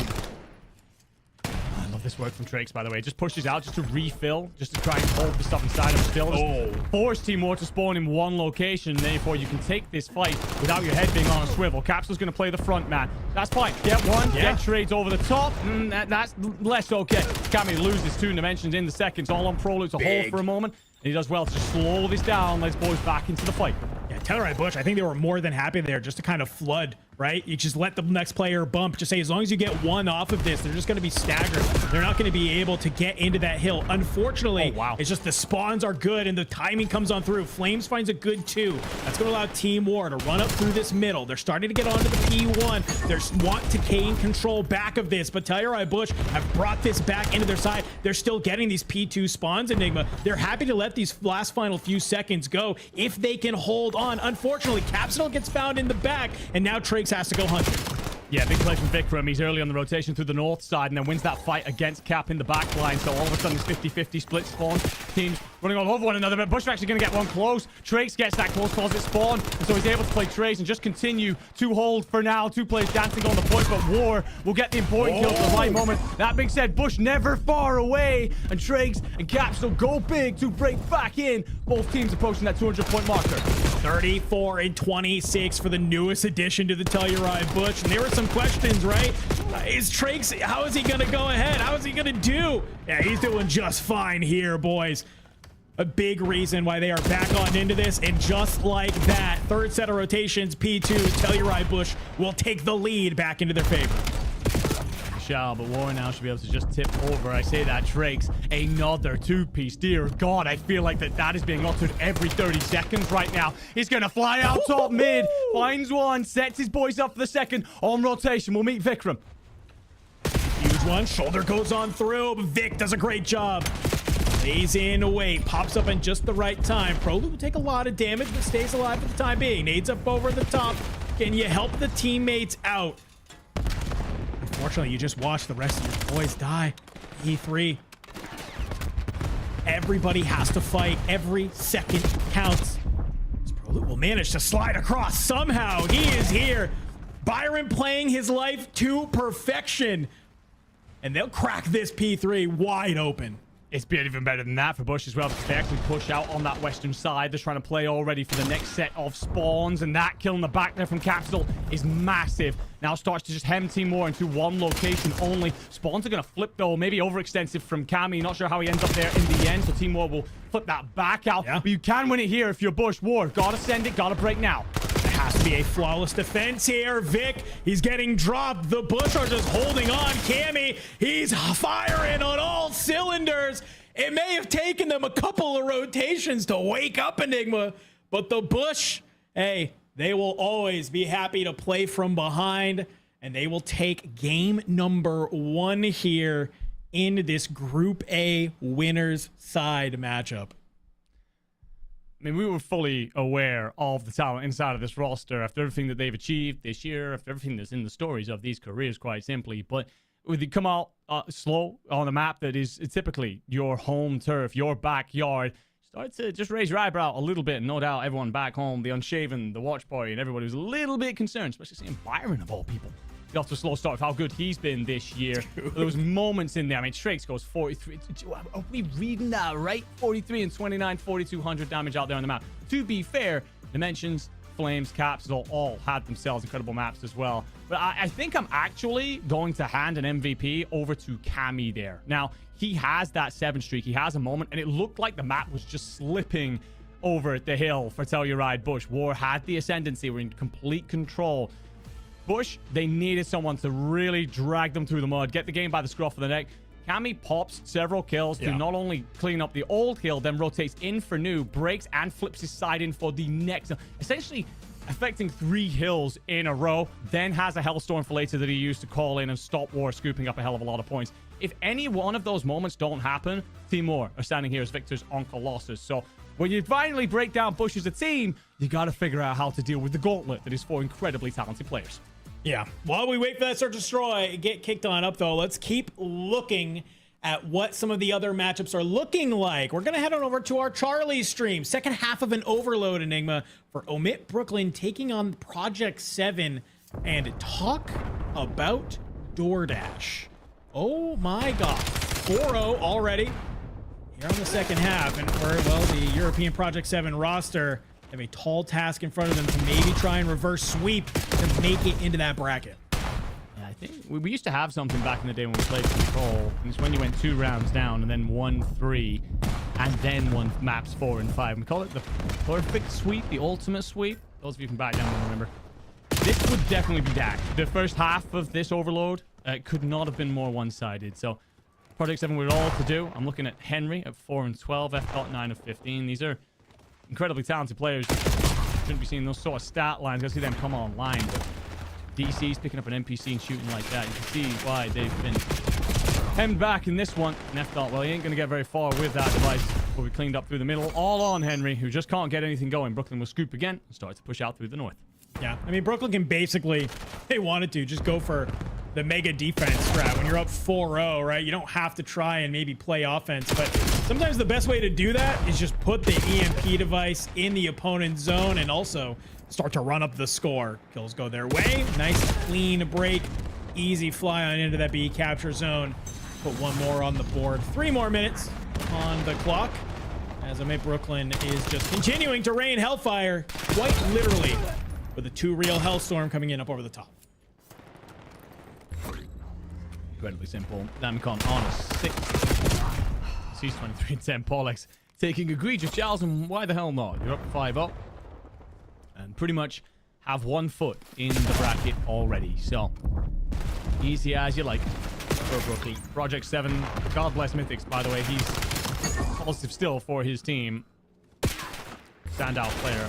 If anyone is watching Challenge at the moment, actually he's going to get a point all by his lonesome. So, great stuff out of the Scotsman, but Brooklyn, of course, they won't be concerned too much. Considering all the dumps they've had. You get the kill here. Should allow you to get out of your spawn, and that will happen. And now you just draw up in the mid, contest over this new spot. Gotta see some open engagement wins from P7.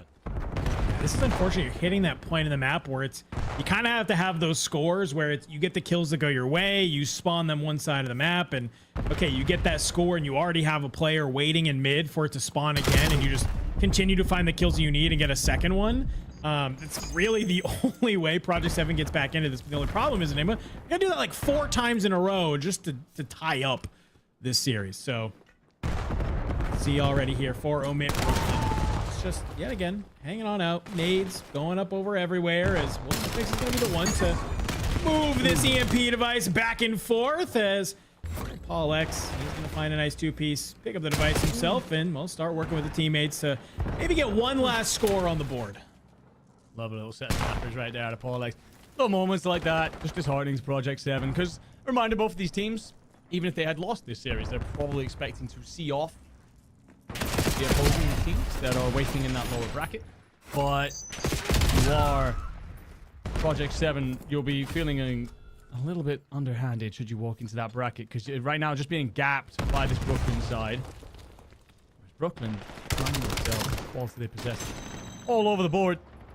It's another set of relatively clean gunfights. I thought we'll put up some sort of nuisance kills in the back line, but well, that's all you're really going to get in Brooklyn. Well, they say, come and pry the device from our cold, dead fingers as they just ham it into the back line. Walk Project 7 forward and onto the end of their barrels. 1 last minute remaining here in the second half. It is 3 dead on the side of OMiT Brooklyn. But we'll let this match continue on going here. Enigma, reminder, folks, we have all 4 streams of coverage ripping here. Alpha, Bravo, Charlie, and Delta. Head on over to the @COD Challengers YouTube if you want to take a look at some of those other matches that we have going on. But we got to get back on into the Telluride Bush. Taking on Team War. It's a search and destroy on Gridlock, my friend. And here in round 1, Vic is going to be the one to fly on forward and take down Capsule for that first blood engagement. And Trakes unfortunately found on the other side, and Vic continually to be on the hunt. You're chasing this player through mid. You find the last one. Round number 1 goes to Team War. Yeah, the one thing about this series and why it is so important that the Bush take the respawns is that Team War are so deadly when it comes to search and destroy. Looking at Vic, you're looking at Flames. These guys are insane S&D players, arguably the best in the world at Challenger level right now. Their S&D record, well, they're good at pretty much everywhere. It doesn't matter where you put them in the map pool. So for Bush, you're very happy to walk away with map 1. Got to figure a way of building your way into map 2 here. Obviously, you'll now get the opportunity to answer back in kind because you can move that device where you want it to be. Dictate the play. CF4 have the answers. But it was clean in round 1, and more will grow in confidence off the back of it. See right now. It's going to be a showers hit for the Telluride Bush. And kind of like this, you can see Cammy is in the back trying to take that gunfight. Unfortunately, Vic will be the victor of that. And that's going to be the go button for the rest of Team War to maybe fly forward.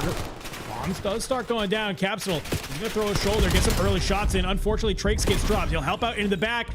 Thinks he has time to throw a nade. Will not be there. Prolude on bomb. Team War. It's patience. They wait for Vic. Vic finds that kill onto Cammy. And then from there, it is just absolutely constricting the Telluride Bush around that bomb site. It certainly is. Vikram as well with 2 first bloods already. Talk about talent when it comes to S&D. He's just so smart with it, so clever with it, ruthless with his life. But for the execution of the play as well. They were more than happy to give up showers. They didn't really care too much about it. You called it. They're just waiting on Vic. Get active. As soon as you find that first, we'll charge in afterwards. We'll provide the reinforcements. Don't wait for us. So yeah, right now, War in complete control. But Bush, we've seen them up against the ropes many a times this year. They won't go quietly. No. I mean, Team War. If there's anybody in this, I think, entire group stage who knows what Telluride Bush is capable of, it's them. Respect will be given. They understand they got to play flawless. They got to play good Call of Duty if they want to try and beat this team. Dimensions. Slide on in. Put that time on the clock. Force the Bush to make a move. Cammy yet again. And an opportunity if he finds the timing. Go on through. You're going to get an idea that there's that nade, but Dimensions, he might be the one. You see the toes of one player as he's starting to now snap back and forth as the rest of the Telluride Bush just start banging out through the front. It's 2 kills that go their way. And finally, the Telluride Bush. It's a nice little play call. It's patience. And Cammy from the backside will find the timing to just run on through, gets them their first round on the board. Yeah, lovely work from the Bush there. Patience, persistence, paying off. The angles over one another as well. It's easy in moments like that. Get a little bit twitchy, little bit on edge. You're already 2 rounds down. You know, War in complete control. It'd be easy to throw your life away, but there's a couple of thrown shoulders, just like a couple of pops through different doorways, and moments of just basically trying to pre-fire something, soften a couple of targets up, and then when you do all hit the go button, you all go together. They do have each other's angles and trades. Not that many were needed in the end. So Bush put 1 back on the board. Still 1 behind overall. That bomb is getting moved by its lonesome, by the way. Towards B. Square up at showers won't come through. And this might force a rotation from War, expecting heavier numbers. Cammy. The mid. That's good info. And you're already starting to see some of those red arrows slowly make their way potentially back towards that B bomb site. But I don't think they want to keep this up just yet. Dimensions. Be the one to find the first blood here onto Prolu, but Trake's the other side of the map. Answers right on back, and yeah, you have Trakes who's kind of made the great escape here. He's going to make the full spawn route here, and already Telluride Bush, they just need to check this backside, and I would love to see them get the bomb down at B, but that doesn't seem to be the case. Cammy, though, he finds a huge one. You now put this into a 2v2. Trying to play close. Massive fight against Cammy. And Cammy comes out on top yet again. So Flames now on his lonesome. So far, he's basically seen nothing, and he won't get nothing out of Cammy either. Holds that backline beautifully. I was with you. I was nervous. Bush had complete control over that B bomb. You're thinking, all right, drop the rock. Force this team into your post-plant setup. But one of the things from War is actually they're quite happy to do that. We saw it as early as round 2, where War were very comfortable just being like, you put that device down. Don't you worry about it. We'll come and fight you on your turf. So I think this time Bush said, actually, we're going to meet you on the rotation. War never got themselves into a position that they were comfortable with. As soon as Cammy gets hot, as soon as that guy starts shooting, well, so I'll see you later from there. Ties us back up to a piece then. War, concerted showers hit. Bush, they've actually invested in a B play here. So if you're Cammy, you need to play your life incredibly well here, ensure you don't get isolated. Yeah, that's exactly what happens. I think here's some of the stuns and nades and says, I'm going to back up here. I don't feel too comfy. You already start to see the rest of Telluride Bush. Those comms come on through.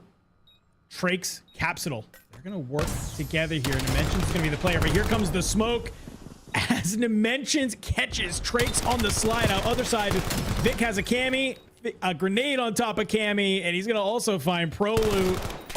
Great setup here from Team War. Get the bomb down, force Telluride Bush on in, and they just make some great reads. Almost the exact opposite of what worked previously for the Bush and didn't work for War. Bush this time incredibly aggressive to try and retake that.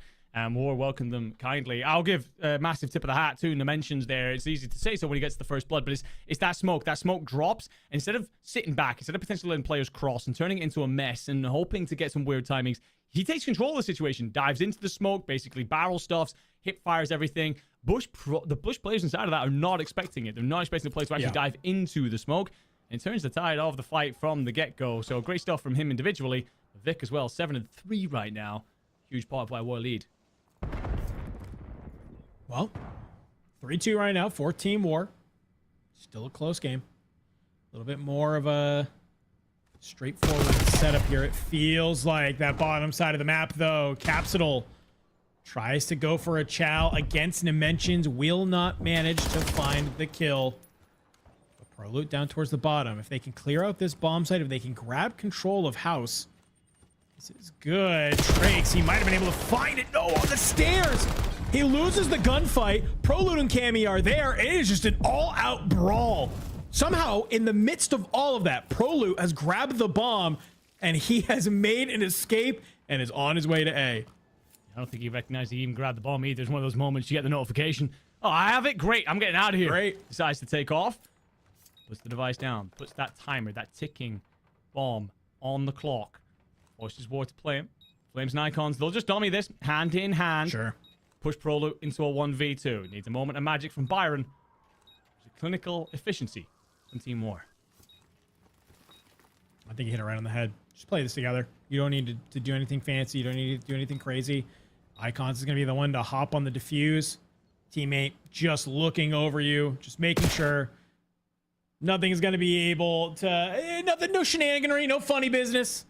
Just good, clean fundamentals. I think if you are the Bush, you probably realize you are lucky to get that bomb planted in the first place. So, you know, I mean, you would love to have that round maybe go your way, but I think it's just that initial chow from Cap, right? I think if Cap is able to win that, it feels a lot more like the Bush's favor. It's just him getting taken out. That's all kinds of information for Team War. They're able to set themselves up beautifully. No, for sure, for sure. Give plenty of credit to Dimensions as well here, by the way. 3 rounds in a row where he's had first blood. Split push this more, a lot more invested in B, and Crowley tries to split the difference through the middle. Gets isolated, so numbers advantage, positional advantage for War. Looking to put themselves incredibly close to closing this out. Already, though, a couple of gunfights happening across the map here. Cammy was good for a trade and finds one more, but now yet again, it's just another member from the Telluride Bush in a 1v2. You can see they have the bomb, and it's basically the flip of the script from last round. It's kind of been the story of this gridlock. Search and destroy. It's a 2v1. They say, great, we're just going to plant the bomb and have somebody look over us. Here we go. Moments like that where you see why War is so good at S&D. Their playbook's so impressive. I know what the Bush are doing, and I love what ProLoot is trying to do. Last 2 attack rounds for War, they've sent 4 players into the showers. This time, ProLoot's trying to be incredibly aggressive through the mid, so he's in position instantly for when that bomb's trying to go down. Stop that weird retake situation at the showers. This time, though, what War have decided to do is we're going to put 2 into showers, not all the way. We're going to watch for that push that we're expecting to come because we've repeated our strategy twice previously, so we're just going to cash that player out. The other 2, you're going to go to B. We're going to overload that side for once on an attack round, and that should give us a free plant regardless of what happens at showers. So great stuff out of War, keeping Bush guessing every step of the way. Well, the Bush 5-2 here. These rounds have gotten away from them. There's time to get yourself back into the game. It is this round, obviously, because otherwise, well, you'll lose the map. Yeah. That would suck. Astute analysis by us here, but Rock is going to go down. All 4 members of the Bush, they're going to surround this bomb site. Dimensions is just a little bit away, but he has been able to fully wrap on over. Vic, Trakes, who's going to be the one to find the pop? It's going to be Trakes. It's a nice little 2-piece. ProLoot lines it on up, and you might have accidentally had a team kill, but you get the final 2 that you need. Okay, some type of set play finally coming out from the Bush to keep this map alive. Yeah, I love that. Trakes obviously goes massive at the start. The only person that could shut him down was Byron, and then Byron says, I'll actually finish the round for you. Don't worry, brother. I'll avenge the team kill. It's, yeah, aggressive again in through the showers. It's been back and forth for Bush on their attack rounds. We've not seen that play since round 2, so better from them. But also means that we just keep War a little bit nervous. We've all seen the score. We've all seen 5-3. Yeah. We know what can happen from here, so War want to close this out right now, and it's a big hit to showers. Why not? You got 1 round to make it happen. Send all 4 bodies there. Unfortunately for you, Trakes has a little bit of an idea that this is happening. It's a cooked nade at the feet. Dropped. Vic. He's going to try and maybe do it in return. Unfortunately for you, Trakes is there. Bush has a read that this full showers hit is incoming, and it's just a complete counter. Trakes does so well there. I used the stuns, the nades come over. He recognized immediately from the intel. I'm under pressure here. War going back to that 4-man hit at showers. I'm going to leave him a little parting gift as I get the hell out of here. And unfortunately for the War players, you land literally on top of that grenade. Takes one, that softens up a couple of others before they can really recover and understand what just happened to them. The Bush are straight in. The cavalry arrive and smash that War defensive unit to bits. 5-4. 1 round away from tying us back up and forcing the round 11. Yeah, that's a big round. That's a confidence building round is what that is. You know you're down 5-4, but it's now we can finally start playing, and Cammy is going to do the same here. He gets 1, and he almost gets 2. But look at this. The smoke gets dropped, and that's going to be enough for Capsule. He's the one to sneak on forward, and it's a do-si-do around the bus.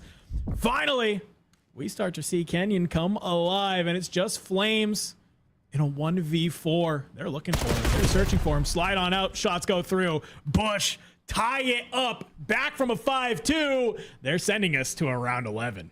You called it. Last round, confidence round. That's what we see out of Bush right there, feeling themselves.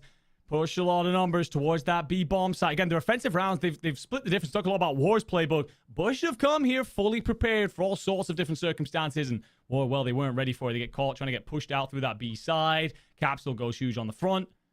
Talk about it, come alive in the right moments, and all the momentum. That pendulum has swung truly in favor of the Unshaven, but it is one more to close it out, and we've seen War many a time in this sort of position. Got ice in the veins as well, who then sends themselves through to map 3. We're tying us up. We're in a very comfortable position in this series. Oh, it's a 2-2 split from War, unfortunately, towards that northern side of the map. Cap is going to drop a grenade right on top of Vic's head. So within the first couple seconds of this pivotal round 11, you'll lose 1 player for Team War. That doesn't mean that the round is over. See just War playing with patience here. They realize we got still a minute on the clock. Flames is trying to put himself in a position. And you find one of these early ones. That could have been some good info. As they mentioned, does find Cap on that inside. So you've tied this back up on into a 3v3. Smokes get dropped. Exits happening here. Dimension's just going to kind of lurk. But look at this Enigma Trakes. I think he might smell this rotation coming on through. Yeah, he reads it, throws the smoke, checks out at the bomb site, doesn't get the chow, no point of contact. So he's thinking, this is a little bit too quiet. I need to get myself over to New. Cammy's going to snuff Dimensions out. I was very worried about his positioning from a Bush perspective. And Trakes is sneaking through the back line. Oh, and he's already get some early shots. The bomb does get planted, though. But Trakes, he's slippery. He's sliding. Oh, my God. He is helping you win. Oh, my God. Down 5-2. The Bush come back to go up 2-0 in this series. Insane stuff from the Telluride. Bush. Team War looked like they had it all but closed out. Up 5-2. Very little answer from the Bush. War, we go back to like a couple of their plays. They're willing to bait Bush in, set them up on the stuns and the tags. Go back to a couple of those moments where suddenly there were answers in play. You get 4 first bloods in a row as well towards the end there if you are Bush. A massive difference maker, because before that, you'd basically lost, well, pretty much all of them. So it's a great start, a great end, sorry, from Telluride, Bush. And taking a look at our scoreboard, Cammy, 9-5, consistent, a rock all the way through. But I think Trakes, he only goes 9-6. It doesn't sound particularly special, but 7 non-traded. The kill death, it's important in S&D, but getting a kill and getting out with your life, I would say, is more important when it comes to Search. Playing your life, making it efficient, making it so that you have the numbers advantage, and also walking away with a handful of first bloods. That guy was everything when Telluride Bush needed him to be. I felt like maybe Flames kind of got involved in this map just a little bit too late, right? Struggled a little bit through those earlier rounds, but it was fine. The rest of your team was finding the kills and was doing what they needed to do, right? But as a Telluride Bush, I think kind of figured out some of these strats and where they needed to better put themselves. Flames just, unfortunately, it felt like was maybe the first player getting picked a lot in those scenarios. But to see the Bush, you're down 5-2. A couple of months ago, you know, in some of these earlier elites in the year, Enigma, we would have looked at this and said, Bush down 5-2, they're chalked. They're just going to say GG, go next. Yeah. No, this shows the growth this team has had with the mental fortitude and their ability to get back on into the map. So Team War, they're looking down. They're down 0-2 here. This overload obviously has to be where they get their confidence back in this series. and it's definitely a possibility. You know, we've had our gripes with Bush's overload. It's a lot different story now here in Challengers Finals as we get ready to head to a Scar. Yeah, certainly is. And Telluride Bush looking good to go essentially 4-0 against most of this War roster. They beat them as this full roster at the Paris Open, but then also a couple of times before that in recent memory when it was Rispy in there instead of Icons. But we'll come back to closing that series out. A lot to talk about over here as well, because Torn Esports, OMiT, who doesn't want to tune into this series? A true clash of the Titans. The Cinderella run story from Paris. And well, two of the brightest prospects in Challengers right now, and DK and Ethan on the other side, line up alongside some veterans and have taken the entire scene by storm recently. This should be a banger. Yeah, this is definitely going to be a banger, especially just watching Torn earlier, right?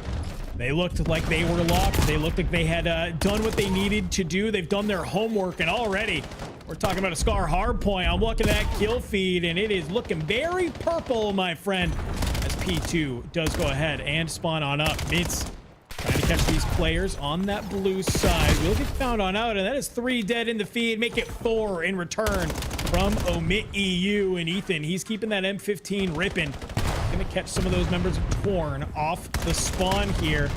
Still very low when it comes to the score between these two, but P2, we all know it's a chance to really run that one up as Ethan from this top stair side is at least able to find one. Can he find the second? No, he can't. It is just Torn flying at this point. Sure, this last kind of final 15 seconds. Get this one close to tied on up. And this is one of the things of this Torn side recently. Pressure very strong with tacks and nades over the top to just continue to thwart OMiT's positioning, not give them a defensive setup they ever would have liked, often meaning they're having to take fights without full health. And then get that SMG up in the face of your opponents to break it wide open. That being said, you probably invested a little bit too much into P2 because OMiT says thank you very much. Wins a couple of important fights on the crossing. Set themselves up for 3. And Ethan, he's already got the first, softens up the second, and just hands it over to his brethren in DK. Yeah, it's a huge win there on the back because you see Torn gets these flip spawns on out, and they kill the player top green as well. So that's all the information that OMiT needs. You see those arrows just immediately flip around after those kills. So starting to run away with a little bit of a lead here as Torn looks to put themselves back into this game. DK goes huge. A nice little 2-piece. He's 13-4, by the way, already. Yep. And looking to try and make that go up. TK on the other side, also a rookie, coming from a different franchise series, trying to make his name known. But a big reason why this Torn roster has been staying in the mix here. But as P3 will go ahead and finish, P4 looks to pop, and OMiT EU still putting themselves in the best case scenario to hold as Ethan will pop 3 and start to give OMiT EU a chokehold. This is an early buffer for sure. Jeez, you look at the kill feed, you look at the kill deaths as well. It's relatively close. Just the impact in those moments, and well, for all of the impact you're probably expecting if you're Ethan, you're a little bit frustrated to watch your team lose pretty much every gunfight from there and Torn take over.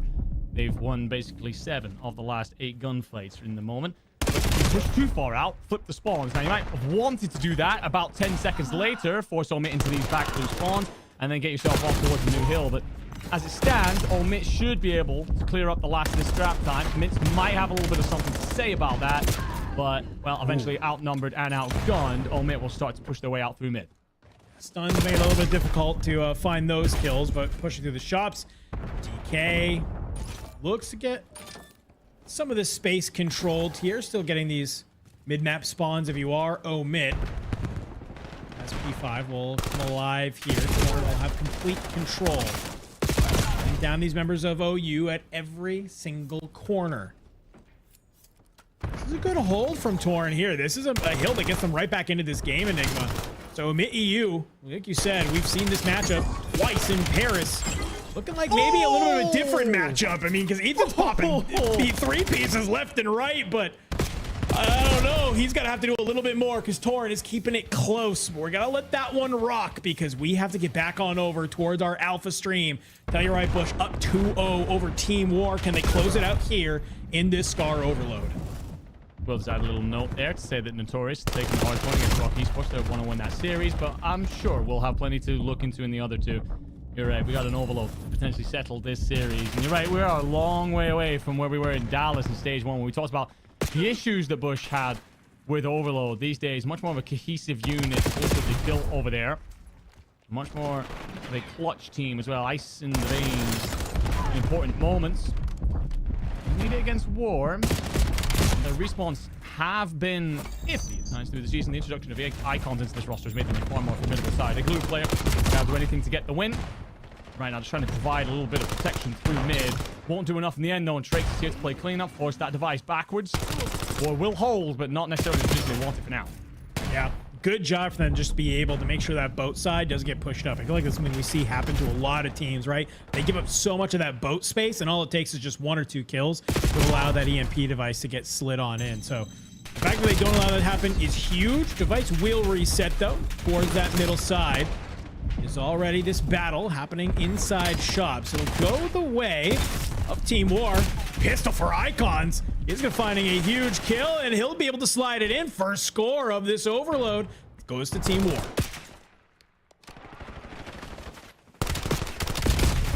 And in your spawn as well if you push. You do the right thing, all 4 of you. You don't try and force the push out. You just slow things down. All right, let's drop a bit of a firing squad here. Flush out this backside.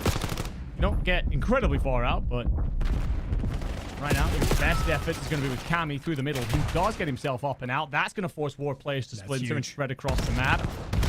Even though you are protecting that device right now, well, I'm about to say Cammy gets a little bit overextensive in the backline, and War will regain control and have this exactly where they want it to be. Oh, look at Icons. He's gone into blue. This is not what you want to have happen.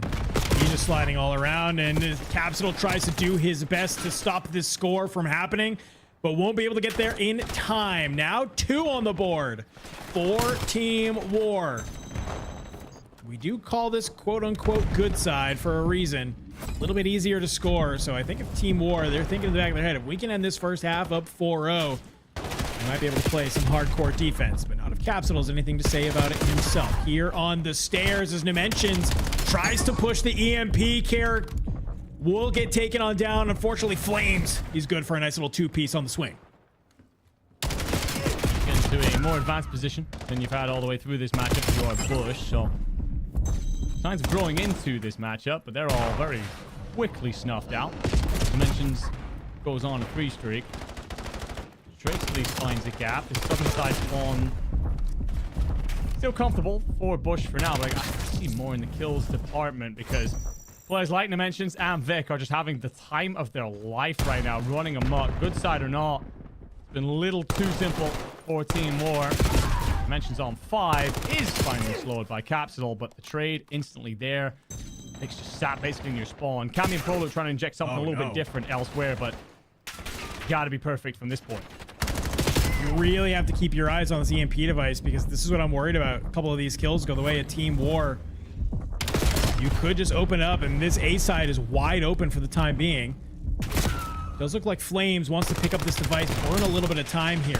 You have Icons leading the way in front of you, who is just ripping these members of Telluride Bush. Can they clear out this middle side? Can you clear out Vic from your blue? No, you cannot. Nice little 2-piece for Vic. And he's looking to just keep this going as well. He's in the back. He's in the spawn. You do enough to burn down that time. You do not give Bush the opportunity.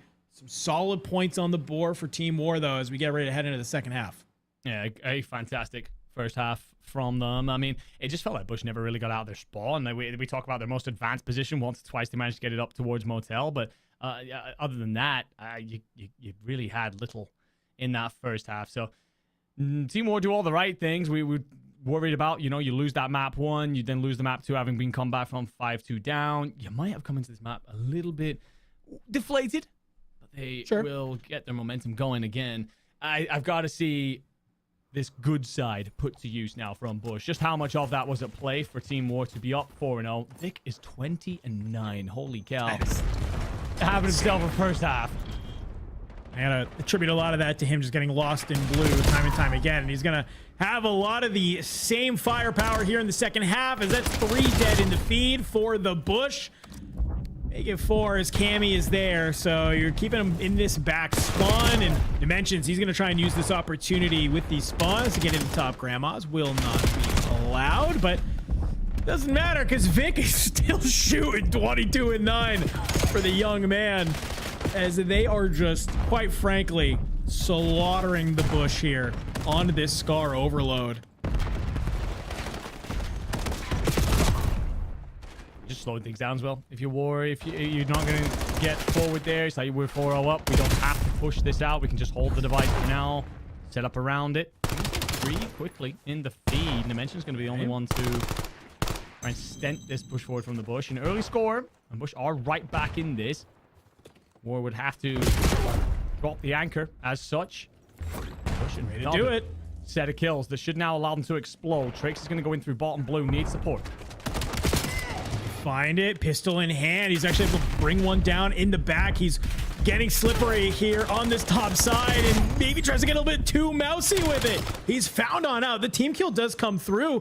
Capsule is there. He's cleared out this A side. The only problem is none of your boys are able to pick up the EMP device. Cap is still going crazy. You're still finding the kills. Where is the score? We've spent so much time not scoring here, and yet again, Oh my God. It's just you allow Team War to come off the spawn. I'm not sure if Trix intends the mantle. It looked like he maybe overcomplicated it initially, but I actually think he gets very unfortunate with the second phase of that play. Wait, it doesn't matter, Bush. You had all possession. You had all the placement. This should now be a score. And the answer is maybe not, because there's a bunch of attacks and stuns coming in a minute, and need the coverage from Cammy. You do get there if you're Trix. Just about, but my lord. Made that a little bit complicated. 4 quick ones for Team War. And this is what Bush weren't doing last time. Getting themselves pushed out immediately to counter the cap. Team War have just answered and will again look to burn through this timer regardless of where that device lay. Yeah, that was a lot of time spent trying to get just the one score. You got 3 more to push us into overtime, right? So I think you just need to be a little bit quicker on some of those conversions if you are the Telluride Bush. And look at this. War is more than happy. They don't even need to pick up the device. They'll just kind of let you say, we'll play you straight up. And oh, I thought I was about to do something crazy. Yep. For everything that we were trying to do to build Bush back into this game, that feels like a nail in a coffin or nothing superb here. Vic has, of course, slowed down from the incredible heights of the first half, but the fact that it's still 13-17 tells you everything. That being said, it's not over Slow till down it's to over. just below a 2.0, you know? Fat lady ain't singing just yet either, so opportunity for the Bush to get back into this. Just continue to squeeze. Push War back at every opportunity, but look what they're doing. Every time they get a kill, it's right up the other end of the map. Applying pressure to the backline, not letting Bush set up that chokehold. Yeah, I mean, 1:20 on the clock. You have 30 seconds just in respawn timing from the EMP. You'd have to have a quite miracle amount of scores here. And I don't know what's going to happen when Dimensions is pulling up an NPC and is just dunking right now. Vic finding another one. Does not let Cap get lost in blue. Last final minute of the second half here. Team War showing that they will not be shaken that easily by getting able to come back on there in the search and destroy. Nice kill on to Cammy, and yeah, you're just happy. You'll burn all the time you need. Keep this into their area, and do not allow the Bush to get out of spawn. Bush will be completely aware at this point. Map is over. Consider what the rest of the series is and where everything lay. And, well, Cammy still got a little bit of sauce to hand out on the stage. Lovely little 3-piece. Almost makes it a very clean 4 as well. But Icons tries to threaten from top 3. We'll still try and drive this home, of course. For it'll have been insurmountable. All that work from Vic early on. I mean, he's going to finish something at 37 and 21. So the fact that he actually slowed down in the second half tells you everything. It was his takeover map for sure, but either way, War every single time. They got a couple of kills. They were pushed out so far, had so much map presence, whether it was in the first half, where they were essentially throttling the Bush, and not letting them out of their spawn, or in that second side where they weren't allowing Bush to do the same to them. It's great stuff. It's a fantastic example of how Overload should be played. And we have a series on our hands here, ladies and gentlemen. This is a series. Team War showing some signs of life finally here. Going and taking this map number 3 will push us to a hard point in map number 4. Take a look at some of those stat lines, though. Like you said, Vic, 37 and 21, 4,200 damage is wild. But got to give some shout out to Flames here. Mr. Defense, 5 carrier kills as well. Really proving that when Bush had the opportunity maybe to try and get that EMP device on in, he was the one front of the line, making sure that that was not happening. Overall, though, like, there's no like real egregious scoreline from any of the Bush. Just felt like they weren't ever able to work as a team to finally create those openings that they needed to get those scores in that they wanted to. So, well, we're taking that, though. We do go to a hard point, and we are sticking on Scar, though. An opportunity here. Do you think, Enigma, how are you feeling about the Bush on a Scar hard point? Are they maybe taking that one on home, or is it going to be a little bit tough? I think it sits very in the balance, to be completely honest with you. Neither of these teams are necessarily hot or cold here. So I think that sets us up for a beautiful way to continue what has been a classic of a series already. But we're going to move over to take a look at the OMiT Torn series, and we're going to jump straight into the Search and Destroy. These two, of course, number 1 and number 2 at the Paris Open. So many different storylines on the table. Again, the Torn roster, the run that they pulled off in Paris, not only to get second, but who they had to beat to get there was stunning. Yep. OMiT, no one saw this roster coming. And now, not only after winning the hard point, but up 3-0 in the S&D with Aspect on takeover. What a start to this series that could see them walk straight through to bracket play.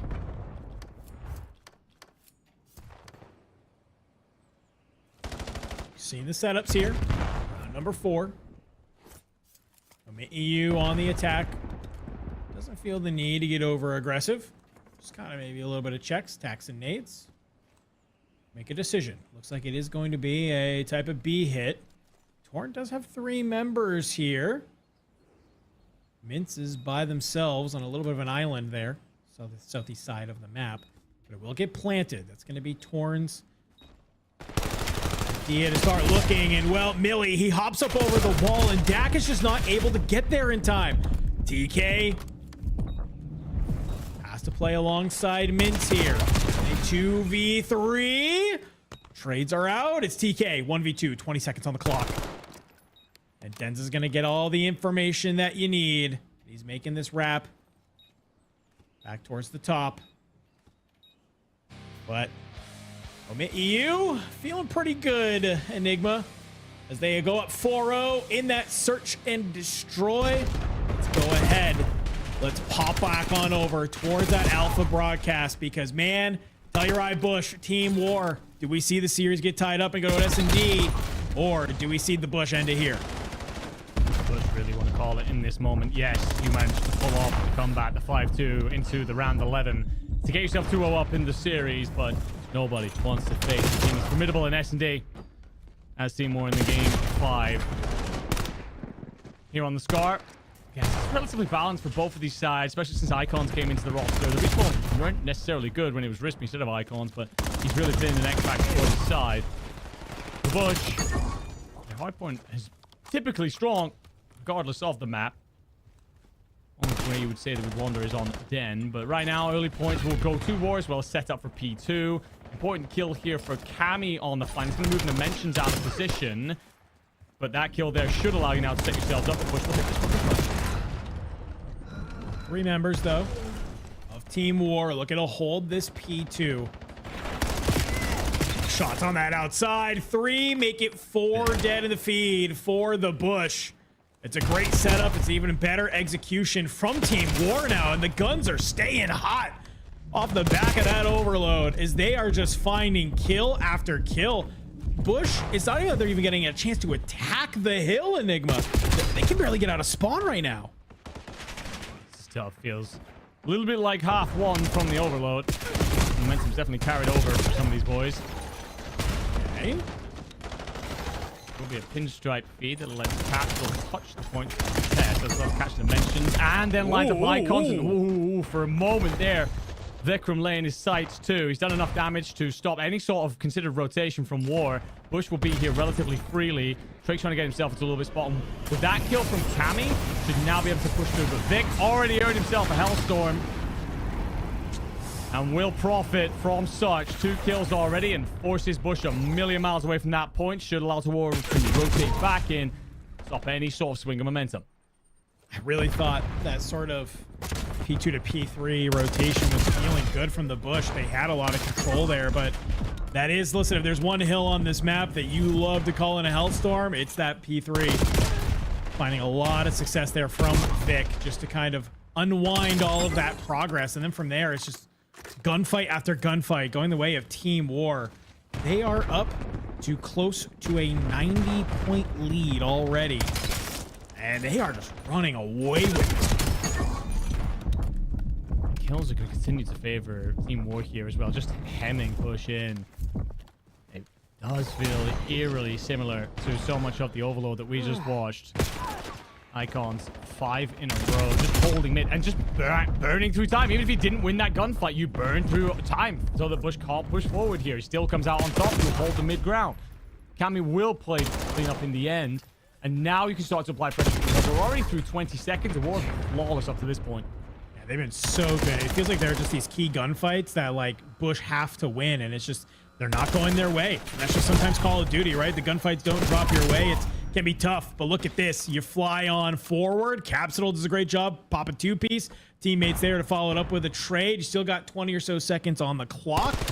Do a great job. Find some of this hill time, and maybe this is where the Bush start to get into it. We saw it on the Colossus where through the first sort of 2 rotations almost full, it was Team War, and they were looking great. And then finally the Bush came alive. I wonder if Scar is maybe starting to build out for the same. The only fortunate this time, Team War has a substantially larger lead. Bush will get rotated in for 5. Brother's got a lot of work on. Would love to support. Probably isn't coming. Doesn't need it. Oh, Byron. Could that be the moment that lights the touch paper and gets Bush going again? 4 clean. 3 of them out of Byron himself. 6 spree now. Needs a little bit of something more for the Hellstorm. How you'd have loved him to just slow that down. You can understand getting pushed out for space. And there's no way War just breaks straight back in here. Oh my God. Looks like What? they might. They might. Byron did so much work for you. Unfortunately, it's a little bit all for naught. You're still down 100 points if you are the Bush. Thanks to Team War just breaking back on forward to it. And Vic tries to get a little bit fancy there. Goes for the over-the-wall hop-up. Immediately gunned on down by the likes of Cammy. He'll soften up Icons. And, well, the team nade is actually what's going to bring him on down. So that will still stem the tides of this push from Team War. Slowly are the Bush getting this time. Look, the problem here at English, we get ready for the second set of rotations, is that you can't let Team War just soak up this P1. You have to chow it, and if you're Telluride Bush, you need these points. Dude, I love what Flames did there as well. Just hung around old, stopped the exit, and ensured that his team had cutout control, which means the Bush must play this from one half of the map, essentially. Turns into a bit of a weird one if you're looking down at that minimap for a moment, and that will just settle things nicely for Bush. That being said, you can't get onto this point. It becomes so much more about the trade test around it. Set yourself up for P2. Gonna lock that in for some money time. Especially now the trophy should be active. Probably weren't the first time we got to P1. So now, just trying to set up forward control over shop. And a big Q piece from Cammy to allow you to move forward will be there. Icons needs flushing out of mid if you are Bush. Cammy's gonna check for it. Does get there, but the boys aren't in place really for P2 just yet with 5 seconds left. You really want this rotation in place. I like that, though. It's the discipline. You want to check to make sure that you can hold these back spawns. The only problem is you've lost them.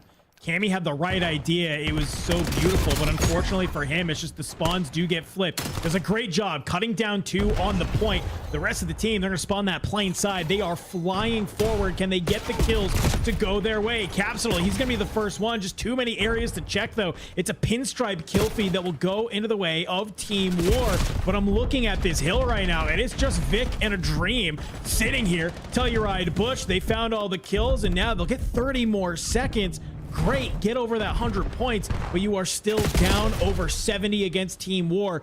You have to make this P3 go your way.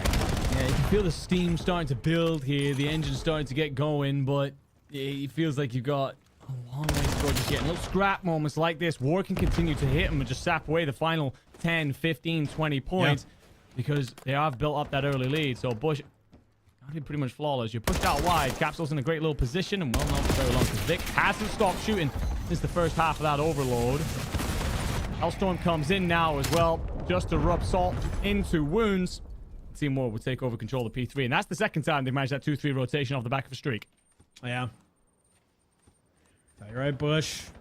Maybe just do something a little bit different here. Trakes, he's not ready for the players to be in that type of position, and Bush go 4 down yet again, man.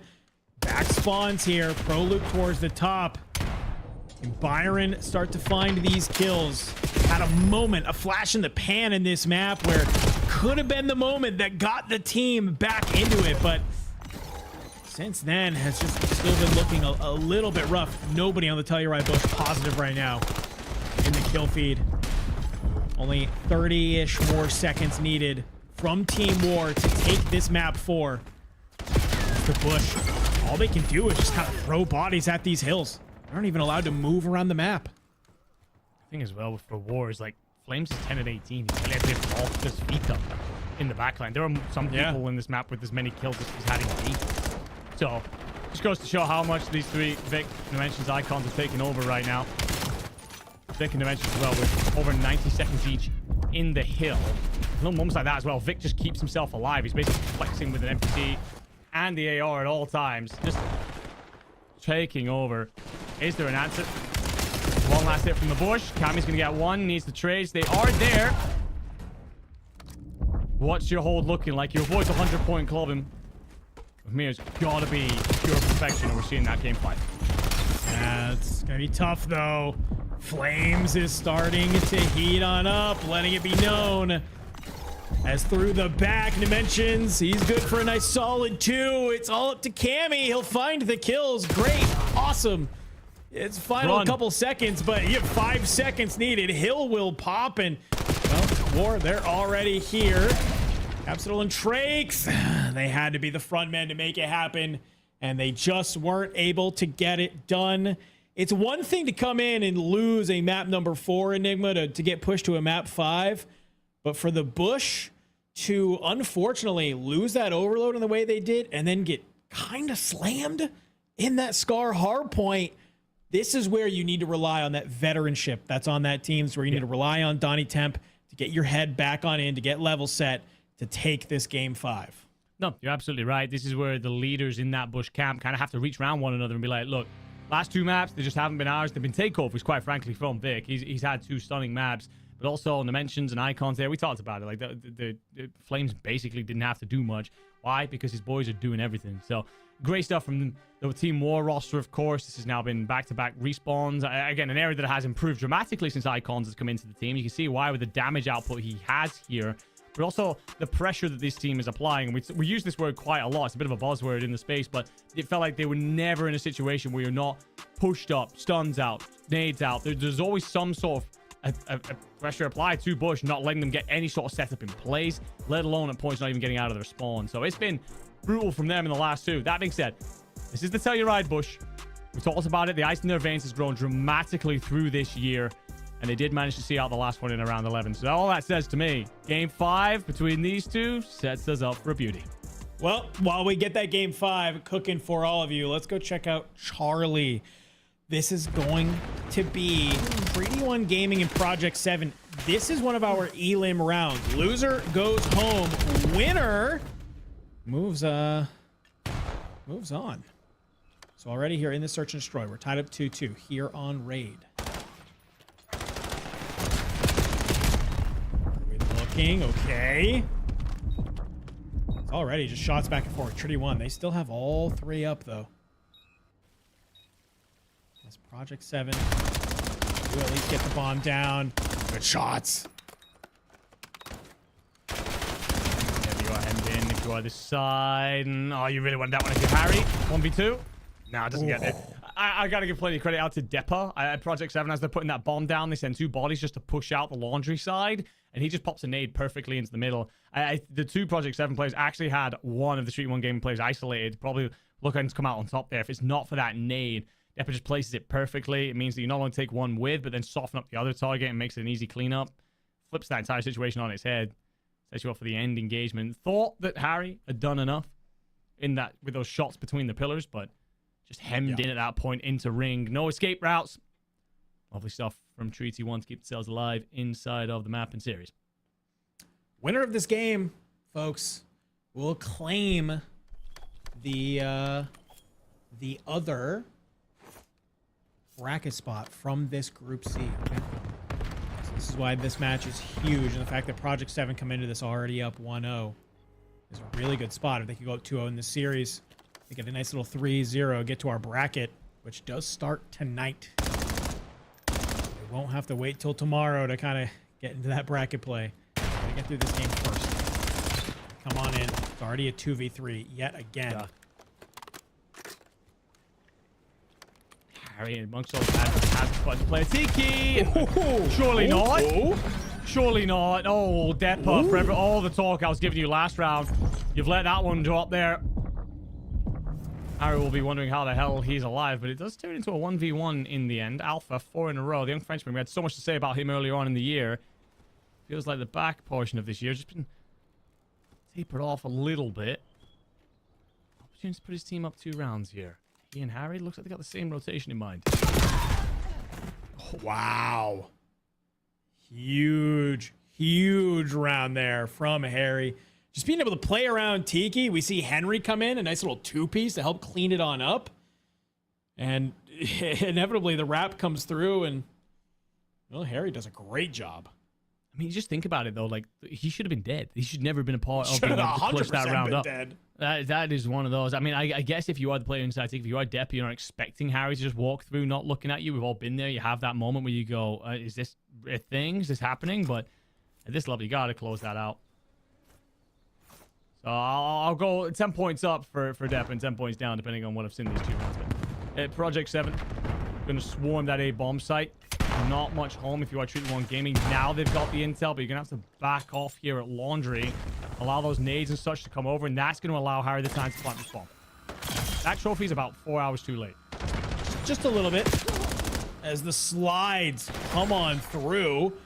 Depa and Sykes, though, they do a great job. They line on up. Clean up some of those softened players. Now it's a 2v3 here. All 3 members of Treaty 1 are going to slide on out. Not ready for it. You may have been able to find 1. No way were you going to be able to find 3. Is already, yet again, Treaty 1 will answer back in kind fashion.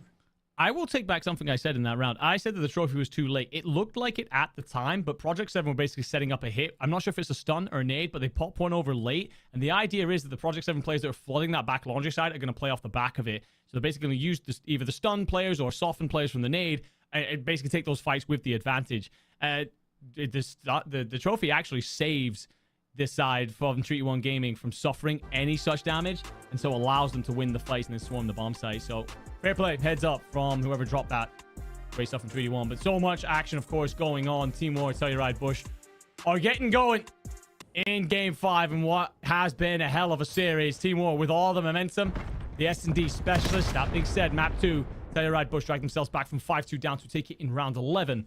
What does this one have in store for us? Raid. It's the classic. I wouldn't have it any other way. Winner of this match will make it into our bracket. Loser will have to drop on down and play 1 more game. They want to try and stay alive. But look at this. All 4 members of Team War have taken control of that A side, and some shoulders kind of get thrown here, and the Bush will realize this bomb has gone down A. So how do you try and play for this post plant? Icon's in the mid. He gets all kinds of info. He sees him hipping and hopping.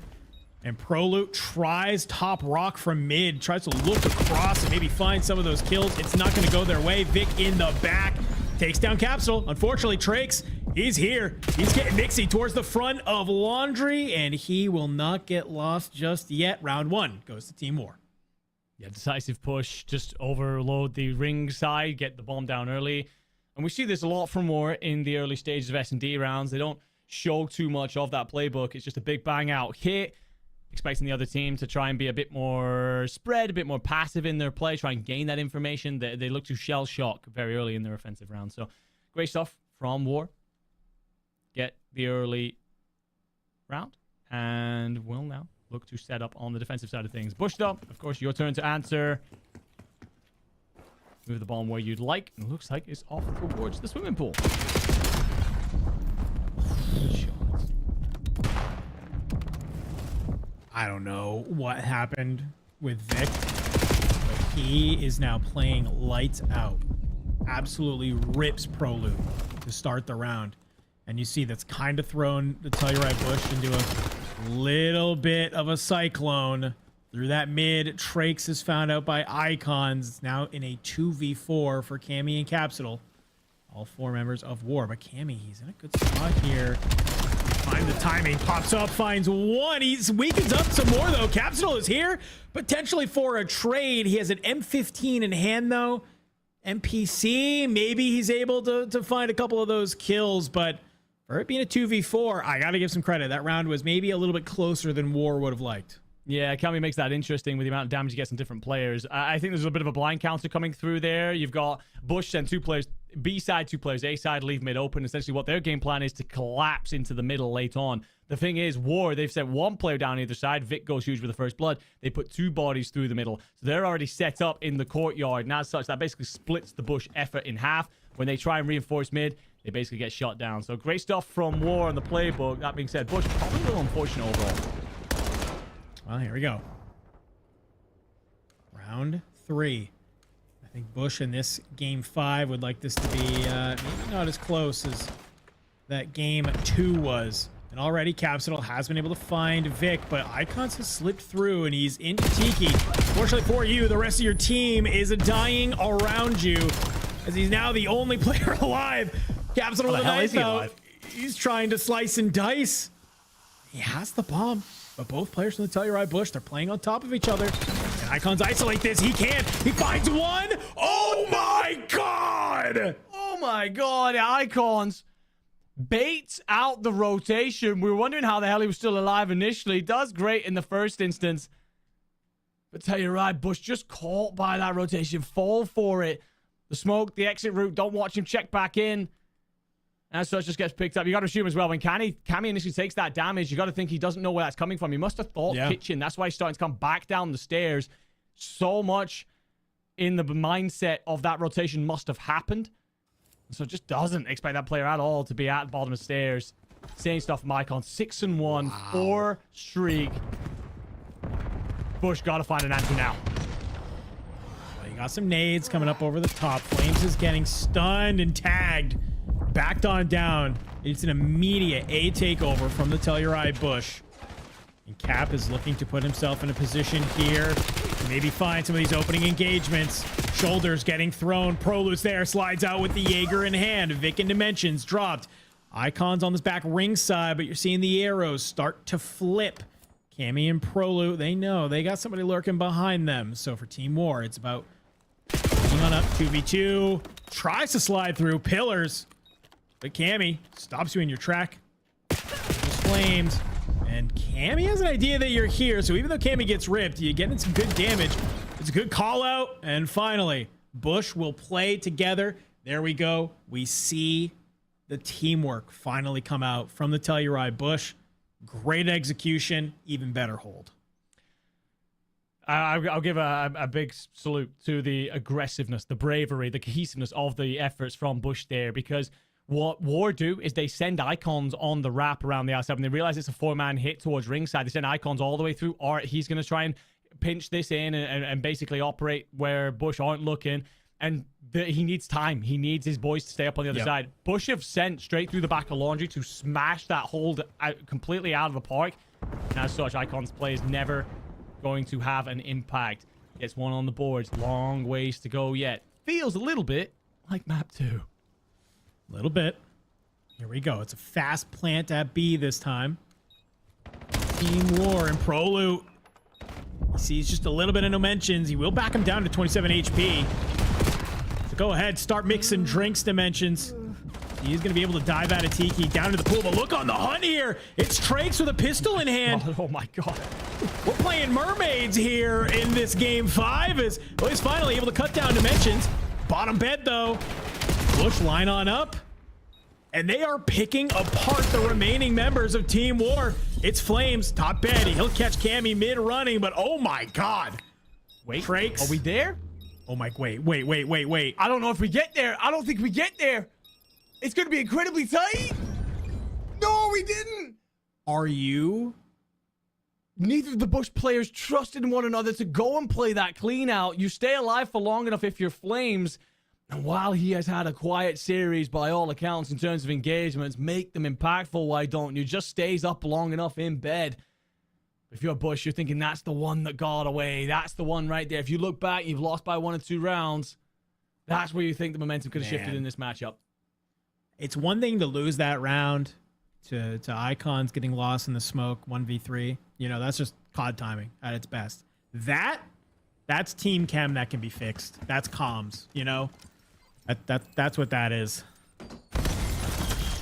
A round that the Bush should have had.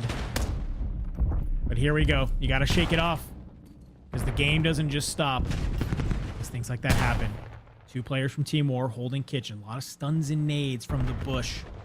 It's a pretty wide spread here from both teams. It's going to be Prolute, who has been able to get on that A bomb site at Ring. Couple of pops from Cammy will let you find Flames. So he puts you into the man advantage. First blood going towards the Bush.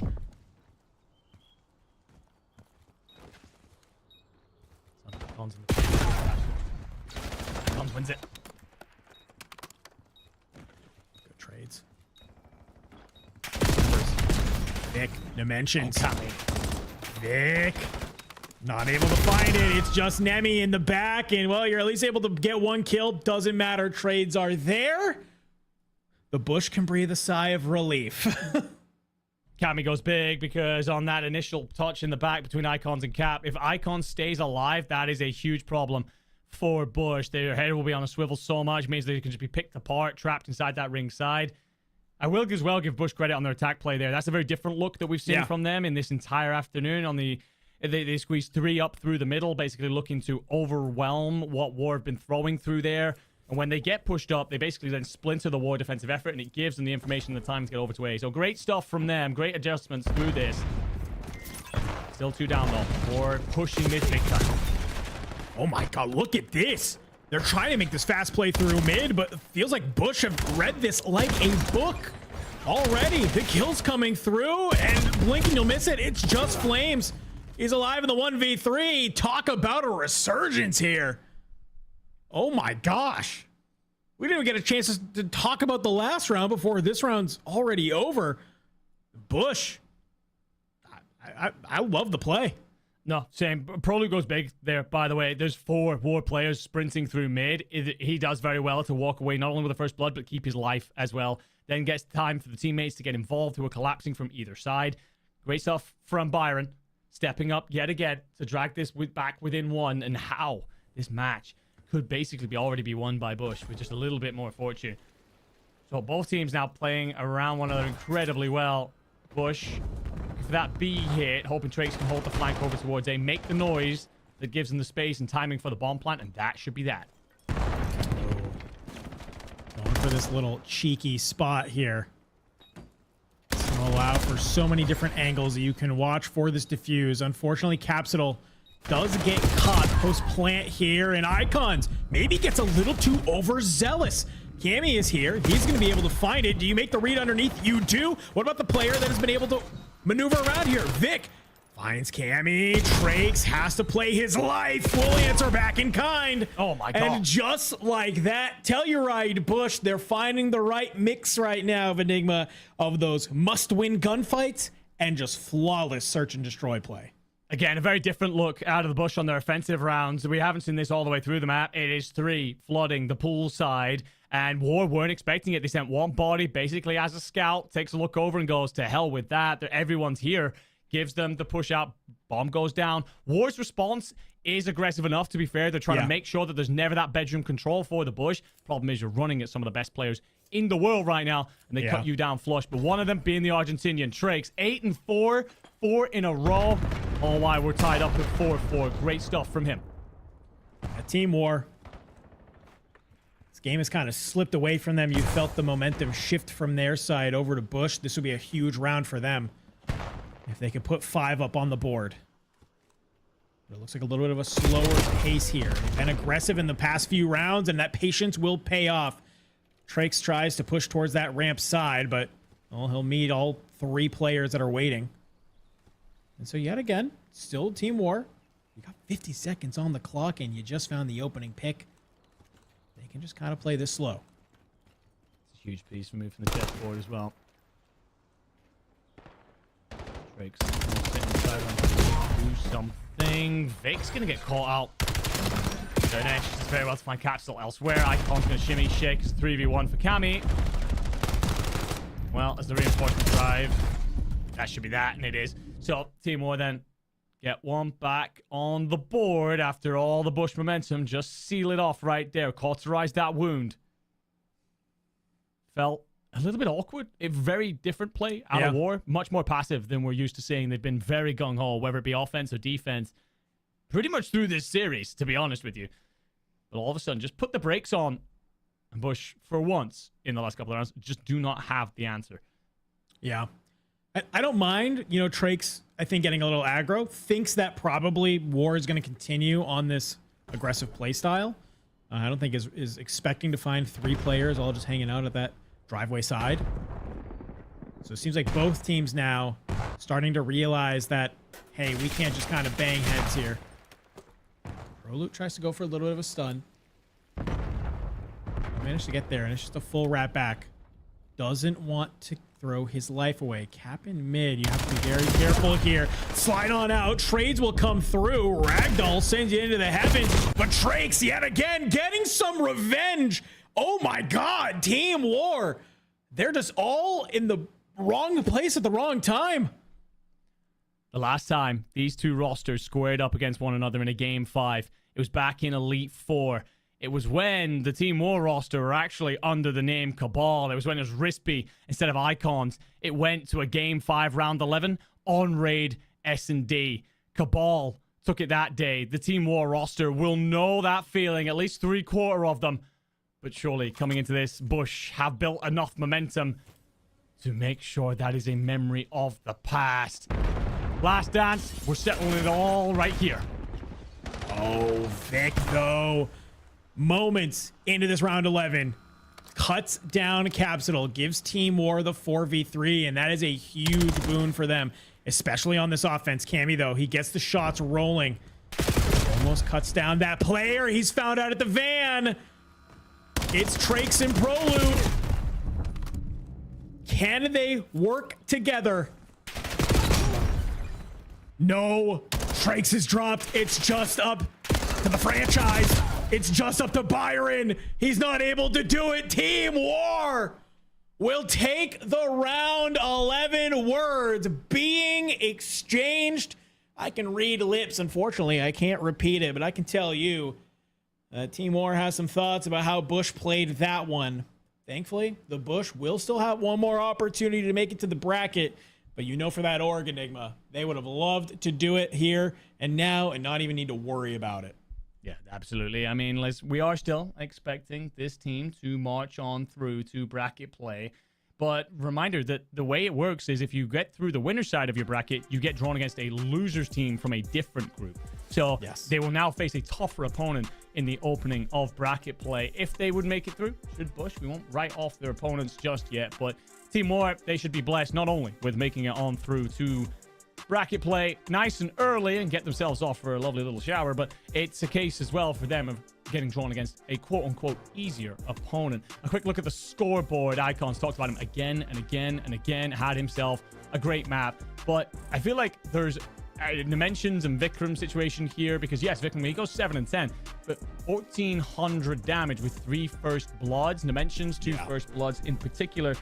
Towards the end there, just as Bush had built all that momentum, He cut it all off at the knees, silenced the Bush crowd when the Team Horse really needed him to do so. Obviously, great performances on the opposite side. I think Byron himself had a great map. I will say about that last round, it felt like Bush, I don't know if they played the game plan that they wanted there. There was a couple of conversations between them internally. I think that they were expecting a very different play, maybe out of war. They flood the middle. Sure. Telluride Bush had no answer. Split in half, and from there, just isolating all the gunfights. Reverse sweep for Team War completed to get their spot in the bracket. Telluride Bush, they got to go back to the drawing board because they got one more series to play where it is literally do or die, ladies and gentlemen. They win, they're in. They lose, they are out. And that's the case for a lot of our teams that are happening around. Make sure you're tuning in on to all of the action. 4 different streams of action ripping over on YouTube, youtube.com/@CODChallengers, okay? But we have a couple more games to play here today, Enigma. So what we're going to do, we're going to go to a break. Bryce and Seymour hopping back in the seat, and they're going to round out some of these final matches that will decide who is making it to the bracket. But don't worry, because after that, we then still play the first round of our top 8 bracket. Do not go anywhere. Challengers Finals will continue after the break.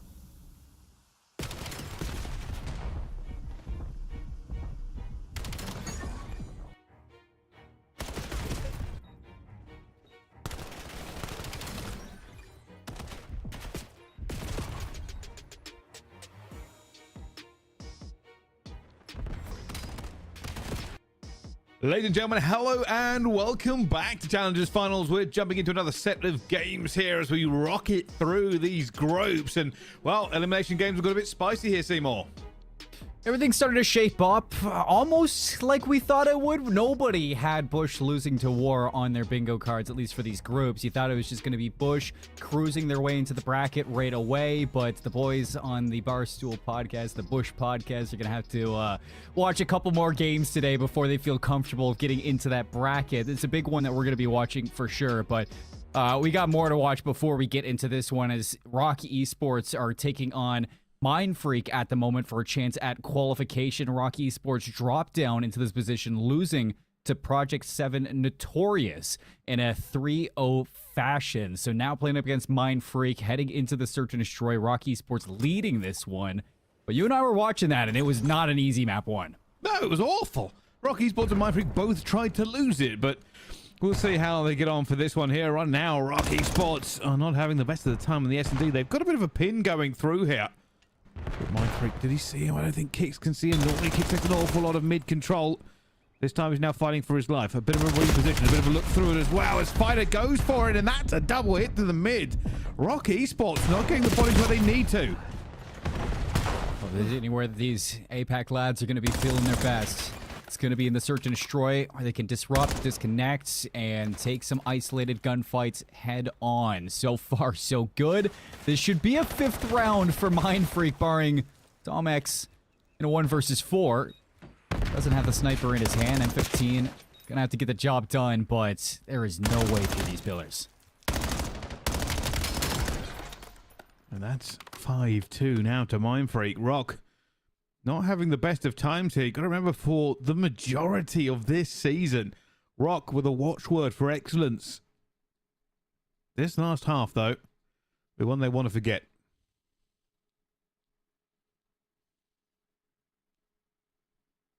I mean, this is a team that, heading into champs, I mean, you put Vortex in, but there was so many rumblings I was hearing from you, from Ton, that, you know, this is the real deal. Don't sleep on Vortex. Don't sleep on what's going on here in this Rock Esports camp. And, you know, it's not as steady as I think I would have expected it to be, putting such a vet player in this team, but you can't expect greatness so quickly. The changes that are happening, and Vortex is going to be blooded. Mindfreak looking to put it away and find their first app win in this series. Here comes the household. They're trying to get into a safe place here. And they get caught for it as well. This one already going down. They're now taking complete control. They find Kick somehow. Domex finds himself in a 1 versus 3. This is outnumbered and outgunned and done. Rock Esports lose the S&D. They tie that series 1-1 here, Seymour. And all things are not well. Hey, Bryce, some people got to put some respect on this Mindfreak team because, I mean, you look at Fighter alone. This guy was playing against the Dynasty back in the day. Like, he knows COD. He's been there. He's done that. He's taken this Mindfreak organization to heights that a lot of teams will never see. Yeah, it's been a bumpy road for APAC for the past couple of years, and these players might not be as experienced in multiplayer as they once were, but you go into a Search and Destroy against a team like Rock Esports that is a little bit broken at the moment. You can expose them in ways. They do exactly that. I mean, you have so much history between Fighter, Crimza, and Setsi. I mean, playing all the way back since MW19 together at times. And you put Limax in the case as well. I mean, you can't talk about Limax without mentioning that he's actually going to be at EWC for Warzone competing for APAC as well. I mean, he is quite literally doing it all. Wow. So you're saying if he gets through on this qualification period, he could be playing for 2 games at EWC, is what you're kind of highlighting. I think that would be a first in, like, EWC history, a player playing 2 different games. It might be. I mean, it's not out of the realms of possibility, realistically. Like, I mean, I say that. This is an elimination game. This is an elimination game. Let's be honest here. I wouldn't put the odds very high, but it is possible. Yeah, I mean, like, there's a world where it happens. You just have to, you know, beat Rock Esports, go into the bracket, you know, beat Huntsmen, beat Bush, beat War, beat OMiT, who have been thrashing people. It's not going to be easy, no matter which way you spin it for this this Mindfreak team. But the thing is you just got to respect the legacy of a lot of these players, that they've been around the Call of Duty scene for a very long time, whether it be challengers, whether it be, you know, previous to CDL. I mean, there's a lot of history with these guys, and I like to see them showing up to champs this year and giving a little bit of a fight to Rock Esports. Doesn't matter what the situation of Rock is, it's just good to see. It certainly is. I think realistically for me, it's all about whether or not this Rock Esports can find their groove. Having a replacement being a coach is not ever going to be easy. But hey, we've got some absolute monsters that have stepped into this, I say, lower side of the groups here. It's not technically the lower bracket, it's the lower side of groups. Things like our Bush Gaming we just saw, is that's kind of a wild one to see them swimming in this pond. I like it.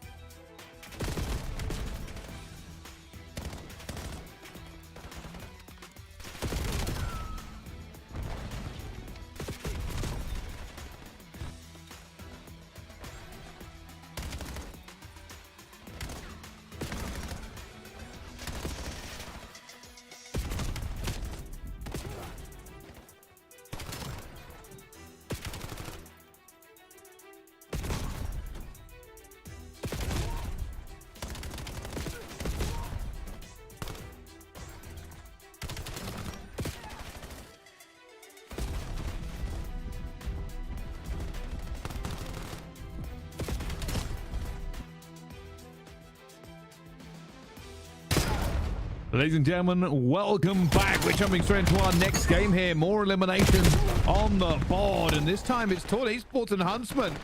Neither of these teams are going to be happy about potentially going home here.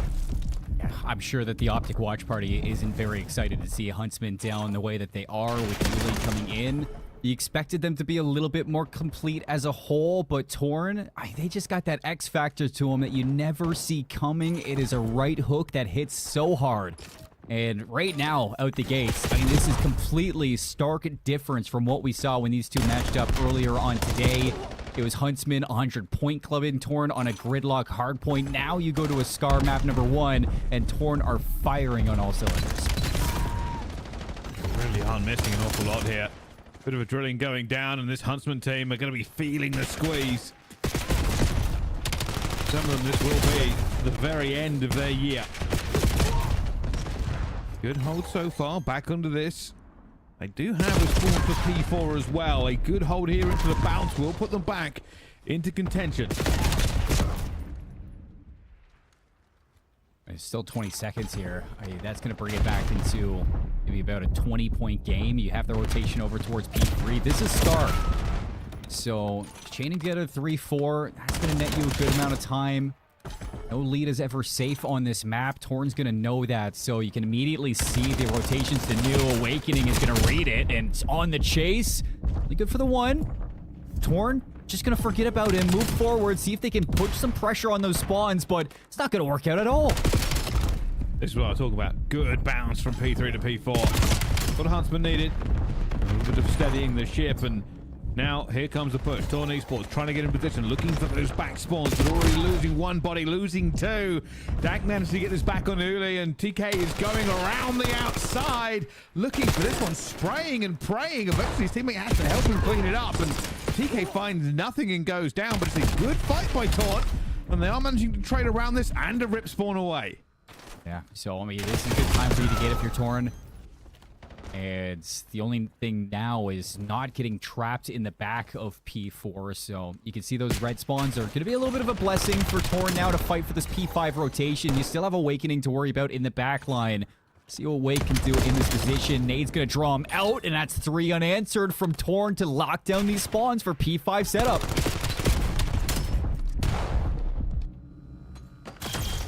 Good hold all through the front here. You can see them holding every single side of this map. This might be a bit of a blender. Huntsman trying to find a way through here. That's a big first kill. Dag is going to find himself outnumbered here potentially. Stays alive for one. The rest of them will now get over that plane in pretty good order. Vince just helping out. That is some wonderful shots he's hitting. Bragg finds one back here, but the damage is done, and this is so far so good on the hold. I can't believe my eyes either, Bryce. I know this is like completely different, but like you just got knocked out of champs. That is just absolutely stunner right there as Torn are trying to do the exact same thing to Huntsman in the Challengers pit. 115 to 68. Rotation of P5, a huge chunk of time for Torn as we head into the second set of rotations. Huntsman still in position for map control. You got Awakening in through mid, Market being fought over, and Torn trying to push out from green.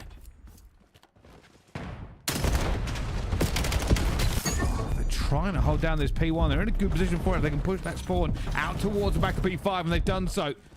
Brack will be key man here. We'll be the first man under the gun, and down he falls. That opens it up a little bit and should give Tony Sports an opportunity to get through it. Also going to push through blue side. Very important to split this when you find yourself into that spawn. It gives you the best possible opportunity of getting that pressure off. So good time to grab here.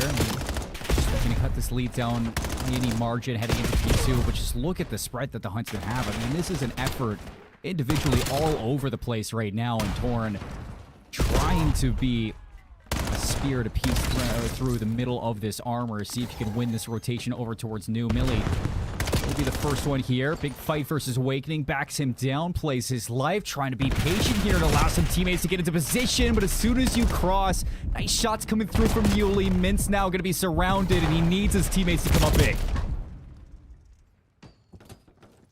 This is good now for Huntsman. That's even better. The team kill nade helps them out just a bit, but unfortunately Millie is shooting, and they're going to get a couple going down.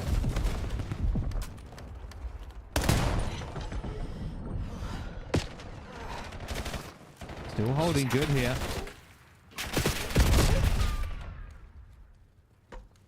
We just haven't been able to really get a good setup out of Huntsmen on any of these breaks, Bryce.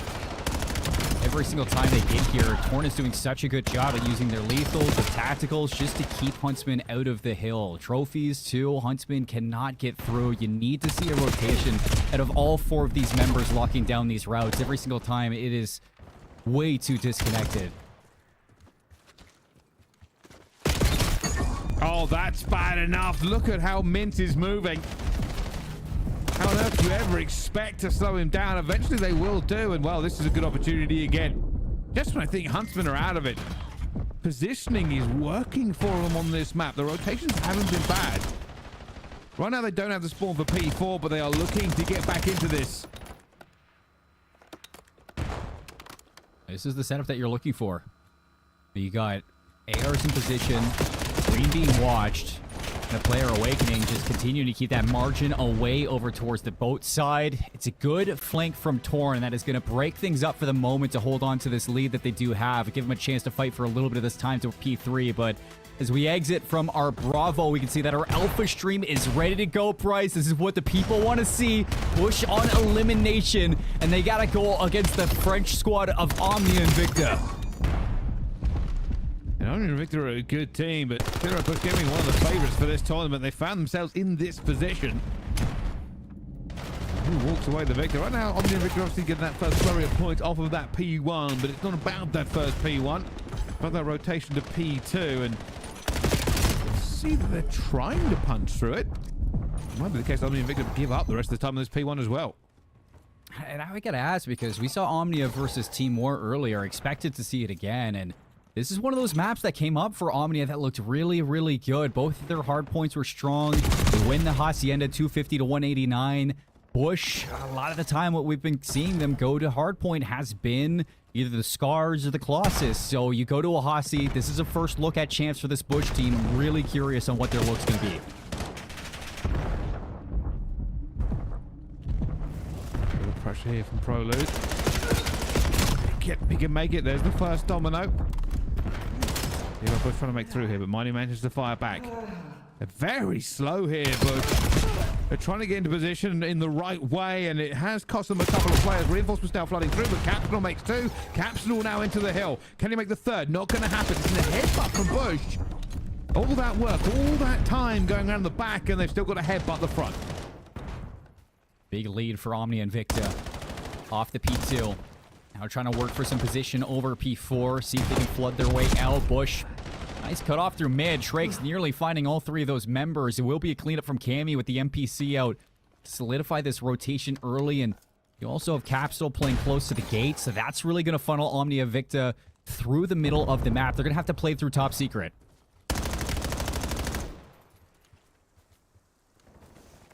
OMNiA Invicta doing a good job. Can they hold it? You can already see they're doing it again here. Lins firing on all cylinders in this elimination game, and this is one of those games where we know OMNiA and Invicta are good. Hey, we've had this conversation already once today. OMNiA and Invicta are a good team. They're just not a consistently good team when it comes down to every map and mode. That's why they're in this elimination side. Bush Gaming is supposed to be that kind of apex standard. And right now, they look a little shaken to the core after what happened versus Team War. This is not the same Bush that we would have expected into champs after all they've looked at in scrims leading up to this tournament. And you go to the hard points. This is going to be the best look for OMNiA and Invicta, so it's good to see them starting off on the right foot to challenge this Bush squad head on. The issue is the decision-making for Bush from here on out, it needs to be a little bit quicker, especially in terms of supporting each other.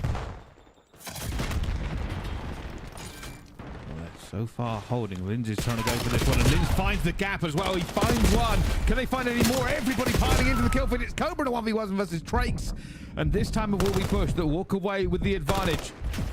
Should be a good hold here for them. It wouldn't surprise me to see OMNiA and Invicta try and go for that contest again. As good as the first set of rotations is, and it's all down to the second set to really see if the Bush can draw their way back into it. You're getting a lot of time off this P4.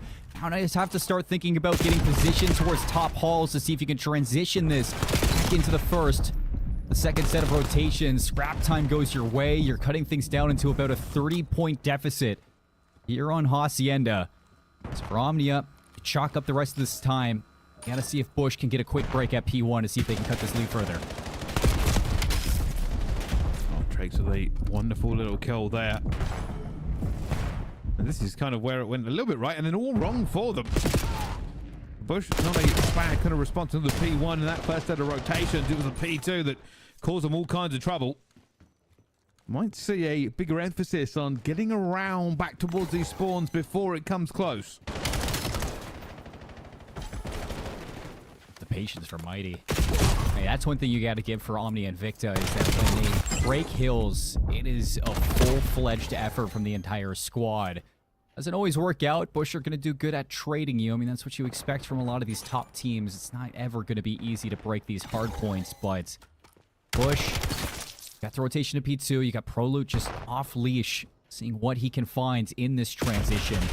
That double kill is surely going to stall out Brezzy. He needs to wait for his teammates to hit through vines.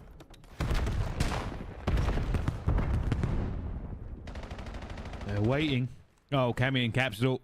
Cammy finds another one. He's finding a lot of confidence here with this NPC. This is a much better P2. Here comes the headbutt though. OMNiA Invicta stacking front. Ready to rumble. Come on, going through Mighty, just managed to find Cammy. The rest of the players now starting to get into this point as well. It is a difficult one to get through on the headbutt, and Litz tries to crawl through, but Capsule finds two as well, and now the push out.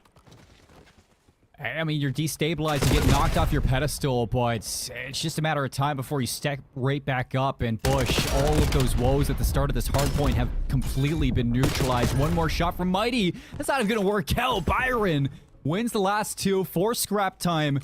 Be about a 25-point game heading into the next set of rotations, and Prolute's holding on to the Hellstorm if they need it. A big reversal. A big opportunity. OMNiA and Invicta, they must not let this go easy. There's Mighty for one. Holds it down. Lin finds Cammy. So far, so good. Beautiful hold. Last player's going to be Trakes up there, and he's trying to stay alive.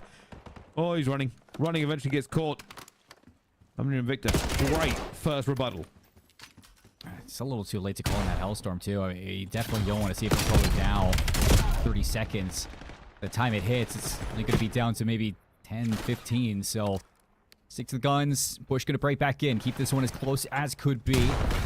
Cobra going rogue inside of the top offices. A lot of things to check off your list right now if you're Bush trying to fight out of this hill now for the rotation to P4. And for OMNiA, one more swing at old. Prolute's going to shut you down. And it comes out with absolutely nothing. So you're spawning all the way deep into the vines. Bush are going to have 3 players at new. It's going to have to be a quick break with Mighty on the flank, and he's going to get spotted. Didn't get anything. OMNiA and Invicta were not able to get into position quickly enough. If they can find one, that would be big. Try and start putting the pressure on.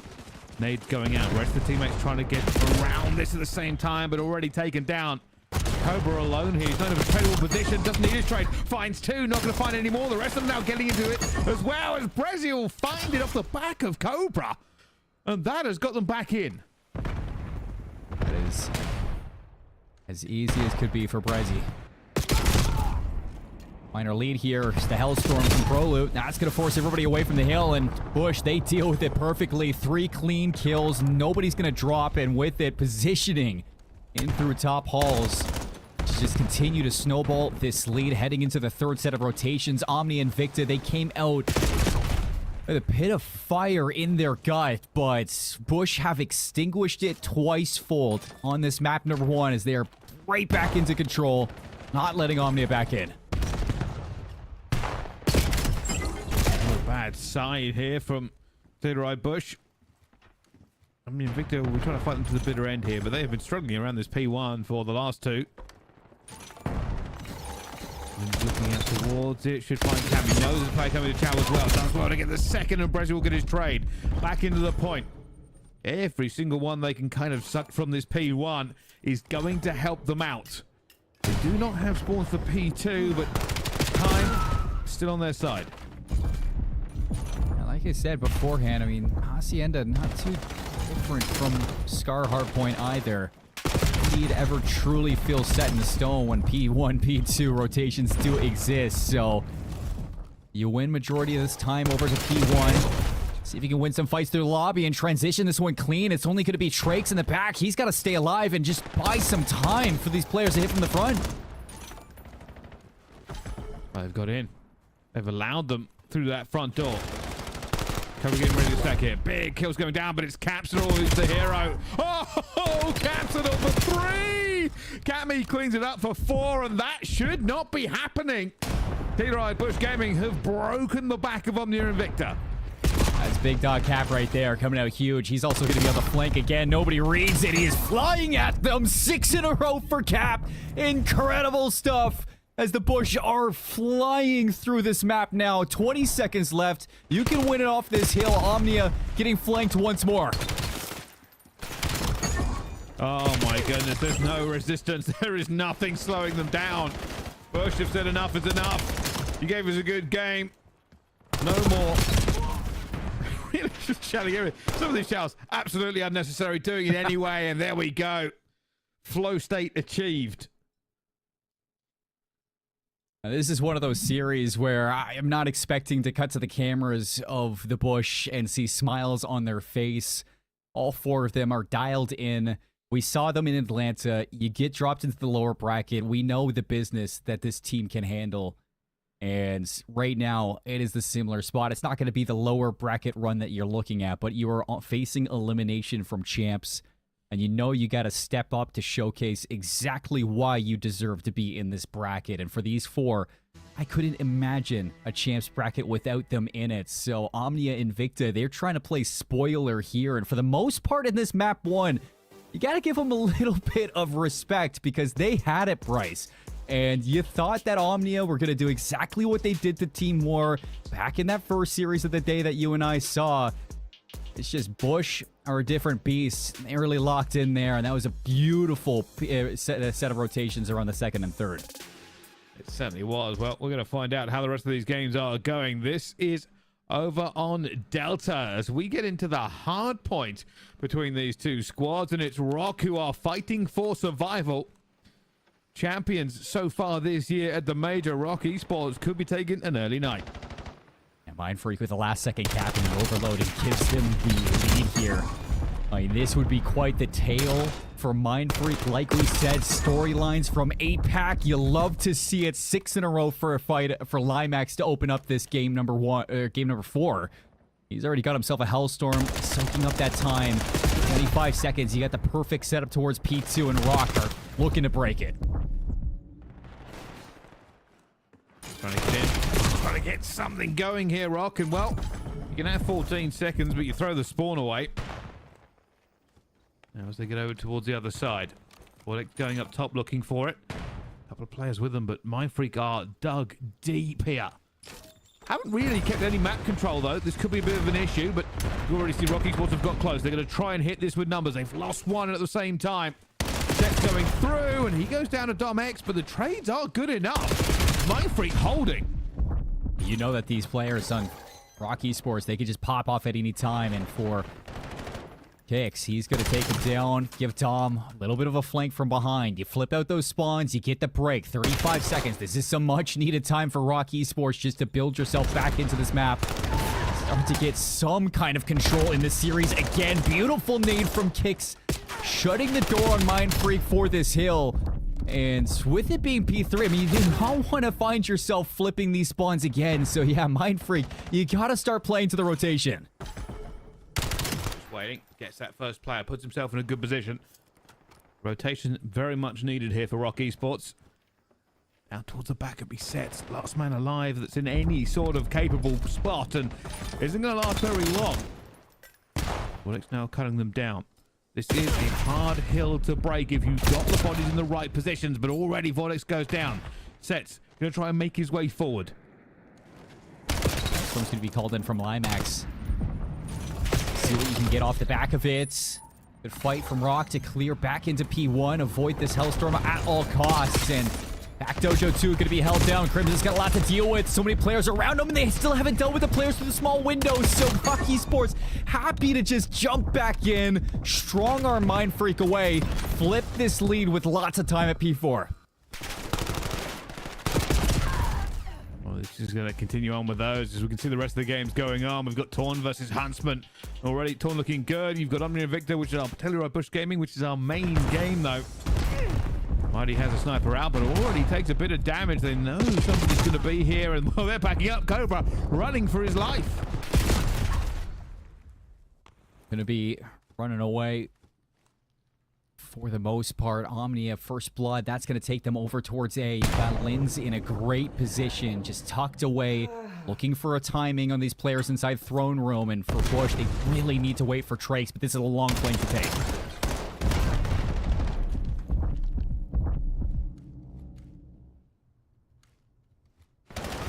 Slow and steady. Capsule again. Has a bit of timing. Finds the first.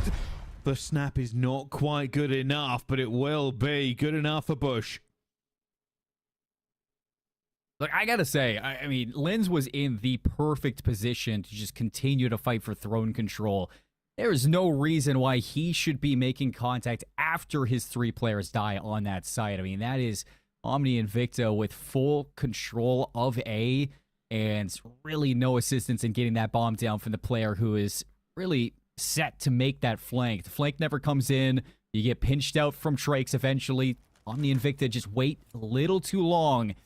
Bush spring their trap. So losing first blood, turning it into a round win. Bush continuing off of their success from the Hacienda to head over to B. Pressy, big first blood, but gets traded. Caps the door. Oh, look at how they want to move through into Dojo here, but there's a lot of resistance into it. They're unsure of mid and the flank, which is why they haven't committed. But now they're going out through the middle here. Caps.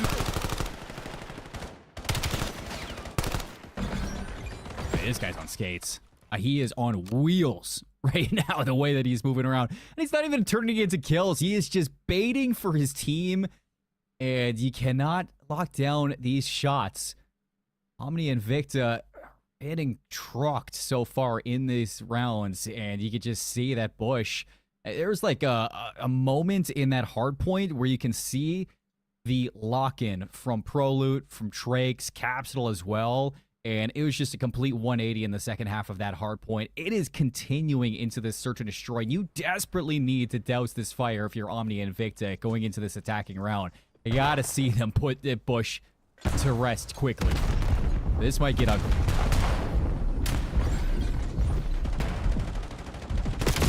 Presley trying to go through. There is a lot of smoke here again, but as Trakes getting the kills, it's not actually Capsule, but Trakes has gone berserk. Over there, manages to find one back. Still here. They're still fighting. Not going to be enough though. Bush, a reign of terror really going on in this S&D. It's the disruption inside. You throw that smoke down and like there's no trades even possible there. As soon as that smoke blooms, you just can't cross it. You know that Bush are going to be on the other side. You know they're probably beating you to those timings, and I think OMNiA are just walking right into exactly how Bush want to play these search and destroys. I mean, that's 3 rounds in a row where Bush have been able to strong arm you out of power positions. So I'd like to see going into this next round, I mean, OMNiA start to show some kind of composure, patience in their plays, just a set strategy that they're able to stick with and stop getting too creative on. Little chow from Prolute, little chow. More players coming through. There's Trakes again. Monstrous for Telluride Bush Gaming all the way through this tournament. I can't believe they didn't think he was pro level. I am convinced Trakes will be right back in that pro league. I guarantee it. I bet he's already got offers lined up for MW4. 8-1 MVP of Elite Stage 4. And one hell of an SMG with that MPC in his hands. Bush in the 1 versus 3, or Mighty in the 1v3. He's not able to get anything more Just a couple more shots in these players. 4 unanswered rounds for the Bush into the Den. This one is quick, and it's kind of what you expect from the Bush. You can see just how deliberate things are in drawing out some mistakes from OMNiA and Invicta. It was a double hit from OMNiA off of the smoke to see if they can overwhelm mid, but as that player in mid stays alive, it just gives Capsule and Trakes that timing on the outer push through the gates into Tin to take them down from behind. It is so manipulative from Bush on the timings that they're playing. See, is there an adjustment? Is there a way forward? Mighty with a sniper changes it out. Thinks better of it. And well, that worked out to get one, but that has been answered back straight away. This time it was captured. Prezi, it's a dirty gunfight, but gets the victory he needs. This is where you can't just stop in your tracks. You need to start making a playoff. You've given Prolude a chance to flank, and there's the 2v2. Cammy on the other side. It's going to be all down to Prolude versus Linz. 1v1, 60 seconds. And this is going to go on so long now that nobody is going to have any idea where the other is. Bomb is down, though. And Linz has to go back and get that. Prolude's going to check the bomb. He sees nothing. And yeah, this is going to be the call. Play through mid. You got a quick wrap back into A if you need to retake this one fast. If not, you can spot out B. Oh, timing. Prolude gets it done. No luck for OMNiA Invicta. They are being outmatched very heavily in this elimination game.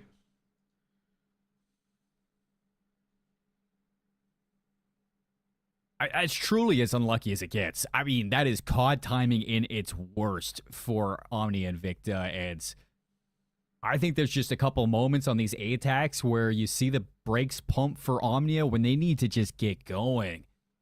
Hey, you had numbers, you get that first blood, yeah, it's traded out, but Brezzy bails you out with that kill into the player and the bomb. Like, you gotta hop that, take those fights, show some strength in space, and start to force Bush into some panic plays.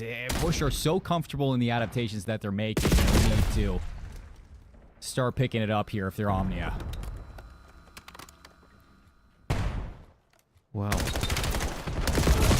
probably almost got one. Wow. Not good enough. Probably can't let that one go yourself, as it will be answered. Advantage to OMNiA Invicta. Capsule has a sniper out, and an NPC, and a sniper.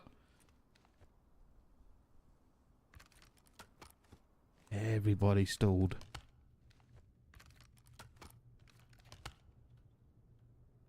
Cap with the snipe in the back. Cammy over towards B. 33 seconds to decide where you want this bomb to go, and this is the time where I like OMNiA Invicta just waiting. You spot out one. As soon as this bomb goes down, you imagine you need to collapse onto Cammy, and how does he walk away with that kill? How is he still alive? Oh, Cammy wants it! Oh my goodness! Why is this being allowed? Brezzy now has to find himself in a 1 versus 2. There's Capsule, he gets a bit of timing, but here's Cammy! Oh, what a shutdown! Telluride Bush is showing OMNiA Invicta who has the bigger game. Oh, that is bad. That is bad. You can't let that happen. Oh, Cammy with 3 to close it out. 6-0 sweep on the Den Search and Destroy. And as much as we've seen Bush get pushed to the edge by teams like OMiT, like teams like Team War, when you go up against the rest, you can see the chasm that is between the Bush and the rest. Trakes and Prolude. What a performance. 9-3, 7-3. And then Cammy goes into that last round 2-3. He finishes it 5-3. There's some big stuff coming out from the Scotsman. Wow. What a way to end. What a way for it to be. But very little resistance there from them in the end.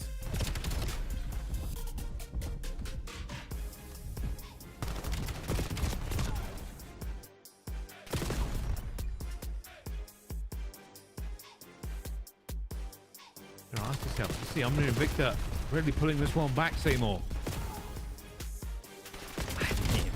You're going into overload, which is exactly where Teamwork kicked off that reverse sweep against the Bush. But you're talking about two very, very different rosters in terms of what we've been expecting in LAN performances, because this OMNiA team, yeah, we've seen these players go to the league. Yeah, we've seen these players really show up in challengers in the past, but we're talking about this OMNiA team this year.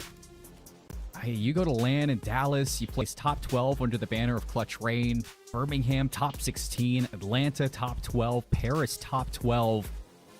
You go to Champs, it's really hard to see you taking on a team like the Bush and reverse sweeping them in a series right after they got reverse swept.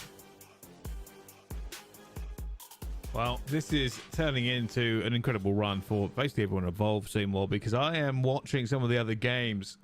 Mindfreak and Rock are going map 5. Big fight back from Rock Esports on that hard point has got them there. But how did that Torn Esports and Huntsmen game just finish? Because it did just finish, and I was about to grab the score.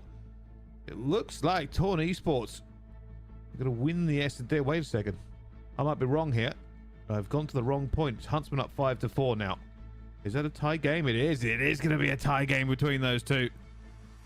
And that's going to go the distance as well. A lot of big names in this one. A lot of big events on the line here. Stories on the line. I mean, Mindfreak taking Rock the distance. You got Huntsmen on elimination versus Torn, who just placed top 2 in Paris. And now you're looking at OMNiA and Invicta in a boat where they need to reverse sweep one of the best teams that we have in Challengers, period. It's not an easy way to shape things up on either one of the boards. But for Champs, Bryce, for stories at Champs, like, we are cooking right now. The script writers are cooking. And you truly couldn't ask for any better way to start day one. No, you certainly couldn't. I mean, we did say coming into this is probably the most competitive kind of setup of rosters that we have seen anywhere in this league, which is why some of these elimination games are so stacked, right? Huntsman, Torn, and Telluride Bush are all on elimination games. That is surprising, but not when you consider the quality of some of the teams in the other parts of the groups, right? I mean, who's probably been the best, most standout team so far? I would probably say OMiT. I think they absolutely slaughtered their games and kind of moved forward as well. But for everybody else, it has been a fight. I think that OMiT team is what everybody's looking to kind of take down, because what were we saying before when we were watching them? I mean, they play 6 maps, and it's been unbelievable numbers from them. It was, what, 250-98, 6-0, 8-1, 250-91, 6-0, 5-1. They've given up 2 caps in Overload. They've 100-point clubbed both teams, and they haven't lost a round in Search and Destroy. So yeah, if you ask me who the best team in Challengers is right now, it is OMiT through and through. This is the team to beat.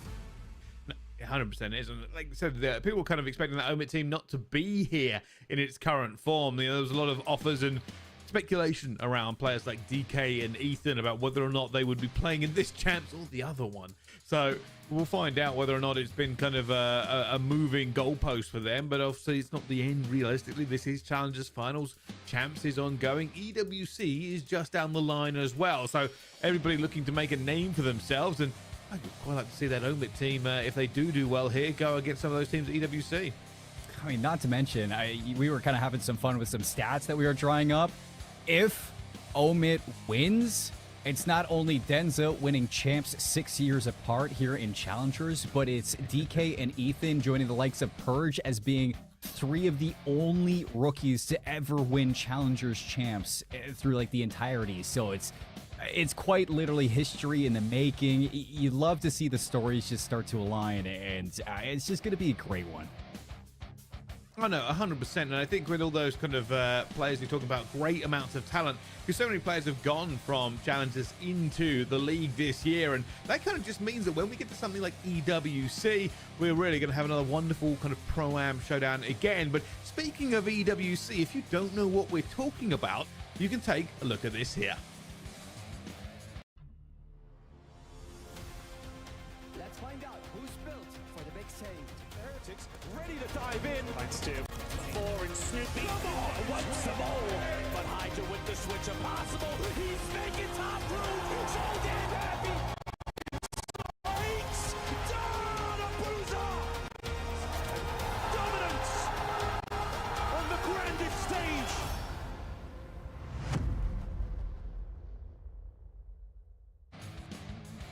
Well, there we go. It's going to be a big tournament, and that's one of the things about qualifying for it as well. They have been looking for the next kind of generation of players to step up, and it's not just the players from this, obviously, in the Challengers final, but some of them might even get into some of those pro teams, and if you're there, you're ready for next year. EWC has truly leveled up just the expectations for the end of the year on what to see, not just from Challengers teams, from CDL teams as well.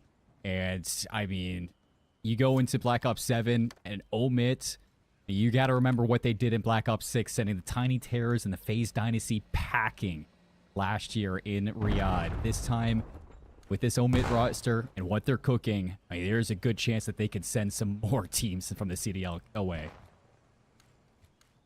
Well, we'll find out, but right now, this is an interesting game. For Rock Esports, they would be the first major winners out of Challengers Final if they can't overcome Mindfreak.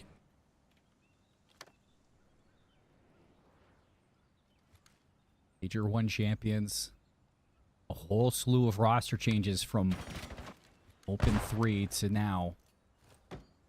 And a need to kickstart something here against Mindfreak. As Mindfreak already leading, it's going to be a double flank. Domex watching it, stays alive, places kills, looking for 2, but it's Limax to keep the play alive. Limax looking now. Crimson going to be with him. Crimson has so little health that gets away from it. Limax is going all the way around here. This is a bit of a chase, but Crimson gets one. Limax in perfect position. And this goes down to 1 versus 2. Rocky Sports is throwing away the numbers as far as Kicks finds it. Is this enough? Timing for Kicks. He will have to go for this check.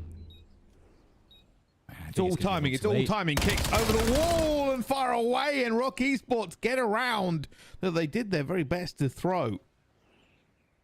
That's a situation where you just got to chow with your teammate or chase for the kill. Hope for a timing.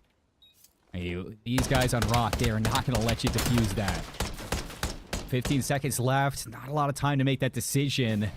And Rock Esports tying things up. We get a look back at our quad box. Torn, Huntsmen tied going into the overload. Bush leading 2-0 after 6-0ing OMNiA and Invicta on Den Search and Destroy. Let's jump in with a Scar overload. This is exactly where Team War started their reverse sweep. See if OMNiA can do the exact same.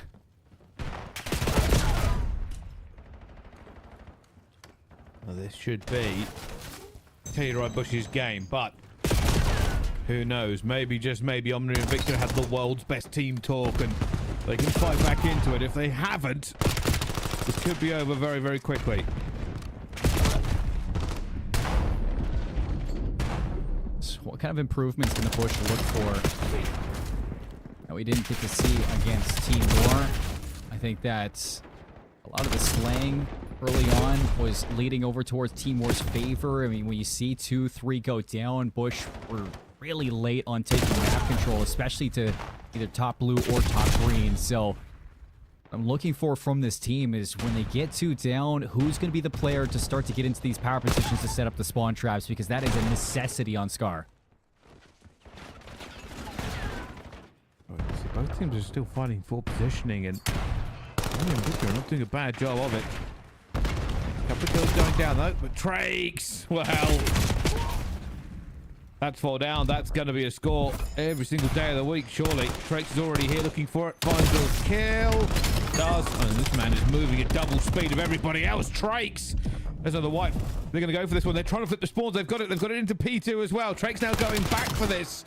Oh, Trakes. Get him in the league. Back in the league. 6 in a row. Looking for 7. Like, that is masterful manipulation on the spawns that we get for Scar, and they've done it yet again. You got 2 players, though, this time from OMNiA and Invicta. They need to stop the bleeding. Marking control is going to be immediately taken care of. Cammy goes down. Lynn's a game-saving double. And then you got to take the EMP out of the hands of Trakes, and he is just running for the hills. And for OMNiA and Invicta, you can at least say this is a bit of a breather, because there was an instance there where I thought this might be 4-0 very quickly.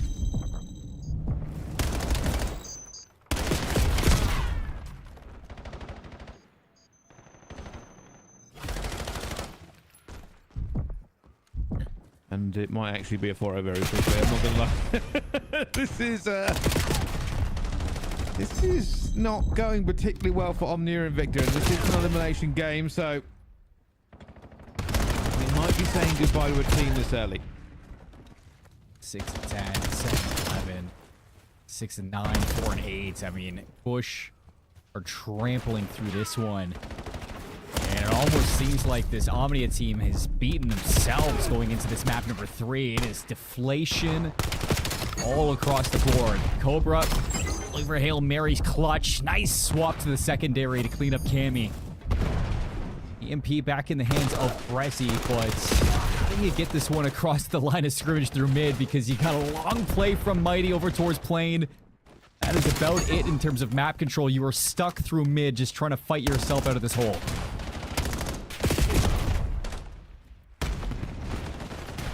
Here comes the pressure. Here comes the moment that maybe OMNiA and Invicta can find.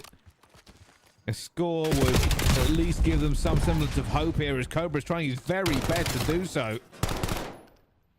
But with the upswing comes an enormous fall.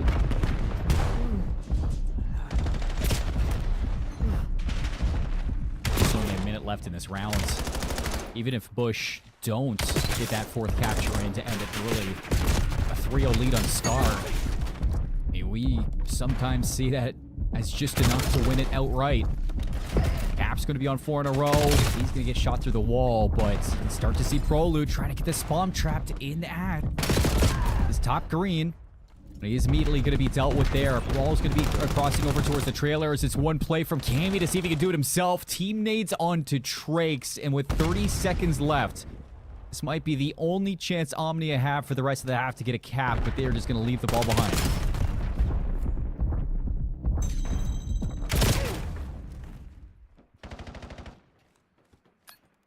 The moment. Last swing. Got to grab the EMP. It has been grabbed. Kills are going to go down.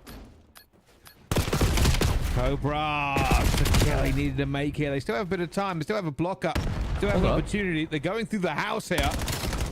Cammy calls halftime. That is as good as it gets for the Bush. Not as clean as Team War had it against you, but 3-0. Not a bad job on a Scar overload. Just dominating in the slaying, making sure that there's no actual offensive attempts coming out of this OMNiA Invicta squad. And every time they try to fight for some control of the map, you got 2 players to deal with it. They're challing effectively. They're playing as a team. And the coordination is looking to get them into this bracket as quick as possible, looking for the 3-0 sweep. Just 1 half here for OMNiA Invicta. This is their champ's life on the line now, as they not only need to ring off 3 captures in 1 half, they gotta find 4 just to flip this lead.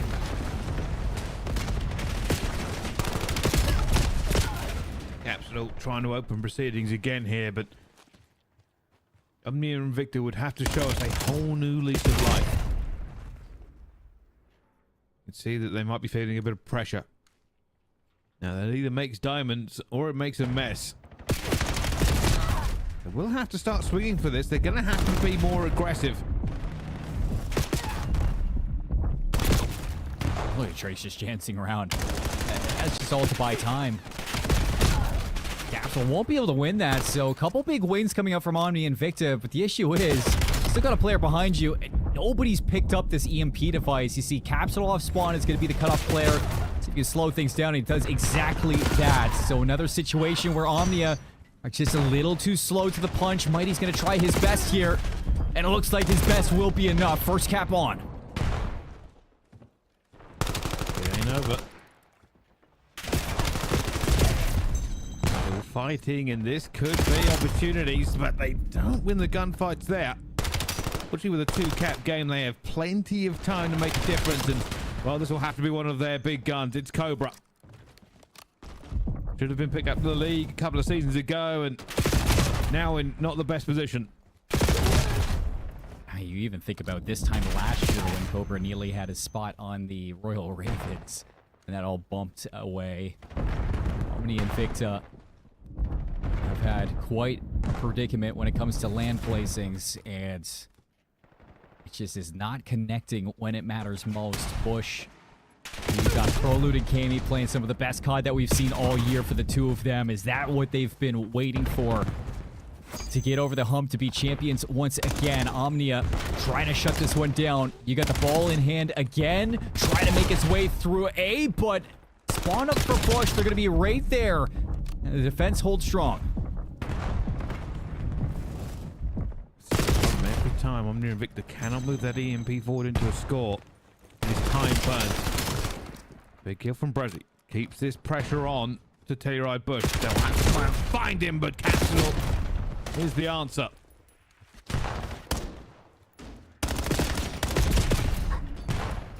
Three to 1. 2 minutes and 22 seconds. I mean, it's definitely not done yet, but another cap might make this all but over. Prolute, that's going to be as easy as it gets to put us up 4 to 1. Bush are sailing their way through this series now, back into winning position, and all that work that OMNiA did to try to unravel that 3-0 lead. Bush got off that first round, has been put back in the dirt. You get the spawn outs over towards A. Ball's going to be picked up from the red side, moved back through mid, and that's going to be the choice here for OMNiA. They want to push this through the middle of the map. So I'm going into it. This could be the last ride, the very last kind of opportunity for OMNiA and Invicta. Either ascend to a whole new level, or you bottom out of this tournament. Lynch trying to do it as well with a pistol. Eventually will fall. Too many against him, and that's going to be 3 down. The EMP's not been scooped quite yet, but Capital's going berserk here. And while they're now in position, look at the scores, look at it. They cannot find anything.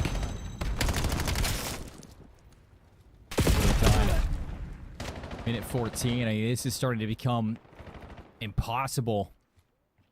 Hey, Kami's top blue. He's looking for some players off spawn. I don't think he's been spotted either. Lynn's going to be shot in the back. You got a lot of players forward for OMNiA, but nobody to grab that EMP device. Kami is doing exactly what he needs to just continue to keep the pressure onto this team with 54 seconds left. I don't think it's possible to get 3 caps at this point, Bryce. Well, never seen it done, and certainly not going to see 4 either, because that EMP is going home. 5-1 now to Bush, and well, that'll be the end of OMNiA and Invicta in this Challengers final. Bush showing why they are as good as they are and what they might be in this position. It's not a team you would really put over the edge either. With an elite win back in stage 1, 4 cup wins across EMEA. The big question for OMNiA heading into next season will be what happened on land when these players came to the opens. Champs, you have your opportunities. You play a darn good series against Team War. But you match up against the Bush, you match up against the Atlanta champions, and they're going to be sending you home from Vegas. That's the bracket for Bush set in stone. They will be moving on to round 1 to have their chance to be champions. That's not even that big of a jubilant win there for us. That felt like just kind of a chore for them almost. Sort of just slowly wandering around. Energy level's not that high for a team that have made themselves stay alive, but I suppose that was the quality of the game. I mean, Invicta are not a bad team, but Bush are one of the elites here at the Challengers Finals. I'm sure they know that too. A loss in Game 5, Round 11 to Team War. It's only a blip on the road through this Challengers Championship for Prolute, Capital, Kami, and Shrakes. And again, I just got to keep highlighting how good this team is playing together.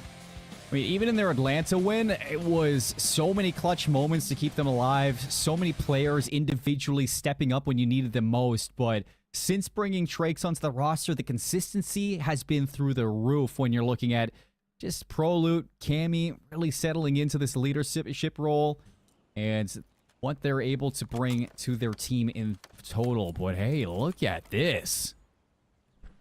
This is the one. An elimination round of S&D, and it's attack for Rock Esports, and it's aggressive as well. Don might get in a position they're not going to know, but Mindfreak have made a play call. They're going all the way through here. This has been seen by several of them. They're going to go and try and get through, but they're now backing off. Vortex is like, where are they? They did not know here, by the way, Rock, that all 4 were there. It's a little bit of a pump fake, and I don't even think Dom saw them cross over towards the barn. This is just going to be a full surprise. The speed, the pace, the timing's going to be perfect. Advantage for Mindfreak. They decided to play as a 4 here against Rock. Finds one. It now comes down to Vortex. It's the coach in a 1 versus 2. This man has won so many things in EU challenges before. And now Rock Esports are going to rely on this substitution to keep them alive at challenges finals. Vortex knows where his one is.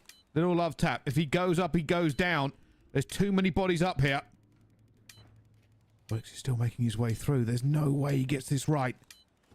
There's one shower. He's shot in the back, and out he goes. Mindfreak continue on. Rock Esports eliminated from Challengers Finals.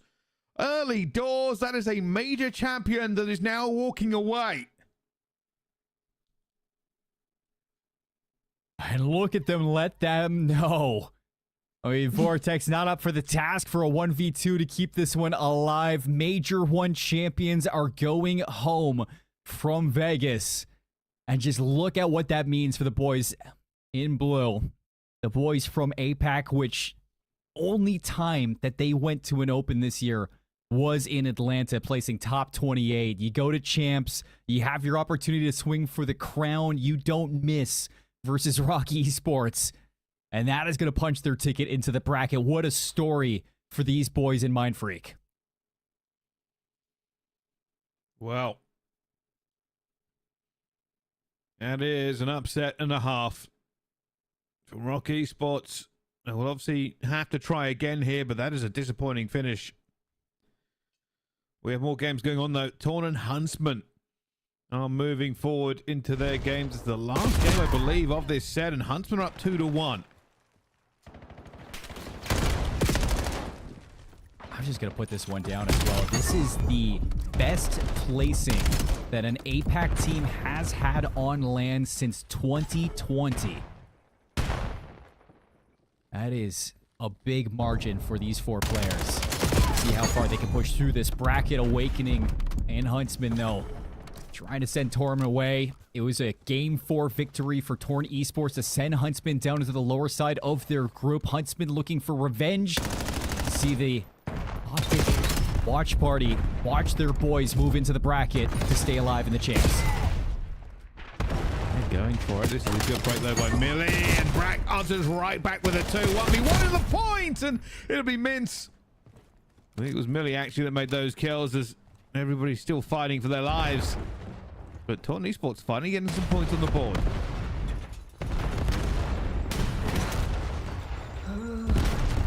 And Torn, this is the proper setup. They're going to be trapped in here. They're looking at the subs of Huntsman to get busy. TK on the outside. He's looking to slide back in. Brack for 2. We'll keep the team in this one for Huntsman. They get the break. Still lots of time. We're not going to waste any opportunity to get back into it, but with the crossfire set in place, that is perfect for the Huntsman.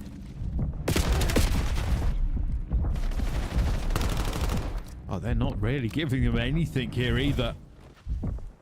Surely Torn Esports, who surprised and delighted everybody not so long ago, aren't going to fall at this hurdle this early, but Huntsman determined to make it so. This is a big game between these two. And this is a good hold so far from Huntsman. Here comes the rest of the push, though. What a wonderful flurry into the point. Yuli, finesse. See if he can get his regen off in time. Tracked down by TK. Score now pushing in through 10. Huntsman trying to vie for some positioning on the opposite side on Dojo. You got Awakening through the middle of the map, but he's not able to give any support to Brack. And the setup falters. Torn looking for the break quickly, and as quickly as they get in, as Awakening just buying time, he goes on 3 in a row to keep them in setup position. Do or die now for Taunt. Have some bodies here that can get them into this next hill. And they're using that scrap time that they've not gone for the best of their ability. Big trade coming through here once again. 1v1 to the point, and this time it will be Mince who makes it, and that is an absolutely crucial 1v1 that has been made. Can you hold on, though? This is going to be a solo hold onto the point. Yuli's going to try to get some pace in behind this break, and you're just ran over if you're Mince, getting a second one. Back on the rooftops, not able to get through Torn. Still a back and forth through it, but John with the 2. 12-4 from Renegade. Huntsmen continuing to dominate this map number 4 with a 60-plus point lead on the P4 of Den Hardpoint. Torn are desperately looking to pick things up, but it is just dreary when you look at the stats on that scoreboard. Bit more of a fight coming into this, and you are right, this is not going well. Back into the 1. Renegade does go down very, very quickly, but for Torn Esports, they're hoping this second set of rotations is a very different series of events.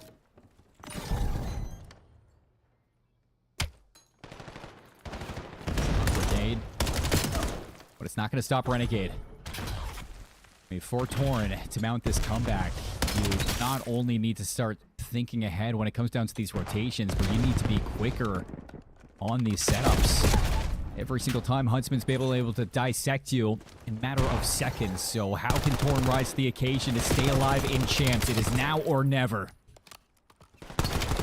Look like never. It's really starting to look like never. Silver lining for Torn is they currently have the P2 potentially on lock here. You can see TK is coming in towards the back. If they lose these spawns, it might be a bit of good night. You can already see, oh, they have lost them. They have lost them. This is not great for Torn. Not good at all. Good thing is that these rookies can get hot going into something like a P2.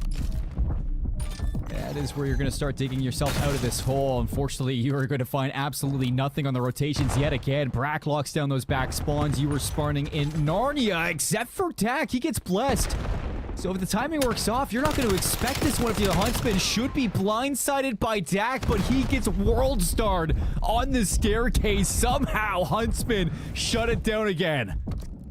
Don't know if we do this in this esport, but if the coach has a small town, now might be the time to throw it in. It's just brutal to watch here. Torn Esports getting no luck at all, and the Huntsmen are taking them to task. This is what we expected, Price. I mean, we know the caliber that Yuli can bring to a team. When he is slaying, the team is winning. And even if he's not, he is going to be the one to do the dirty work. Right now, he is the best of both worlds for the Huntsmen, and he is leveling them up to try to qualify for this bracket. And Torn, it is a complete different story. Their hard points have been absolutely abysmal all day. This is maybe one of their worst showings at the worst possible time, as Huntsmen are dancing. Torn Esports will have this rotation, but for how long? Everybody flies through. There's no stopping them. That is outrageous. Another massive break into it, and Torn Esports Millie will be trying to plug this down with his little finger, but it might not be enough. Still got a chance here. Huntsmen are kind of dangling the carrot on a stake in front of your face. And although Brack goes on 5 in a row, it's still Torn able to break this one through. They're trying to get the flip in spawns, and you can notice that from the Huntsmen. They're going to react to it. We're going to spawn out. This fight for the back of Throne is going to be everything, and you stay alive. You lock it down. Huntsmen moments away from sending Torn packing. Your number 2 team from Paris. They are on the ropes. This will have to be a generational series now for Torn. They must flip the switch. They must hit a new gear. They've got 3. They've got a rotation. Just gonna do it like 3 more times. You gotta harness their inner Doug sensor martyring. See how far they can push the Huntsmen. Good wave of kills. You can find 4. You hold on. And we are just building our way back in, slow and steady.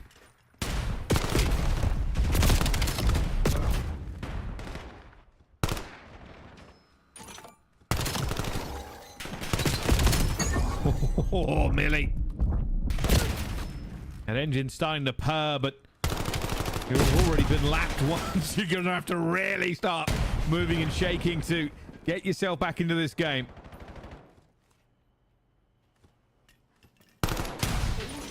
Eight seconds.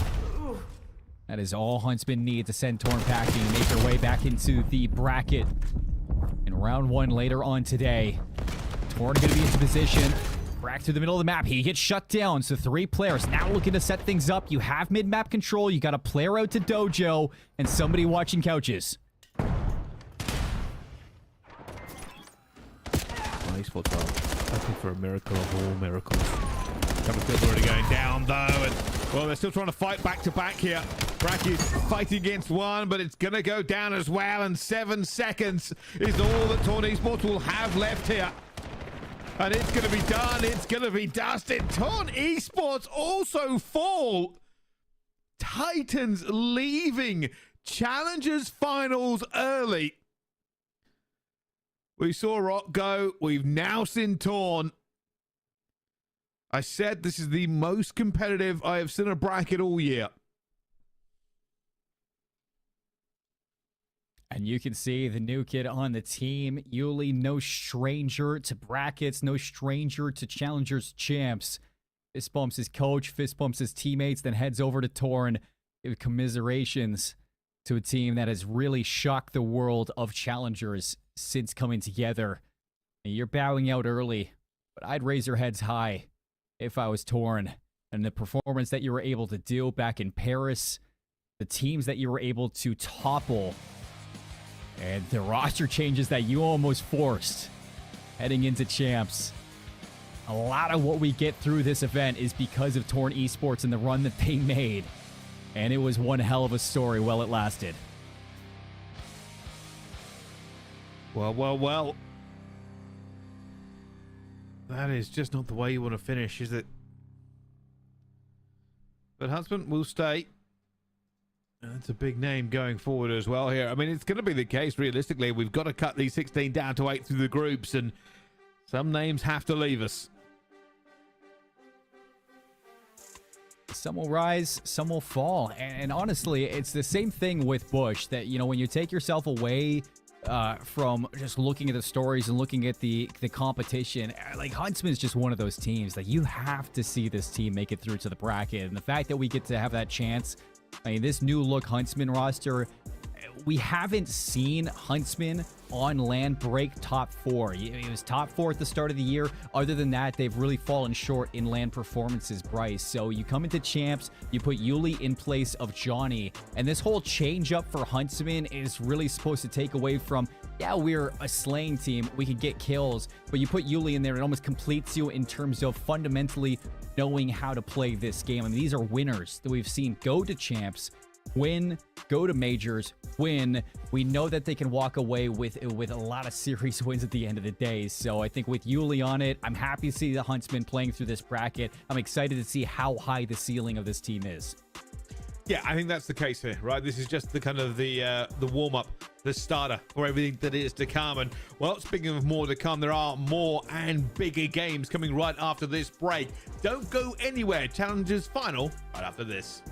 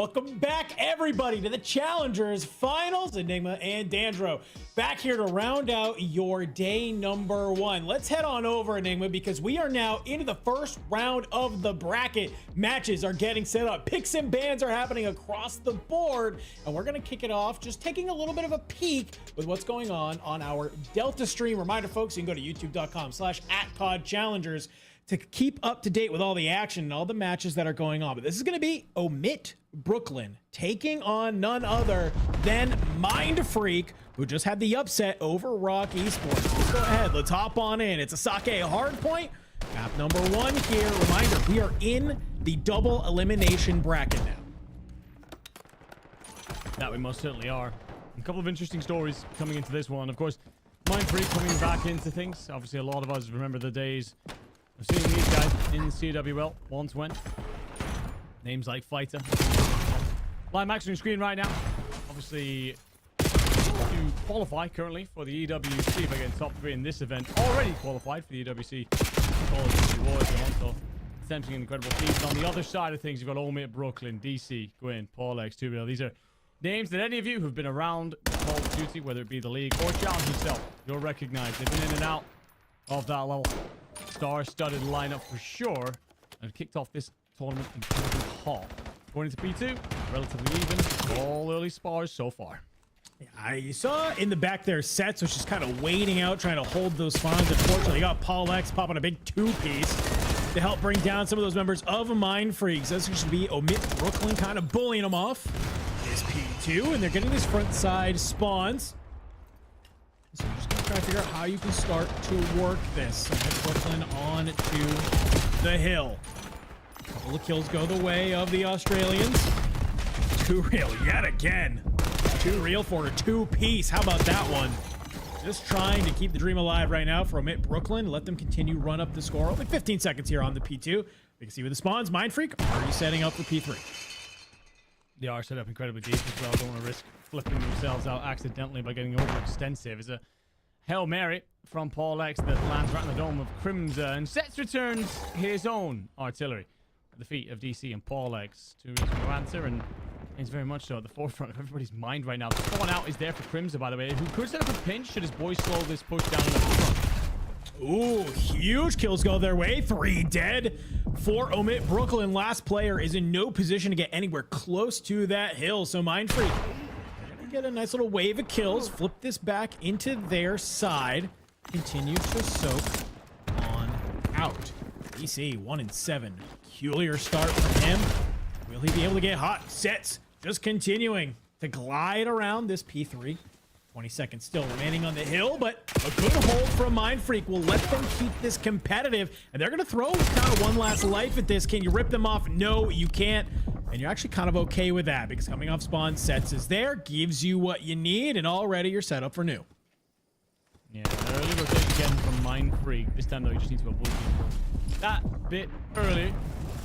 Because right now, Brooklyn, even though they were incredibly late to the rotation there, and then basically beaten down on the first wave, still walk away with pretty much the same amount of points as their opposition. Polex's crew so up. So you get an answer back a little bit from Sets, but wins there forward 2-piece to essentially break that hill pretty much immediately. But Mindfreak trying to figure out how to stem the bleeding at this point before considering this as a set rotation. It's only down 40 points, which isn't crazy, but with this OMiT Brooklyn team, if you let them get hot, they will run away with games. And it feels like maybe Paulex, he's shaking off a little bit of that ice here. 19-4 for him. You don't even got to worry about DC's 1-9. Enough kills to go around between the two of them. Great job holding on here as maybe finally Khan is going to look to just kind of stem the tide from Mindfreak, but only a number of seconds here, and you're already starting to see some of those OMiT Brooklyn arrows make their way on over to new. Sets is going to try and hold the heady, but it feels like Brooklyn maybe have the opportunity to push forward here, take him on out, and start to gain control of this new hill. Limax here, just trying to get top and over. Won't have much support, so I like the fact that he dips out from the front line there. I was a little bit worried to get isolated. Uses tactics on as well. Just push Brooklyn back for a moment. 2Real, 11 HP, and a Dream will eventually be cleaned out. We're going to move him though from Paulex. Just trying to get himself the back is short here. Great shots with the MPC. Should be traded instantly by Fighter, but that's just going to shift bodies away from the point. Sets up a 2v1 in favor of Brooklyn. And it's clean. Straight into the front door. Extra 20 points here. Reestablish 60 points. Good shots going out here, but these fights are just going back and forth. And yet again, it's another Paul X 2-piece. Win here going to be the one. Try and stay on the hill. Dirty work himself. Only roughly 30 seconds there, but you try and do what you can. Limax has a huge 2. Sets will line up for DC. That's 3 dead. Make it 4 for OMiT Brooklyn. P1 will come alive. And as we get ready to head into the second set of rotations, Mindfreak, they're only about 60 points behind. Definitely not enough of a lead for OMiT Brooklyn to feel like they're in the clear yet. No, well, certainly not. I think every bit part of this matchup right now, trailing certainly, but largely because of the work of Polex. Everybody else on the team is negative, 25 and 10. Yeah, you are Paul right now, having a great time. Sake is definitely a map that Brooklyn have lent on heavily in recent events. See the Polex is comes up with a 2-piece, lock P1 down. That 60-point lead as quickly evaporates and turned into 30. Let's start to consider that rotation though over towards P2, over towards Brick's side. And right now, Mindfreak will be in control of that. So it's about not being overextensive into P1, not sticking around for too many of the late fights and losing them and being flipped out as just happened. And Brooklyn now an opportunity to kind of storm in and take one. Limax was in such a good position. Could have caught the one player sliding into the hill, but just wasn't really ready for it. He kind of goes on over, starts shooting a second player, and that's going to allow OMiT Brooklyn to get into this P2. Mindfreak had the opportunity to hold, but unfortunately, they lose a couple gunfights. But thanks to the help of Sets, you'll be able to find one up towards the top. Limax in through the front, but Gwyn is popping 2 pieces to keep this one in the side of OMiT Brooklyn. You just have DC holding his backside. He wants to be able to kill the spawner, make sure that his team can get these close spawns. Unfortunately for you, Mindfreak is still close. They are still finding these kills. Can you find the last one you need to flip this back your way? 20 seconds on the hill, and unfortunately, Mindfreak, you got the spawns, but it's only as this hill is going to end here, you gotta start thinking about P3. Yeah, it's well played by Brooklyn in some ways, and unfortunate for Mindfreak and others. Mindfreak basically spawn out, set up a pinch, and then in the trade fest, they end up flipping those spawns, but probably at the wrong time. Brooklyn do all the right things, though. They don't stand themselves in that backline. So it's going to get them out and across the map towards this next hill. Polex just going to cook a nade pot, drop it into the middle. Hope there are a couple of Mindfreak players run into it, but obviously a ton of action happening through this evening, and we are far from done. Currently 4 matches ongoing, 3 active in the moment. We're going to move back into Alpha, our main channel this evening. Let's catch Telluride Bush and OMiT. What a clash of 2 titans this truly is. So it was a couple hours ago, we watched the Telluride Bush go to a Game 5, Round 11 against Team War. They weren't able to get it done, and, well, they didn't let it phase them. 3-0 in their next matchup. Not even worried about it. They wanted to get here to fight what is considered to be the raid boss of the bracket. They won that matchup against Team War. They'd actually be going against Huntsmen in this first round, so maybe kicking themselves a little bit for not closing that one out. But hey, you know what? You're here, and this is the time to make it happen. Hard point on Gridlock here. As we get towards the final moments of P1, pretty even, but it's all about this P2. You have 3 members of OMiT EU looking to stay around here, but ProLoot got to be able to find one and lines up a third. Can you find one more? You can. A beautiful break open from the bush. Yeah, superb work from Capsule. I was actually initially nervous about the fact that he pushed across the other side of the map, but he basically uses his route to set up a pinch and supports ProLoot. Thereabouts, gets a 3-piece. Basically plays enough here to set up the trades in favor of his team. An awkward one inside a shop because Aspect and Kami do the dance, and Aspect's actually going to come out on top, which means you have pressure close, and OMiT can continue to hit this.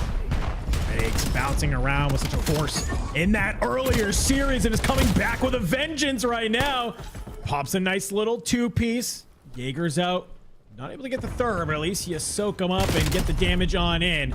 His Capsule is going to be able to cut down Adenza in that mid side, but here comes the Showers Hill. This is where it gets to be a little bit of a bang out. And Cap managed to flip through. He has. Great little pick onto DK. Can you find one more? Nope, the wall hop is just too much. Thankfully, Drake's there for the trade. Bush will slide on in. Drake's going to get pushed out the back here. Nope.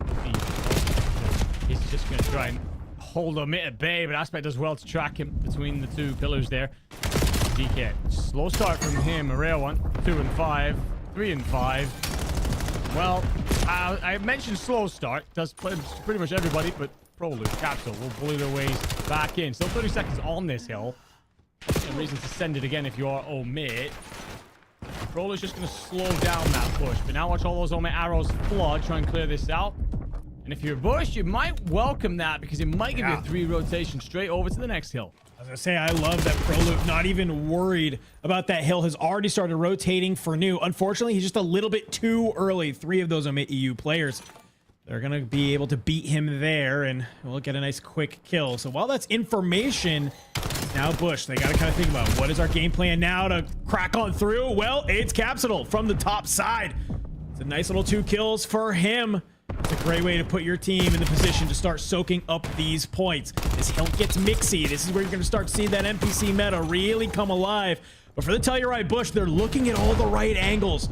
They're finding the kills they need. They're dropping their way. And Enigma, I can't believe this. As we get about halfway through P4, the Bush are looking like an entirely different team than we saw earlier. Yeah. And how the watch player will be happy with that one, but Prolu, just moments like that as well. In the 1v2, still walking our way with at least a trade situation, so no damage done really. Bush continuing to soak. Every time OMiT seems to get close, swat away, push back. He continues to hit old late. Ends are investing in this. Currently 6 and 13. Look at those numbers top right. It's hard to truly believe, yeah, how much Telluride Bush have got this game by the scruff of the neck. But his Drake's really 22 and 6 currently, mopping everything up on the map. OMiT have 0 answer. And it's not even that the teammates are doing bad in lieu of that. It's 9 and 7, 11 and 7. They're playing their life. It's just Drake's is taking all the kills. So you're like, all right, well, whatever. I don't know if it's the World Cup got to him or what. Maybe Messi is flowing through his veins finally or something. But he is absolutely in takeover mode right now.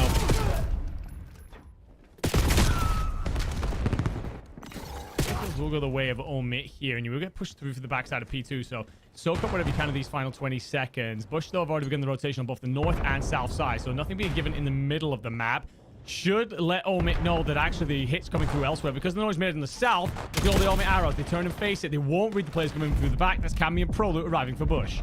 That's a nice little 2 there. Unfortunately, though, the kills go the way of the Bush. They get the close spawns. It's one last player. Ethan on the point will get ripped. However, 3 spawns coming on up for OMiT EU. It's going to let them be close. They can start to fly at this hard point here if they want to try and bring it their way. But Capsule back of the truck with an NPC. He's good for 1. Ethan, though, is going to stop the tides here. This could be a great sort of string of HPs, and that's until DK tries to use that car as a little bit of cover, and a nade says otherwise. To the heavens. OMiT slap the front of this hill, absolutely face smash it. It feels like that's basically been the story so far. No setup, no early rotations that have paid out in kind if you are OMiT. But just relying on gun skill. While they do pack plenty, you're against one of the best teams at this level.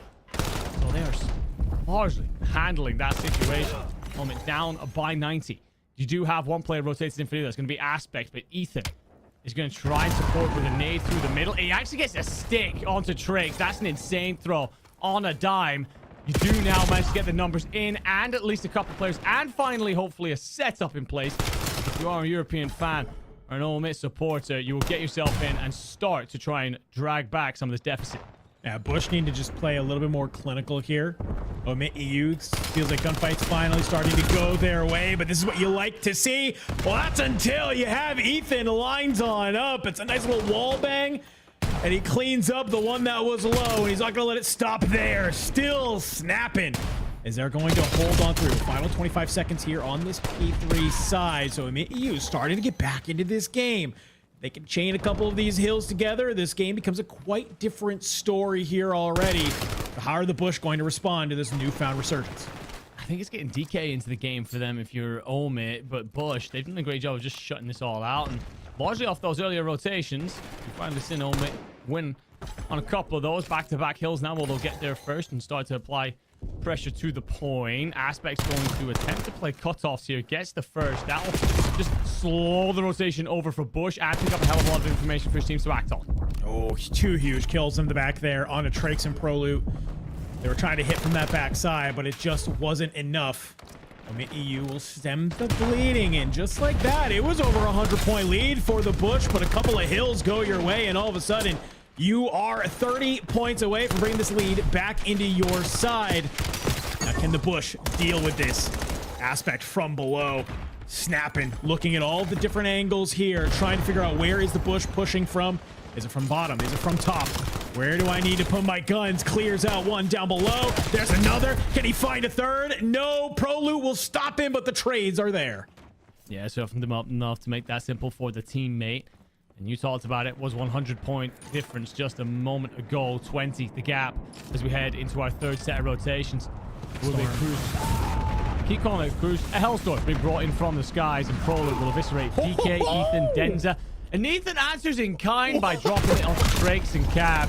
Hellfire, name of the game here at Grid. It was grenades earlier on. Right now, it's going to be missiles from the skies. And then Prolute decides, actually, my NPC can do the same amount of damage and drops a quick too. So great stuff from them. The Bush though, they're going to get that mid-map control. You read Aspect in behind. Trakes sniffs a rat, and a beautiful nade from Capsule.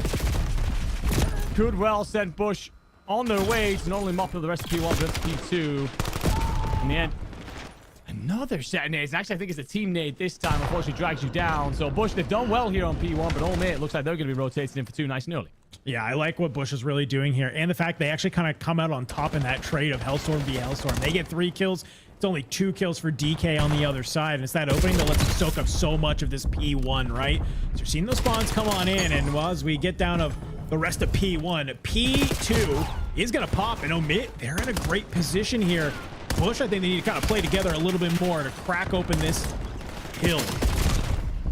Look through the back. He's going to be the one to try and do it. Is trades going to be there? They are. You flood on through. You find the kills that you need, Enigma. Bush will hold on to P2. Try to weigh up this pinch hit if you are OMiT. They're going to play him through the back. Important one for Trakes just to be ahead of this fight on the backside. Yes, you will eventually be cleared out, but Capsule could play trades. Does beautiful work from the duo on Bush Gaming. Now all on the front for OMiT.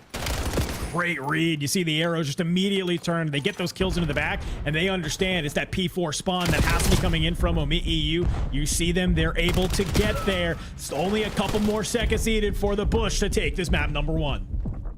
Rotations on. Denza's trying to play cutoffs, but Prolute will beat him to the punch. I actually think it's Trakes who beats him to that punch. Either way, set up at showers now, waiting for the numbers to reinforce. Bush just looking to get this one over the line. OMiT have dragged the game back to within contest. They'll be on that point, forcing the Bush hand to push forward. They got 4 players to do so. 4v4 bang out in the showers here. Trakes tries to be the tip of the spear. Unfortunately, you're just not able to look in the correct direction, and all 4 members of the Bush are dealt with. OMiT's gonna hold on to this. They can't win here, but Bush do not want to let them get back into the game off of this hill. So you have to get them off, but you also have to make sure that you're setting yourself up for new as well. A couple of waves of kills have to go your way. Unfortunately, it is just a fortress right now, and OMiT EU is not letting you in, and you get the most terrible spawns you possibly could if you are the Telluride Bush. Yeah, unstoppable object right now if you're OMiT. Bush simply looked to play for exits. When they lost that first wave of kills, they're just like, okay, we're going to stop OMiT rotating over towards new. And OMiT just pile drive their way through that line. There will be a tied game in a moment. Both teams can win it on this next hill. And Aspect softening up targets in the middle of the map. And the trade fest likely going to suit OMiT, but Bush actually get enough pressure on the back for the spawns. These are huge kills. Trakes, that's a big one. He's getting Mixie on the point, and Cammy's able to spawn on up and come in from the back. DK, he's the only player from OMiT EU that can be here, and it's all through the front. Can Cammy hold the line? It's all to the Flying Scotsman, but the trades are here. This is going to be a battle. It could end here, but it could also go to the next hill. You gotta keep it mixy, but you also have to make sure that you are set up for that new hill. Denza, he's on in. NPC's ripping. He's lining them up. He's knocking them down. He is begging for the Bush to come on in. 1 more second needed, and OMiT EU will crawl from behind, take map number 1. Oh, and they're letting them know. 100-point gap at one point. A seemingly insurmountable difference has been scaled by this OMiT EU team. Every time you think you have got their backs against the wall, they're up against the ropes, they come out swinging and hit harder than any team in Challengers right now. Of course, Denza, he's allowed to talk his talk right now. He's been around this scene for a long time, a veteran in the truest sense of everything Challengers have ever had to offer. Aspect, so often the overlooked player, the talent that so many have said he deserves a shot up there in the league, never got it coming. He goes 35 and 28, 4,000 damage in the end with 14 kills on the point. It's Ethan, DK, that superstar duo. DK was quiet in this one. At one point, he had less engagements than some players had kills, just not really involved in the action. But once he did start to come alive, 2 minutes 17 in the hill. Ethan, 36 kills. Led the lobby largely in damage, except for Triggs on the other side. Got a feel for him. He's probably wondering how this map got away from him. That's what you like to see. If you're DK, normally he's supposed to be this big fragger for your team. Not able to make it happen, says, hey, you boys are shooting, have fun. Let me just get in the hill and I'm just going to be annoying. Able to soak up a lot of that and let the rest of the boys keep ripping. A huge comeback there. Get ready to head into a raid, search and destroy here, but we need to check on what's going on with Bravo, because we have a fun little matchup brewing over here, Enigma. It is the P7 Derby. Yet again, why not? One last time here in Challengers. No better time than here in Winners Round 1, our double elimination bracket. P7 Notorious taking on their sister team of EU, Project 7. We're coming into this search and destroy after what looks like P7 Notorious taking a map number 1. Coming off to the flying start here. In the S&D, obviously, we don't see round 1. We got to shoot a player like Johnny. Decided to make the close quarters confinements in the middle of the map his own. F-Dot will open things up here onto Eric Boom. Snoopy looks like he was about to be swarmed. Does very well to get one and then stay up. Softens up. Targets, gets teammates in, but it's going to lead to a 1v2 for Beans. Tries to hit the sniper there, but he's going to pick up an M15 off of his teammate's body. Finds one. Can he snap for the second? He almost makes it happen. Just a little bit too low HP. Okay. Trade comes in, but whew. Yeah, interesting one here on Sake. Obviously, we don't get to see the opening round, so we can't tell how both teams look on their offenses or defenses. Initially patient out of Project 7. That's what it is. They kind of let Notorious flood largely the middle of the map and then say, we'll catch one of you overextending. And then, honestly, Snoopy does incredibly well to stay alive as long as he did. If he could just hung out there for an extra half second, I think he probably gets his life and ends up turning inside of that fight. But in the end, trades all favor the side from Europe. Now Project Notorious are flooding me.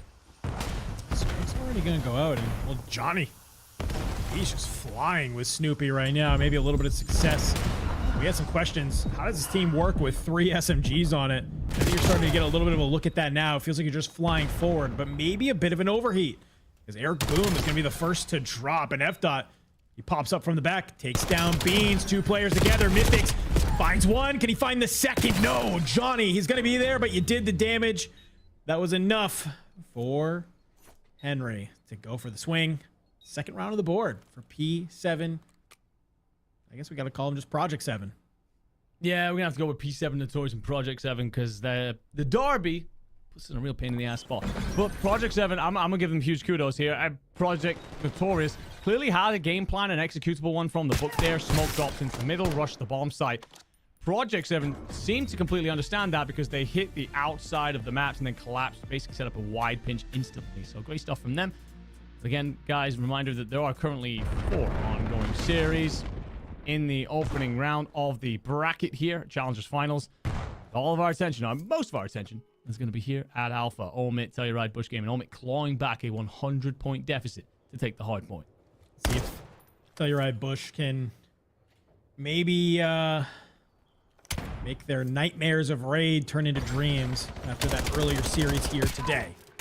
They looked great in some rounds. They looked terrible in others. Have they gone and they talk about it? They fix their mistakes. Cammy now, 1v2 on that ring side.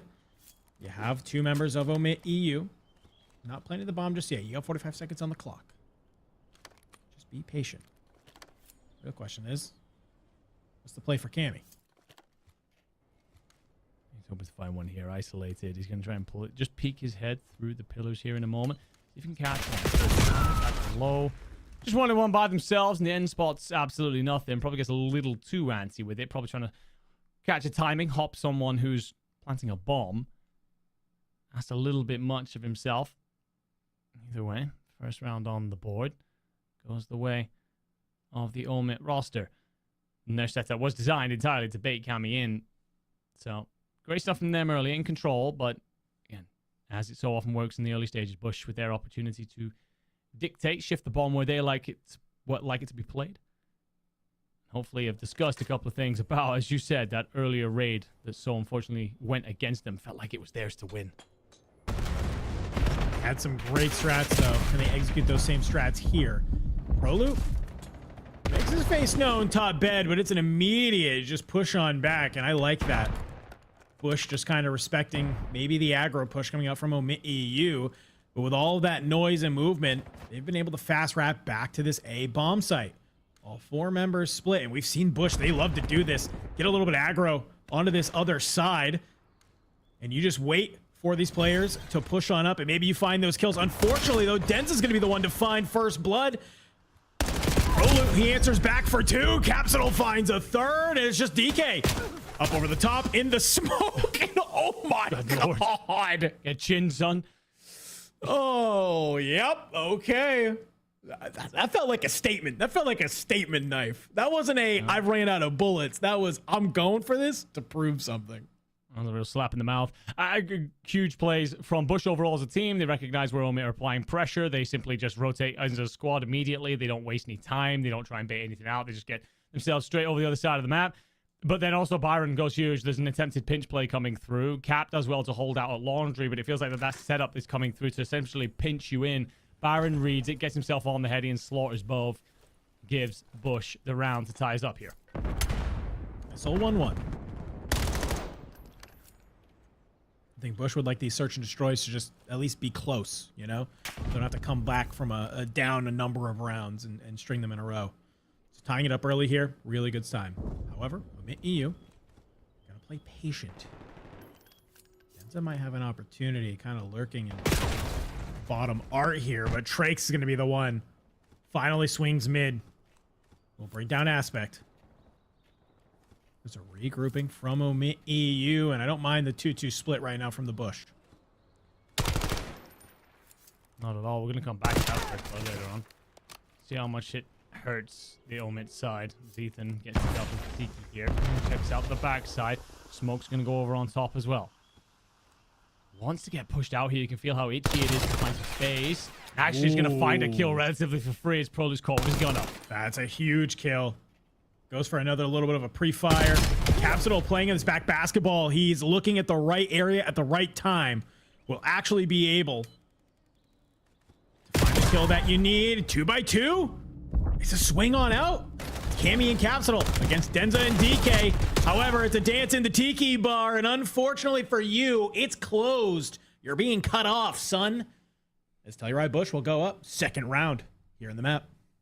Bush do very well with the opening engagement. They basically just they essentially give up mid, and what they're waiting to see essentially what OMiT EU do, and OMiT EU almost caught out by that. They decide to back up, try and figure a little thing out, like okay, do we have any information anywhere? We're worried about flanks coming through, and there's just a weird moment where Aspect dives into the mid courtyard and then looks back towards his own team, and as he does that, Traix rounds the corner to open things up. So really weird one, and largely seems to come from the fact that OMiT had no intel on what the Bush were up to. Second guessing, turning everywhere. Eventually, timings go against them. Bush finding some little bit of momentum here. Can OMiT EU stop it? Capsule on a 4 streak. We'll be getting bombed down here, so if the rest of the team can make sure that he's able to plant that bomb, this would be huge in getting to that hellstorm that we've seen. Unfortunately, though, Ethan, he strikes at the right time here. He might even find a second. He does. Can he find a third? He sure can. God damn. Yeah. Woo. Young man. Incredibly talented. We know that. Nothing to really analyze, to be honest. We don't want to overthink it. Ethan just decides to call round. Goes massive in this stage. We've seen him do this so many times since his induction into the space. Even against the best in the world, he shows up and does things like that. Has moments that raise everybody's eyebrows on the table. We'll say very aggressive B-side hit if we are Bush. First we're seeing of that. Again, we've already seen Bush throw multiple looks in when it comes to offensive rounds so far through this tournament. OMiT, they're heavily flooding middle here, trying to push this straight out. Does that say Ethan or Sonic the Hedgehog? I can't tell. That guy is flying straight through mid. And already, it's just trades on trades. Aspect, he's down to 81 HP. Not full health, but it doesn't matter. He's going to be able to work with the teammates. Finds another one. 2v2 now. Cammy and Trakes. Got to take on Aspect and DK. No bomb. Still needs to get planted. Plenty of time on the clock, though. For Trakes, unusually slow map for him. 1 in 4 after having an almost takeover map number 1. You see us just wrap back through laundry for OMiT. They want to plant this A, have that look over from that laundry window. Just gonna try and push out this backside here. It does get the first traded though. 1v1. It deals damage though. But does Aspect read this? Aspect reads it. Bomb down. Says, I don't have to worry too much about my front. Let me just work with my team in the back here. And it looks like enough was done on the HP wise on that last player. Aspect able to just swing on out. Nice and easy kill. So the aggression, they almost flipped the map. It was like flipped the spawns on their head. It feels like. But sometimes I think you need those hyper aggressive rounds, right? To just kind of, now that's going to be something the Bush have to like second guess. Like, are these guys about to just fly through kitchen?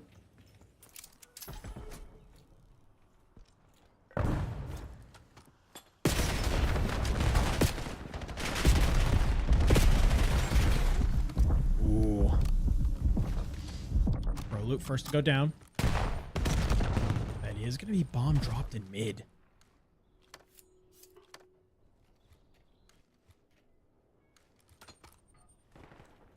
Bush now. Snail's pace. In garage. Craig's found out. Just Camion. This is looking like OMiT EU has found the aggression they need. Yeah, they're just so hot out the blocks. For Bush, it feels like if they don't win that first contact, it's a really tall task to get yourself into the round. You can see the shakes of the heads right now from the boys on the left. Reminder, the only reason Bush are facing OMiT right now is because they lost that Series 2 war earlier on today. Game 5, round 11 here on Raid. If they had come out on top of that, they would have actually ended up with Huntsmen at this point, which, well, still an incredibly formidable roster. Right now, OMiT EU are the top dogs. They are the team to beat. Aspect 6 in a row, has a cruise. Slows everything down, looks to bring it in. Unless boys know what they need to head off to in order to drop the drop. Let's see. Really get the info that you're looking for. Well, maybe you do. You find Capsule in there on that kitchen side, and Proloot tries to take the fight against Ethan in that mid, and off the back of a Hellstorm. OMiT EU. And you can see right there on the end, you said it himself earlier, Denza. He's been around here. This isn't his first rodeo. He loves being in these positions. Certainly does. Lives and breathes for this. I will say I like the effort from Trakes to try and get inside the spawn there and just try and catch whoever's calling it in and all that kind of stuff. Like, okay, you can't call the Hellstorm down on top of me, but that intel just given out straight away, and Denza moves quick off the back of it in order to shut him down. 1 round away if you are OMiT. Between your boys right now, you're on an 11 streak. Bush, 0 answers. Nades are now going to stop you in your track as well. You do actually get backed off, though, if you are Aspect. So should be space for a bomb plant for Bush. The one big threat right now is DK up in that window. Yeah, I'm looking in the middle as well. Ethan, if he finds maybe this pick on Nikami, this is going to allow them just to fully wrap around this B-bomb site. Go. Shots are there. That's exactly what happens. You start to see they are flooding through, but in the back, Aspect, he gets dropped. So does DK. So does Denza. So Ethan, yeah, you might have found the player lurking on the back, but unfortunately for you, the rest of your team gets dropped. That's your reward. And now you know exactly where the one final player is if you are the Telluride Bush. Bomb gets planted. 5-3. Hey, We saw this Been here earlier. before. You gotta We've have been here before. You gotta have some faith, man. I think it was 5-2 as well at one point. Ended up coming was. back. So yeah, we've watched this script play out before, but I don't think OMiT will be too nervous just yet. It feels like they kind of threw that one away. It seemed like they were in a relatively comfortable position. Fair play to Bush on the front foot. It feels like trying to wrestle that aggression, that proactiveness away from OMiT EU. Seemingly had a lot of this map in their control.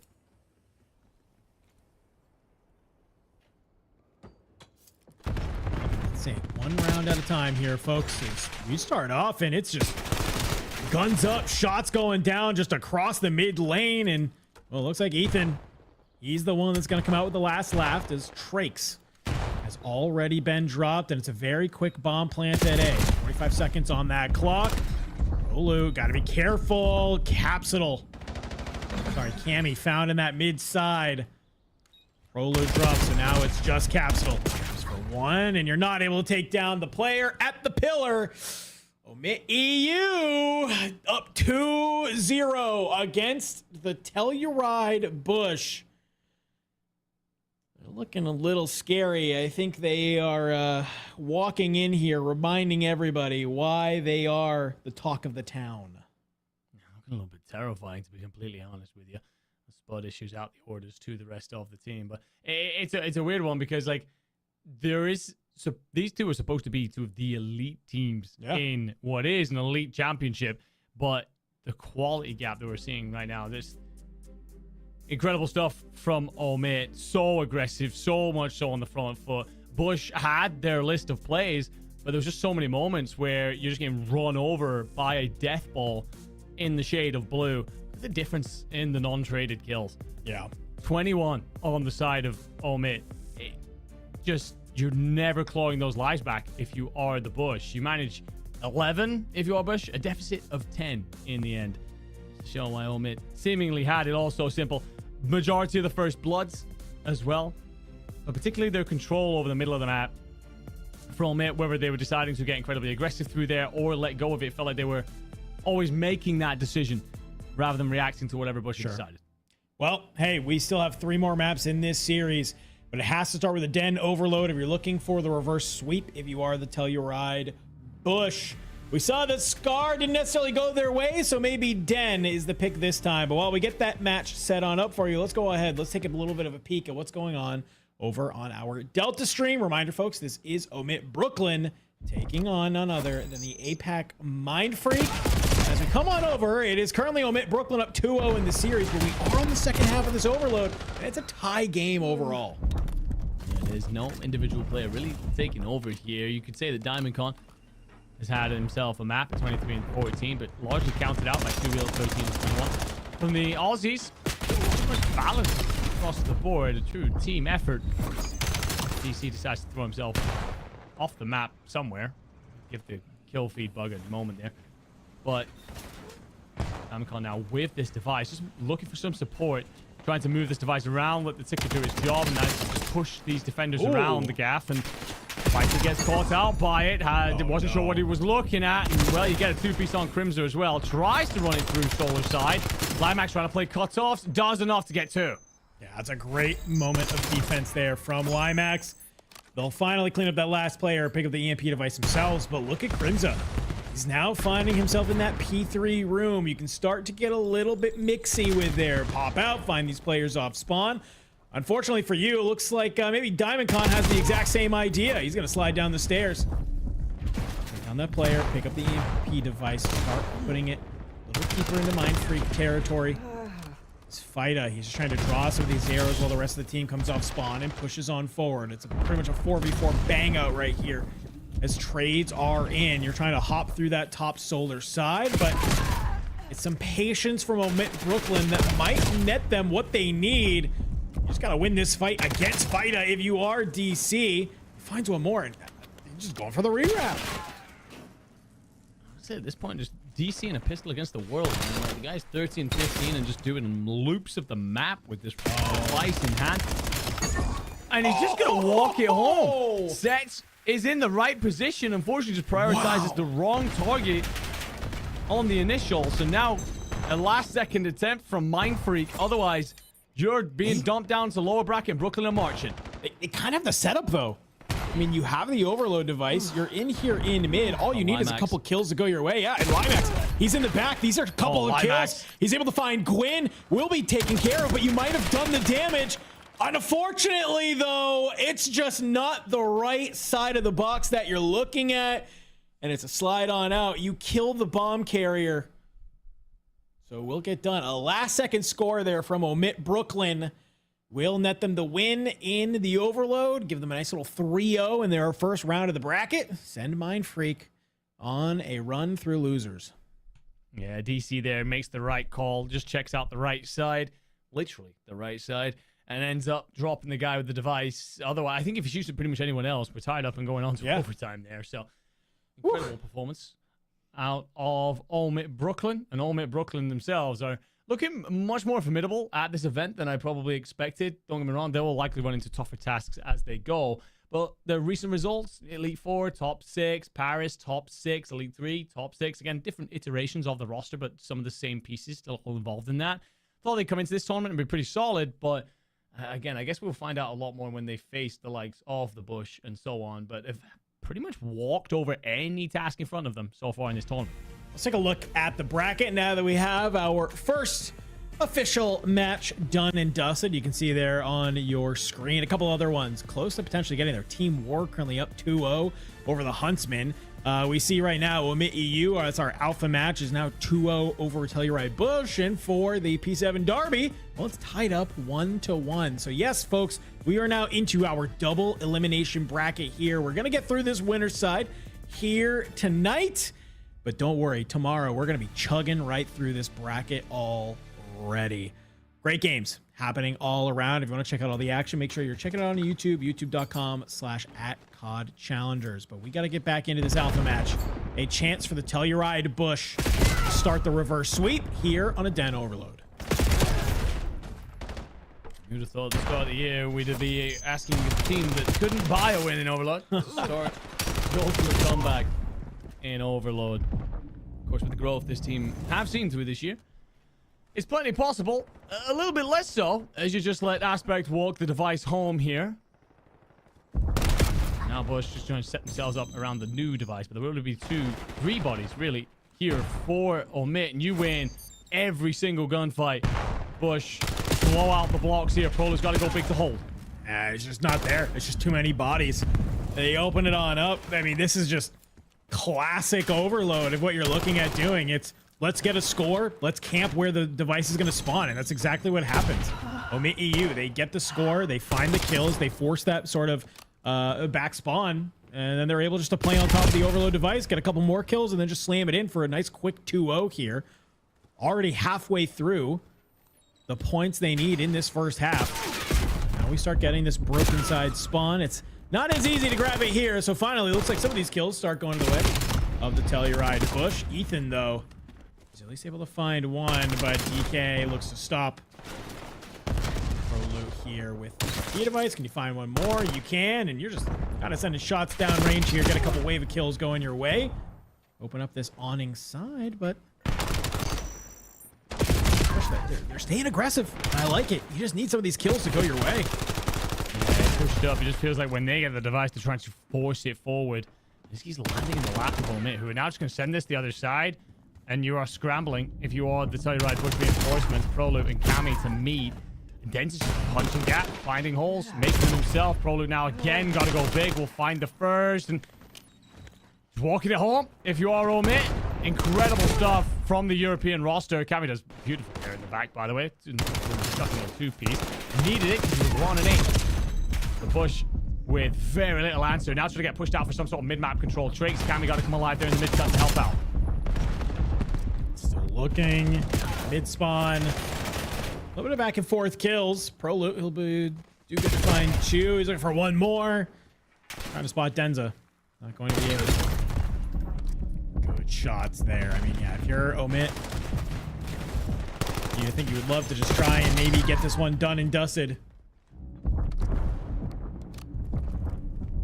Denza's just so well there. Everything that OMiT needed him to be. 3 players spawning back up. Denza just slows everything down in the middle, makes himself hard to find, finds 2 kills. And Busher basically sent straight back to square one on this phase of play. Probably now trying to hold out. Just give his boys time to apply pressure through the front. Now just scoop the device. Oh, he gets the call from the teammates. Actually, we might be through here, but everyone's missed aspects. Who gets 2 and does enough damage into Cammy with the headshot multipliers to just back him off there and give you a gap to the middle. Here you go. Finds the kill they need. Slams it on in. That is a quick and decisive first half for OMiT EU here.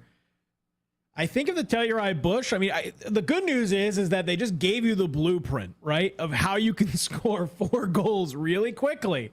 Now it's just up to the Bush to be able to execute that blueprint and then do a little bit more potentially to try and maybe come back in the second half. I'm going to need more than the blueprint to come back from whatever it is that OMiT are handing out right now. This is insanity. Everything is so clinical. We talk about, for example, DK and Ethan. We know what they bring by now. They are insane talents. Aspect and Denza are hitting a level above, too. We talk about everything that Denza did at the Couch's port there. Just holds the Bush back, stems the flow of the tide that is coming. And then when that's over and done with, Aspect pops off to not only drag Prolu down, who has the device, then snaps for a second. He also slams Cammy with a headshot straight after. That means Bush can't squeeze forward or may have a gap through the middle of the map and just walk the next device home. Every individual player looking ridiculous. And the Bush, they are stacked with a ridiculous level of talent. Feels like they're just running out of... I was about to say running out of gas, but the Argentinian says, to hell with that, I'm used to these late hours, drops 3. Fortunately, though, for you, OMiT EU still finding the kills where they need to. And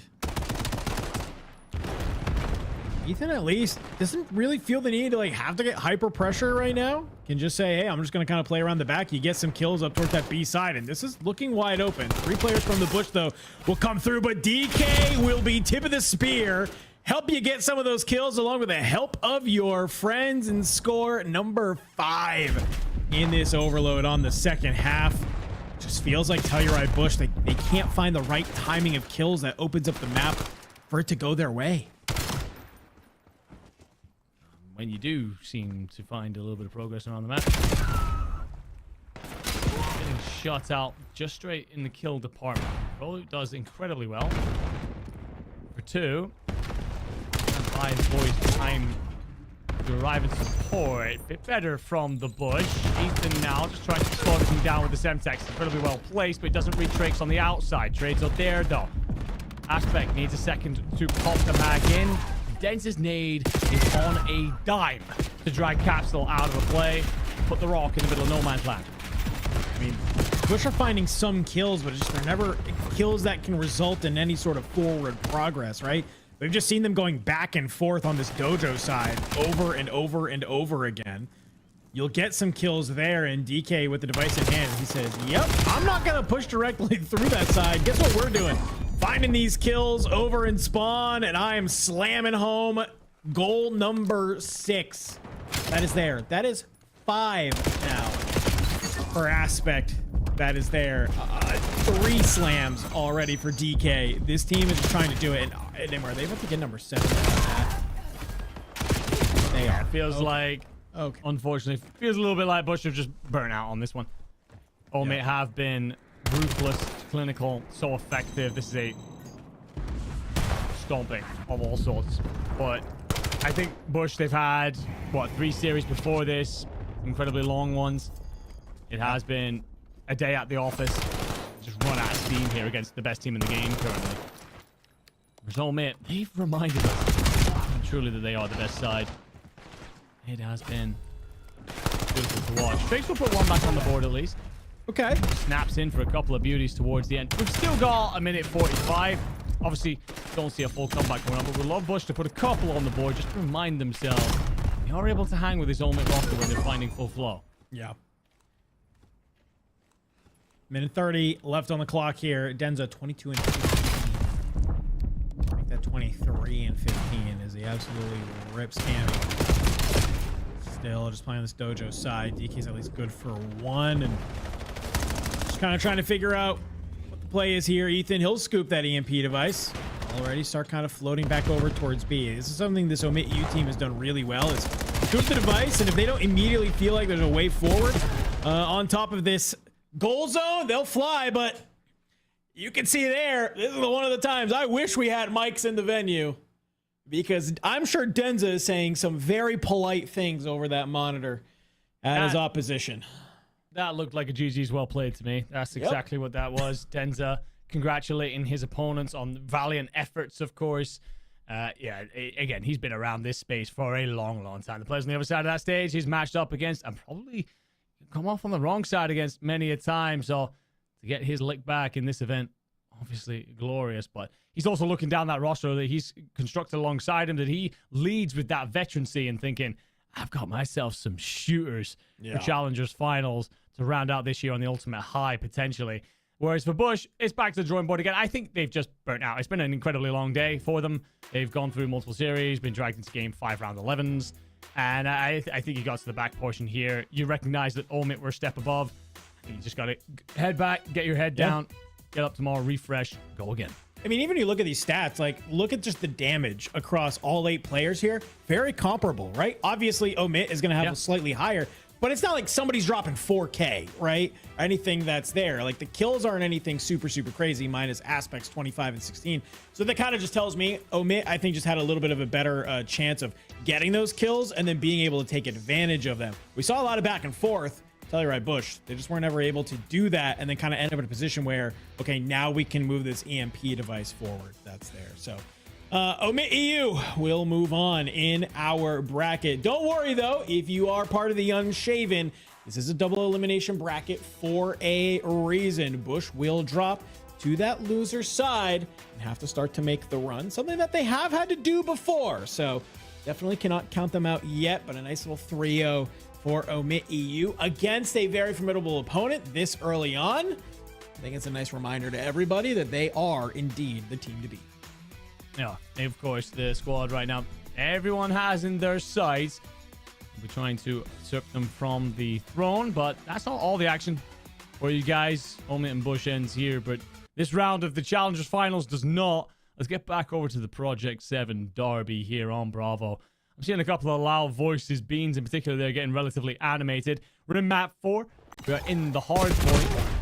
P7 Notorious in the lead right now. The Project 7 themselves in control of the blue hill. 2-1, and the series count here. So P7 Notorious taking home this win on the Scar hard point would push them further into the bracket as well.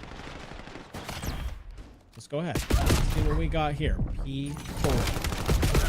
Looks like it's being mostly controlled by Project 7. Good job, and I like this. Hot off of it.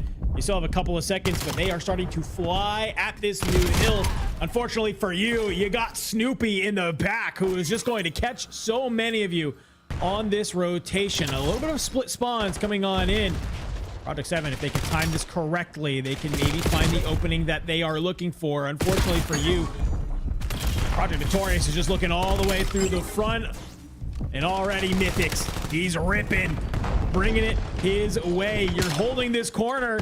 Close spawns from P7 Notorious, but they had the hold and it just gets broken open so easily. Yeah, Project 7 Notorious tries to flood that back corner about 3 times there as well. These have just been slaughtered. It's kill box, the graveyard. Henry up over the top. Great stuff. Well, they'll be traded by Johnny from the back line. Snoopy now up into green, just trying to look for a gap out through the middle of the map. This bit of scrap time, Project 7 Notorious should get themselves around about a 40-point lead. Project 7 just slowly though, since they've joined into this, building their way back into this matchup. Mythics in particular looking impressive. Beans cooks a nade to pretty much perfection, softens up a target in the middle, but it's not quickly enough, and Snoopy's got the fight. Oh, nice play from Johnny. 3 dead in the feed, make it 4. Woo! All right, 4 dead here on the second set of rotations. P1. Spawning down towards that wood P2 side, but P7 Notorious, they are happy to soak most of this if they can. Seconds left on the clock.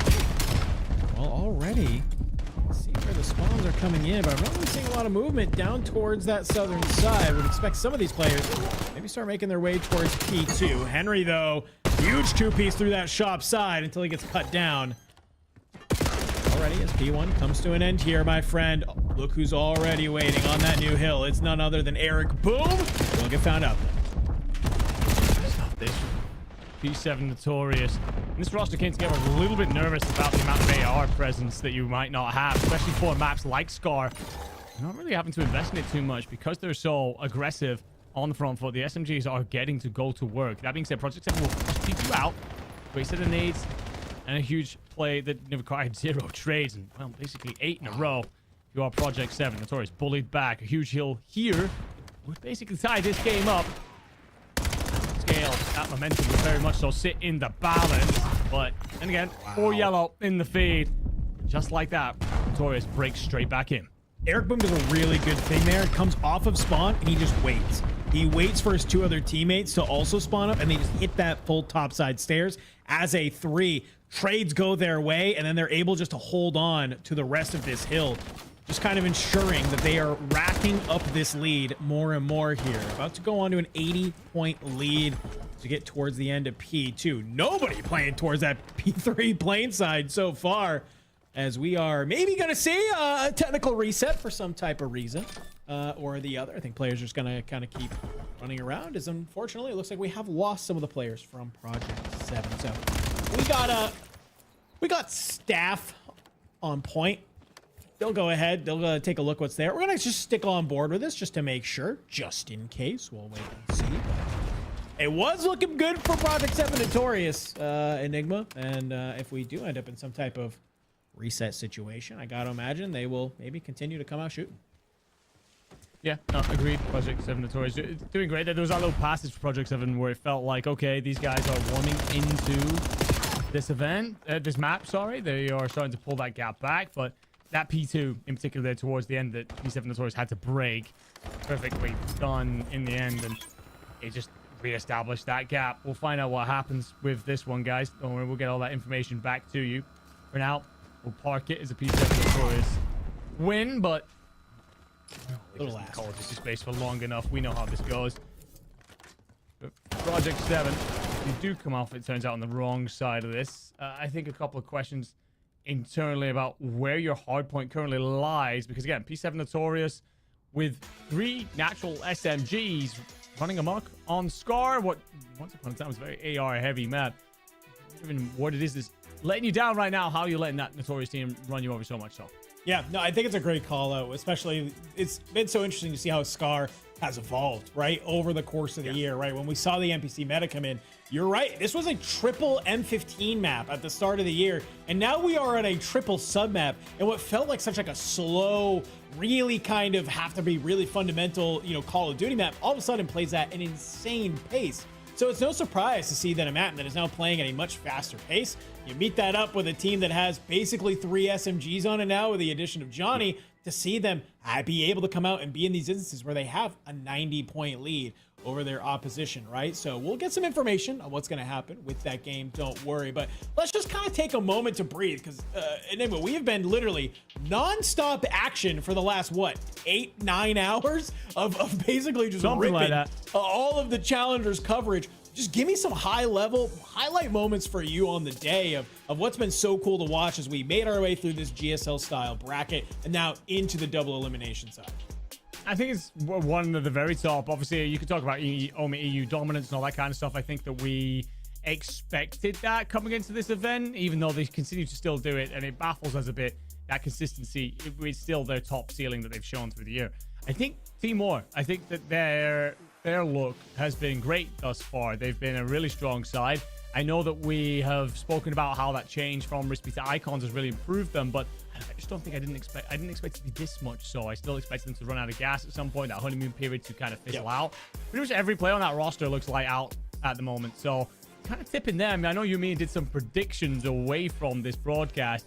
I don't know, man. We got to throw them straight into that spot for one of the EWC positions.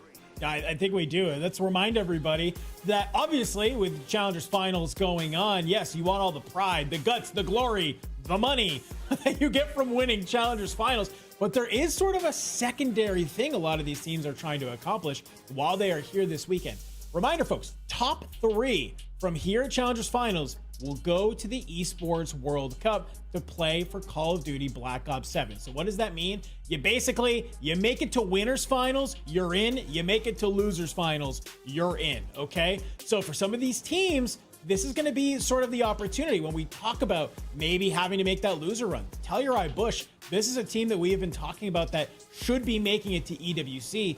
Now they have to carve their way through a lower bracket run in order to get there. Same for the like of, I believe the Huntsmen are also now down there in that lower bracket, right? And so there's just so many teams that we maybe expected to make EWC that now might have to kind of be a little bit cutthroat, cut each other down if they want a chance to be there in Paris. Yeah, and it's weird because obviously the domino effect goes back to groups, essentially. So Team War coming out on top against Bush gave us a very different looking bracket than we probably expected, and that's why we're going to end up with some big fish in a very small pond down there in the lower bracket. You are right, some of our likely predicted sides, some of the community predicted sides, those of you at home who were thinking you knew the three that were going to get through, some of your favorites aren't making it because they're going to have to kill one another. So yeah, lots of different things to settle here. Very much so, of course, enjoying the event. It's only day one. It'll be tomorrow when everything really heats up as we send home some big teams. Well, we got to get through the rest of the day before we talk about that. We do have an update for you. A little bit of a power issue at that station, causing some of the players' PCs to shut off. So we are going to go ahead, get things back up and running. Competitive integrity is our #1 motto that we like to have here. So we'll get all the players back on in. It will be a full replay of that Scar hardpoint between P7 Esports and Project Notorious. So we're going to go ahead, take a quick break, let the folks on ground get all of that set up. When we come back, we're going to be jumping back on into that game. Do not go anywhere. We got a lot more Call of Duty coming your way right after the break.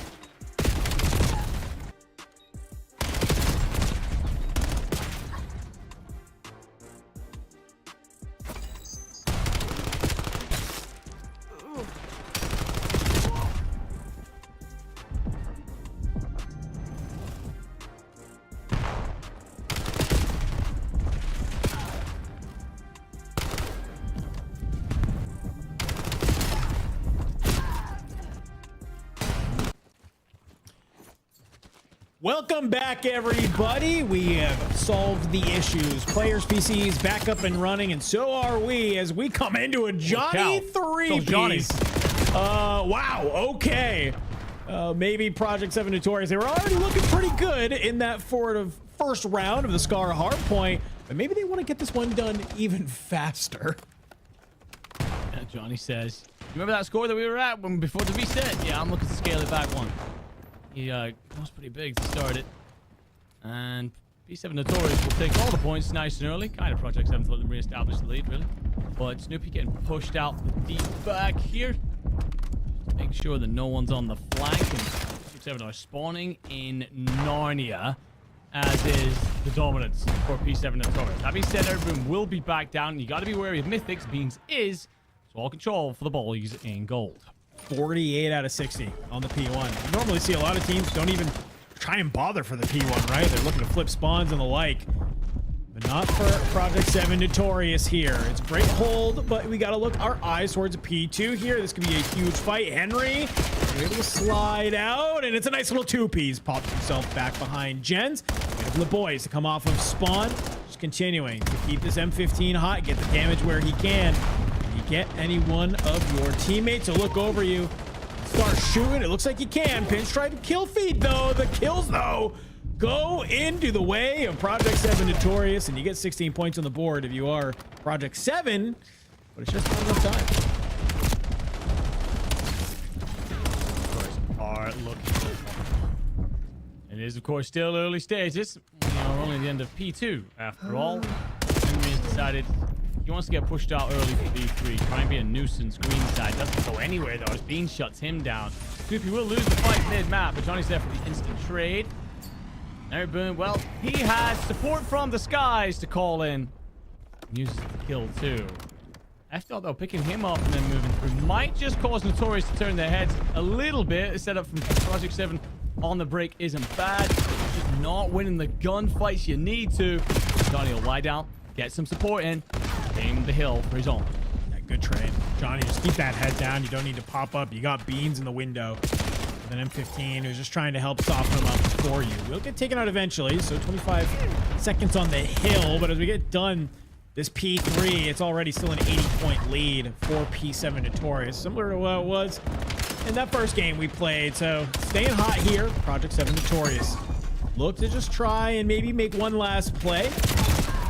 Start to kind of think about this new hill. Can you cut your way towards plane? It doesn't look like it. See number 5 and number 8. That's Beans and Eric Boom. Hot off the spawn. They're trying to go for this wide wrap through wood. But the setup is here from Project 7.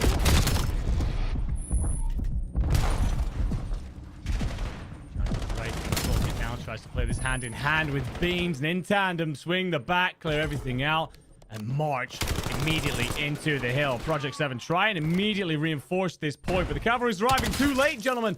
B7 Notorious are already here, planting their flag in the ground, claiming this derby as quickly as they can. Up nearly 80 points, trophies are out and setting themselves up beautifully. Project 7 must find an answer sooner. This one's sailing way off out to sea. Project 7, they're just trying to maybe work sort of this side area of blue, but the problem is Project Notorious is ready and waiting for it. They set up the crossfires. You have Mythics on the point. Cool. Feels great, but not until you just get absolutely ran. And now you got two spawning in the back. Johnny, he's about to get that HP back on up. Start to get lost into blue. Finds Mythics that's there. And unfortunately, it's a team nade from Beans that will cut his teammate down. But already P5 comes online. Project Notorious are here. Need to hold. Henry does well. Top green, that'll be a problem. The Notorious will have to find a way of dealing with, and you shall not. Henry with the two big ones to help Project 7 gain something. The instant flip, the instant break is there. It needs to be the moment, really. Spur Project 7 into some sort of action. Oh, F-Dot probably gets the second one if he doesn't run out of ammo. But now the spawns flip yet again. Push too far out for Project 7. Your carelessness shall be punished. Only momentarily, actually, because Harry's pistol work is glorious. Great hold from Project 7 there. They actually get the spawn in the back. Johnny, he's just a little bit too fast off the spawn, so they're able to make the read. They flip. And, well, you get some good time on the board if you are Project 7, but it's still a mountain ahead of you if you want to try and get back into this game. certainly look like a big one. Scale too. Those you're shooting back at are not struggling right now. Player negative is Johnny.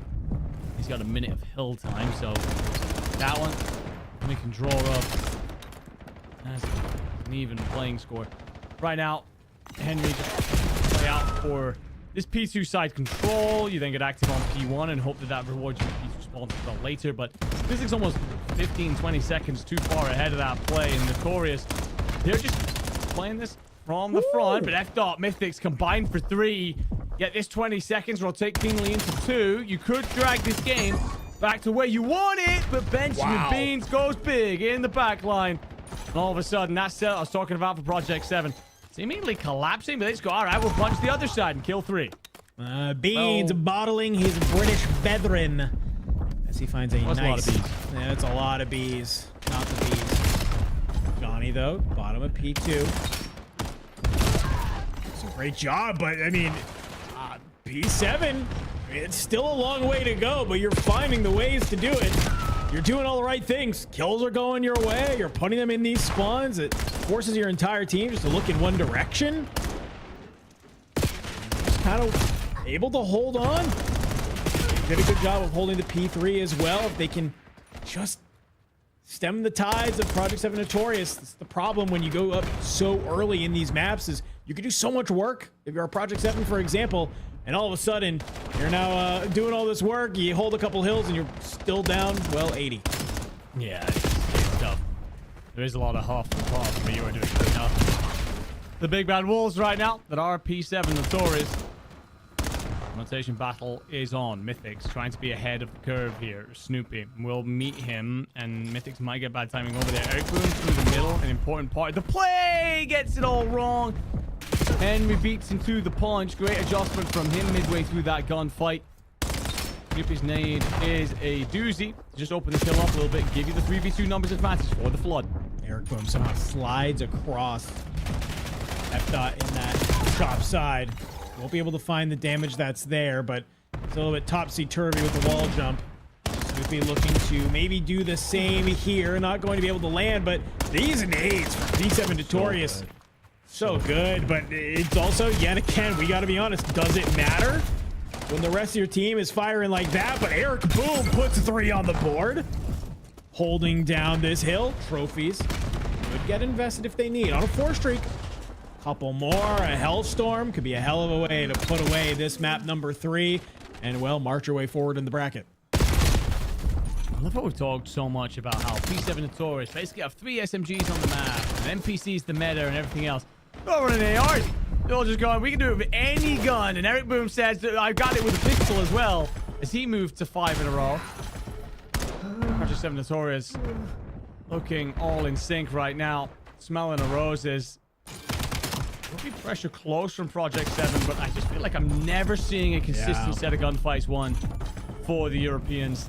It's the Americans in the driving seat right now. They can win it here.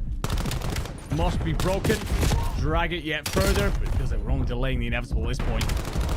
They can do it here. They could end it. The double up towards the top is what it looks like. Snoopy trying to play a little bit of an off angle, though. Gets softened up. The trades are there. Mythic swings on out. Johnny and Beans get dropped. So this hill will flip into the side of Project 7. For the time being, and look at this, Eric Boom. He's actually slipped in. He's going to try and hold on to some of this scrap. He almost just stole that map by himself. But even then, you saw the red arrows. They flip back around, and that's all Project 7 Notorious needed on the reset. Take the P5. It's a couple of points, and there they go. 3-1 here in the Project 7 derby as... well, the Project Notorious will look back in form a little bit better, more like the team that we've come to know and love over this season. More signs of life for them will bode well on their Saturday run. Yeah, I certainly shall. Glorious stuff. I mean, the one person in that room that I really feel for has got to be Mythics. Apparently the move was on for him to go over to the sister team, to P7 Notorious. All fell through in the final hour, and they went with... sorry, not Snoopy. A different player instead. In the end, it's tough for anyone on that roster right now because I feel like with Project 7 they sit themselves in a little bit of a bucket of you're a really good team, but when you match up against some of these other juggernaut sides, you're just falling short consistently this season. Again, some of the recent results. Regionally, your elites are second, third, first, second. You're right up there. But when we talk about those opens, it's third in Dallas, top 6 Birmingham, top 8 in Paris, and top 16 in Atlanta. So it's just, as soon as you run into teams like this, you just don't really have the answer right now. And you see why when you look at the scoreboard a little bit here. Eric Boom 31 and 23. I mean, and he put up the least damage on his team. So that says everything about how much this unit was firing. Opposite side of things, Project 7. Unfortunately, a couple players there on the wrong side of the kill death column.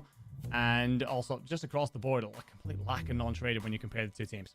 Well, let's take a look at how our bracket sits after this first round. A lot of 3-0s, besides that 3-1 that we just saw. So starting at the top, Team War 3-0 over the Huntsmen. P7 Notorious 3-1 over their sister team Project 7. OMiT Brooklyn 3-0 over Mindfreak. And OMiT EU a 3-0 over Telluride Bush. It's going to give us some movement here. Just going to call this out for our production friends that OMiT EU did indeed win. So it is going to be the OMiT v OMiT battle apparently tomorrow in winners semis, as well as a team war taking on P7 Notorious. These are just some good old-fashioned banger matches, but we also have some elimination rounds going. Huntsmen taking on Project 7 and Mindfreak going against the Telluride Bush Gaming. Enigma, it has been 9 hours of non-stop challengers action. It's been electric all the way through. Give me some kind of final closing thoughts on the day and what you're most excited for tomorrow. I think tomorrow is seeing which teams can figure out the lower bracket runs. I think that we've got some incredible matches coming through in the top side, but with some of the bigger sides being dumped down into that lower bracket, we start to talk about Cinderella runs, make EWC and so on and so forth. So I'm looking to see a couple of those sides can get going. And of course, what OMiT EU can do from this point. It just feels like they are an unstoppable object right now, a true powerhouse if we've ever seen one in challengers. Is anyone able to lay a glove on them? I'm kind of hoping no, because I really want to see what they would do at EWC. No, I really would also love to see them. I mean, it's a lot of storylines that are brewing, okay, here over the Challengers Finals. Top 3 making it to the Esports World Cup, but more importantly, you're taking home a sizable amount of cash if you're able to win this event. But you got to get through the bracket first before you can even start thinking about that. So join us tomorrow right here on YouTube, youtube.com/@CallOfDuty. Challengers also here on Twitch, Call of Duty Bravo. If you want to stay plugged in, we're going to be right here, same time, same place tomorrow, 1 p.m. Eastern Standard Time start. That's 10 a.m. Pacific Standard Time for those of you on the West Coast. Make sure you're tuning in, because if you thought today's matches were good, tomorrow's are about to be even better. Huge shout out, as always, to Bryson Seymour for also being on the mic all day long. They'll be back tomorrow. Do not worry. You will be able to hear them, and we'll be back there alongside them as well to figure out who are we sending to grand finals on Sunday. But we're going to go ahead, take a little bit of a break here. We'll catch all of you tomorrow, 1 p.m. Eastern Standard Time, right here for the continuation of Challengers Finals.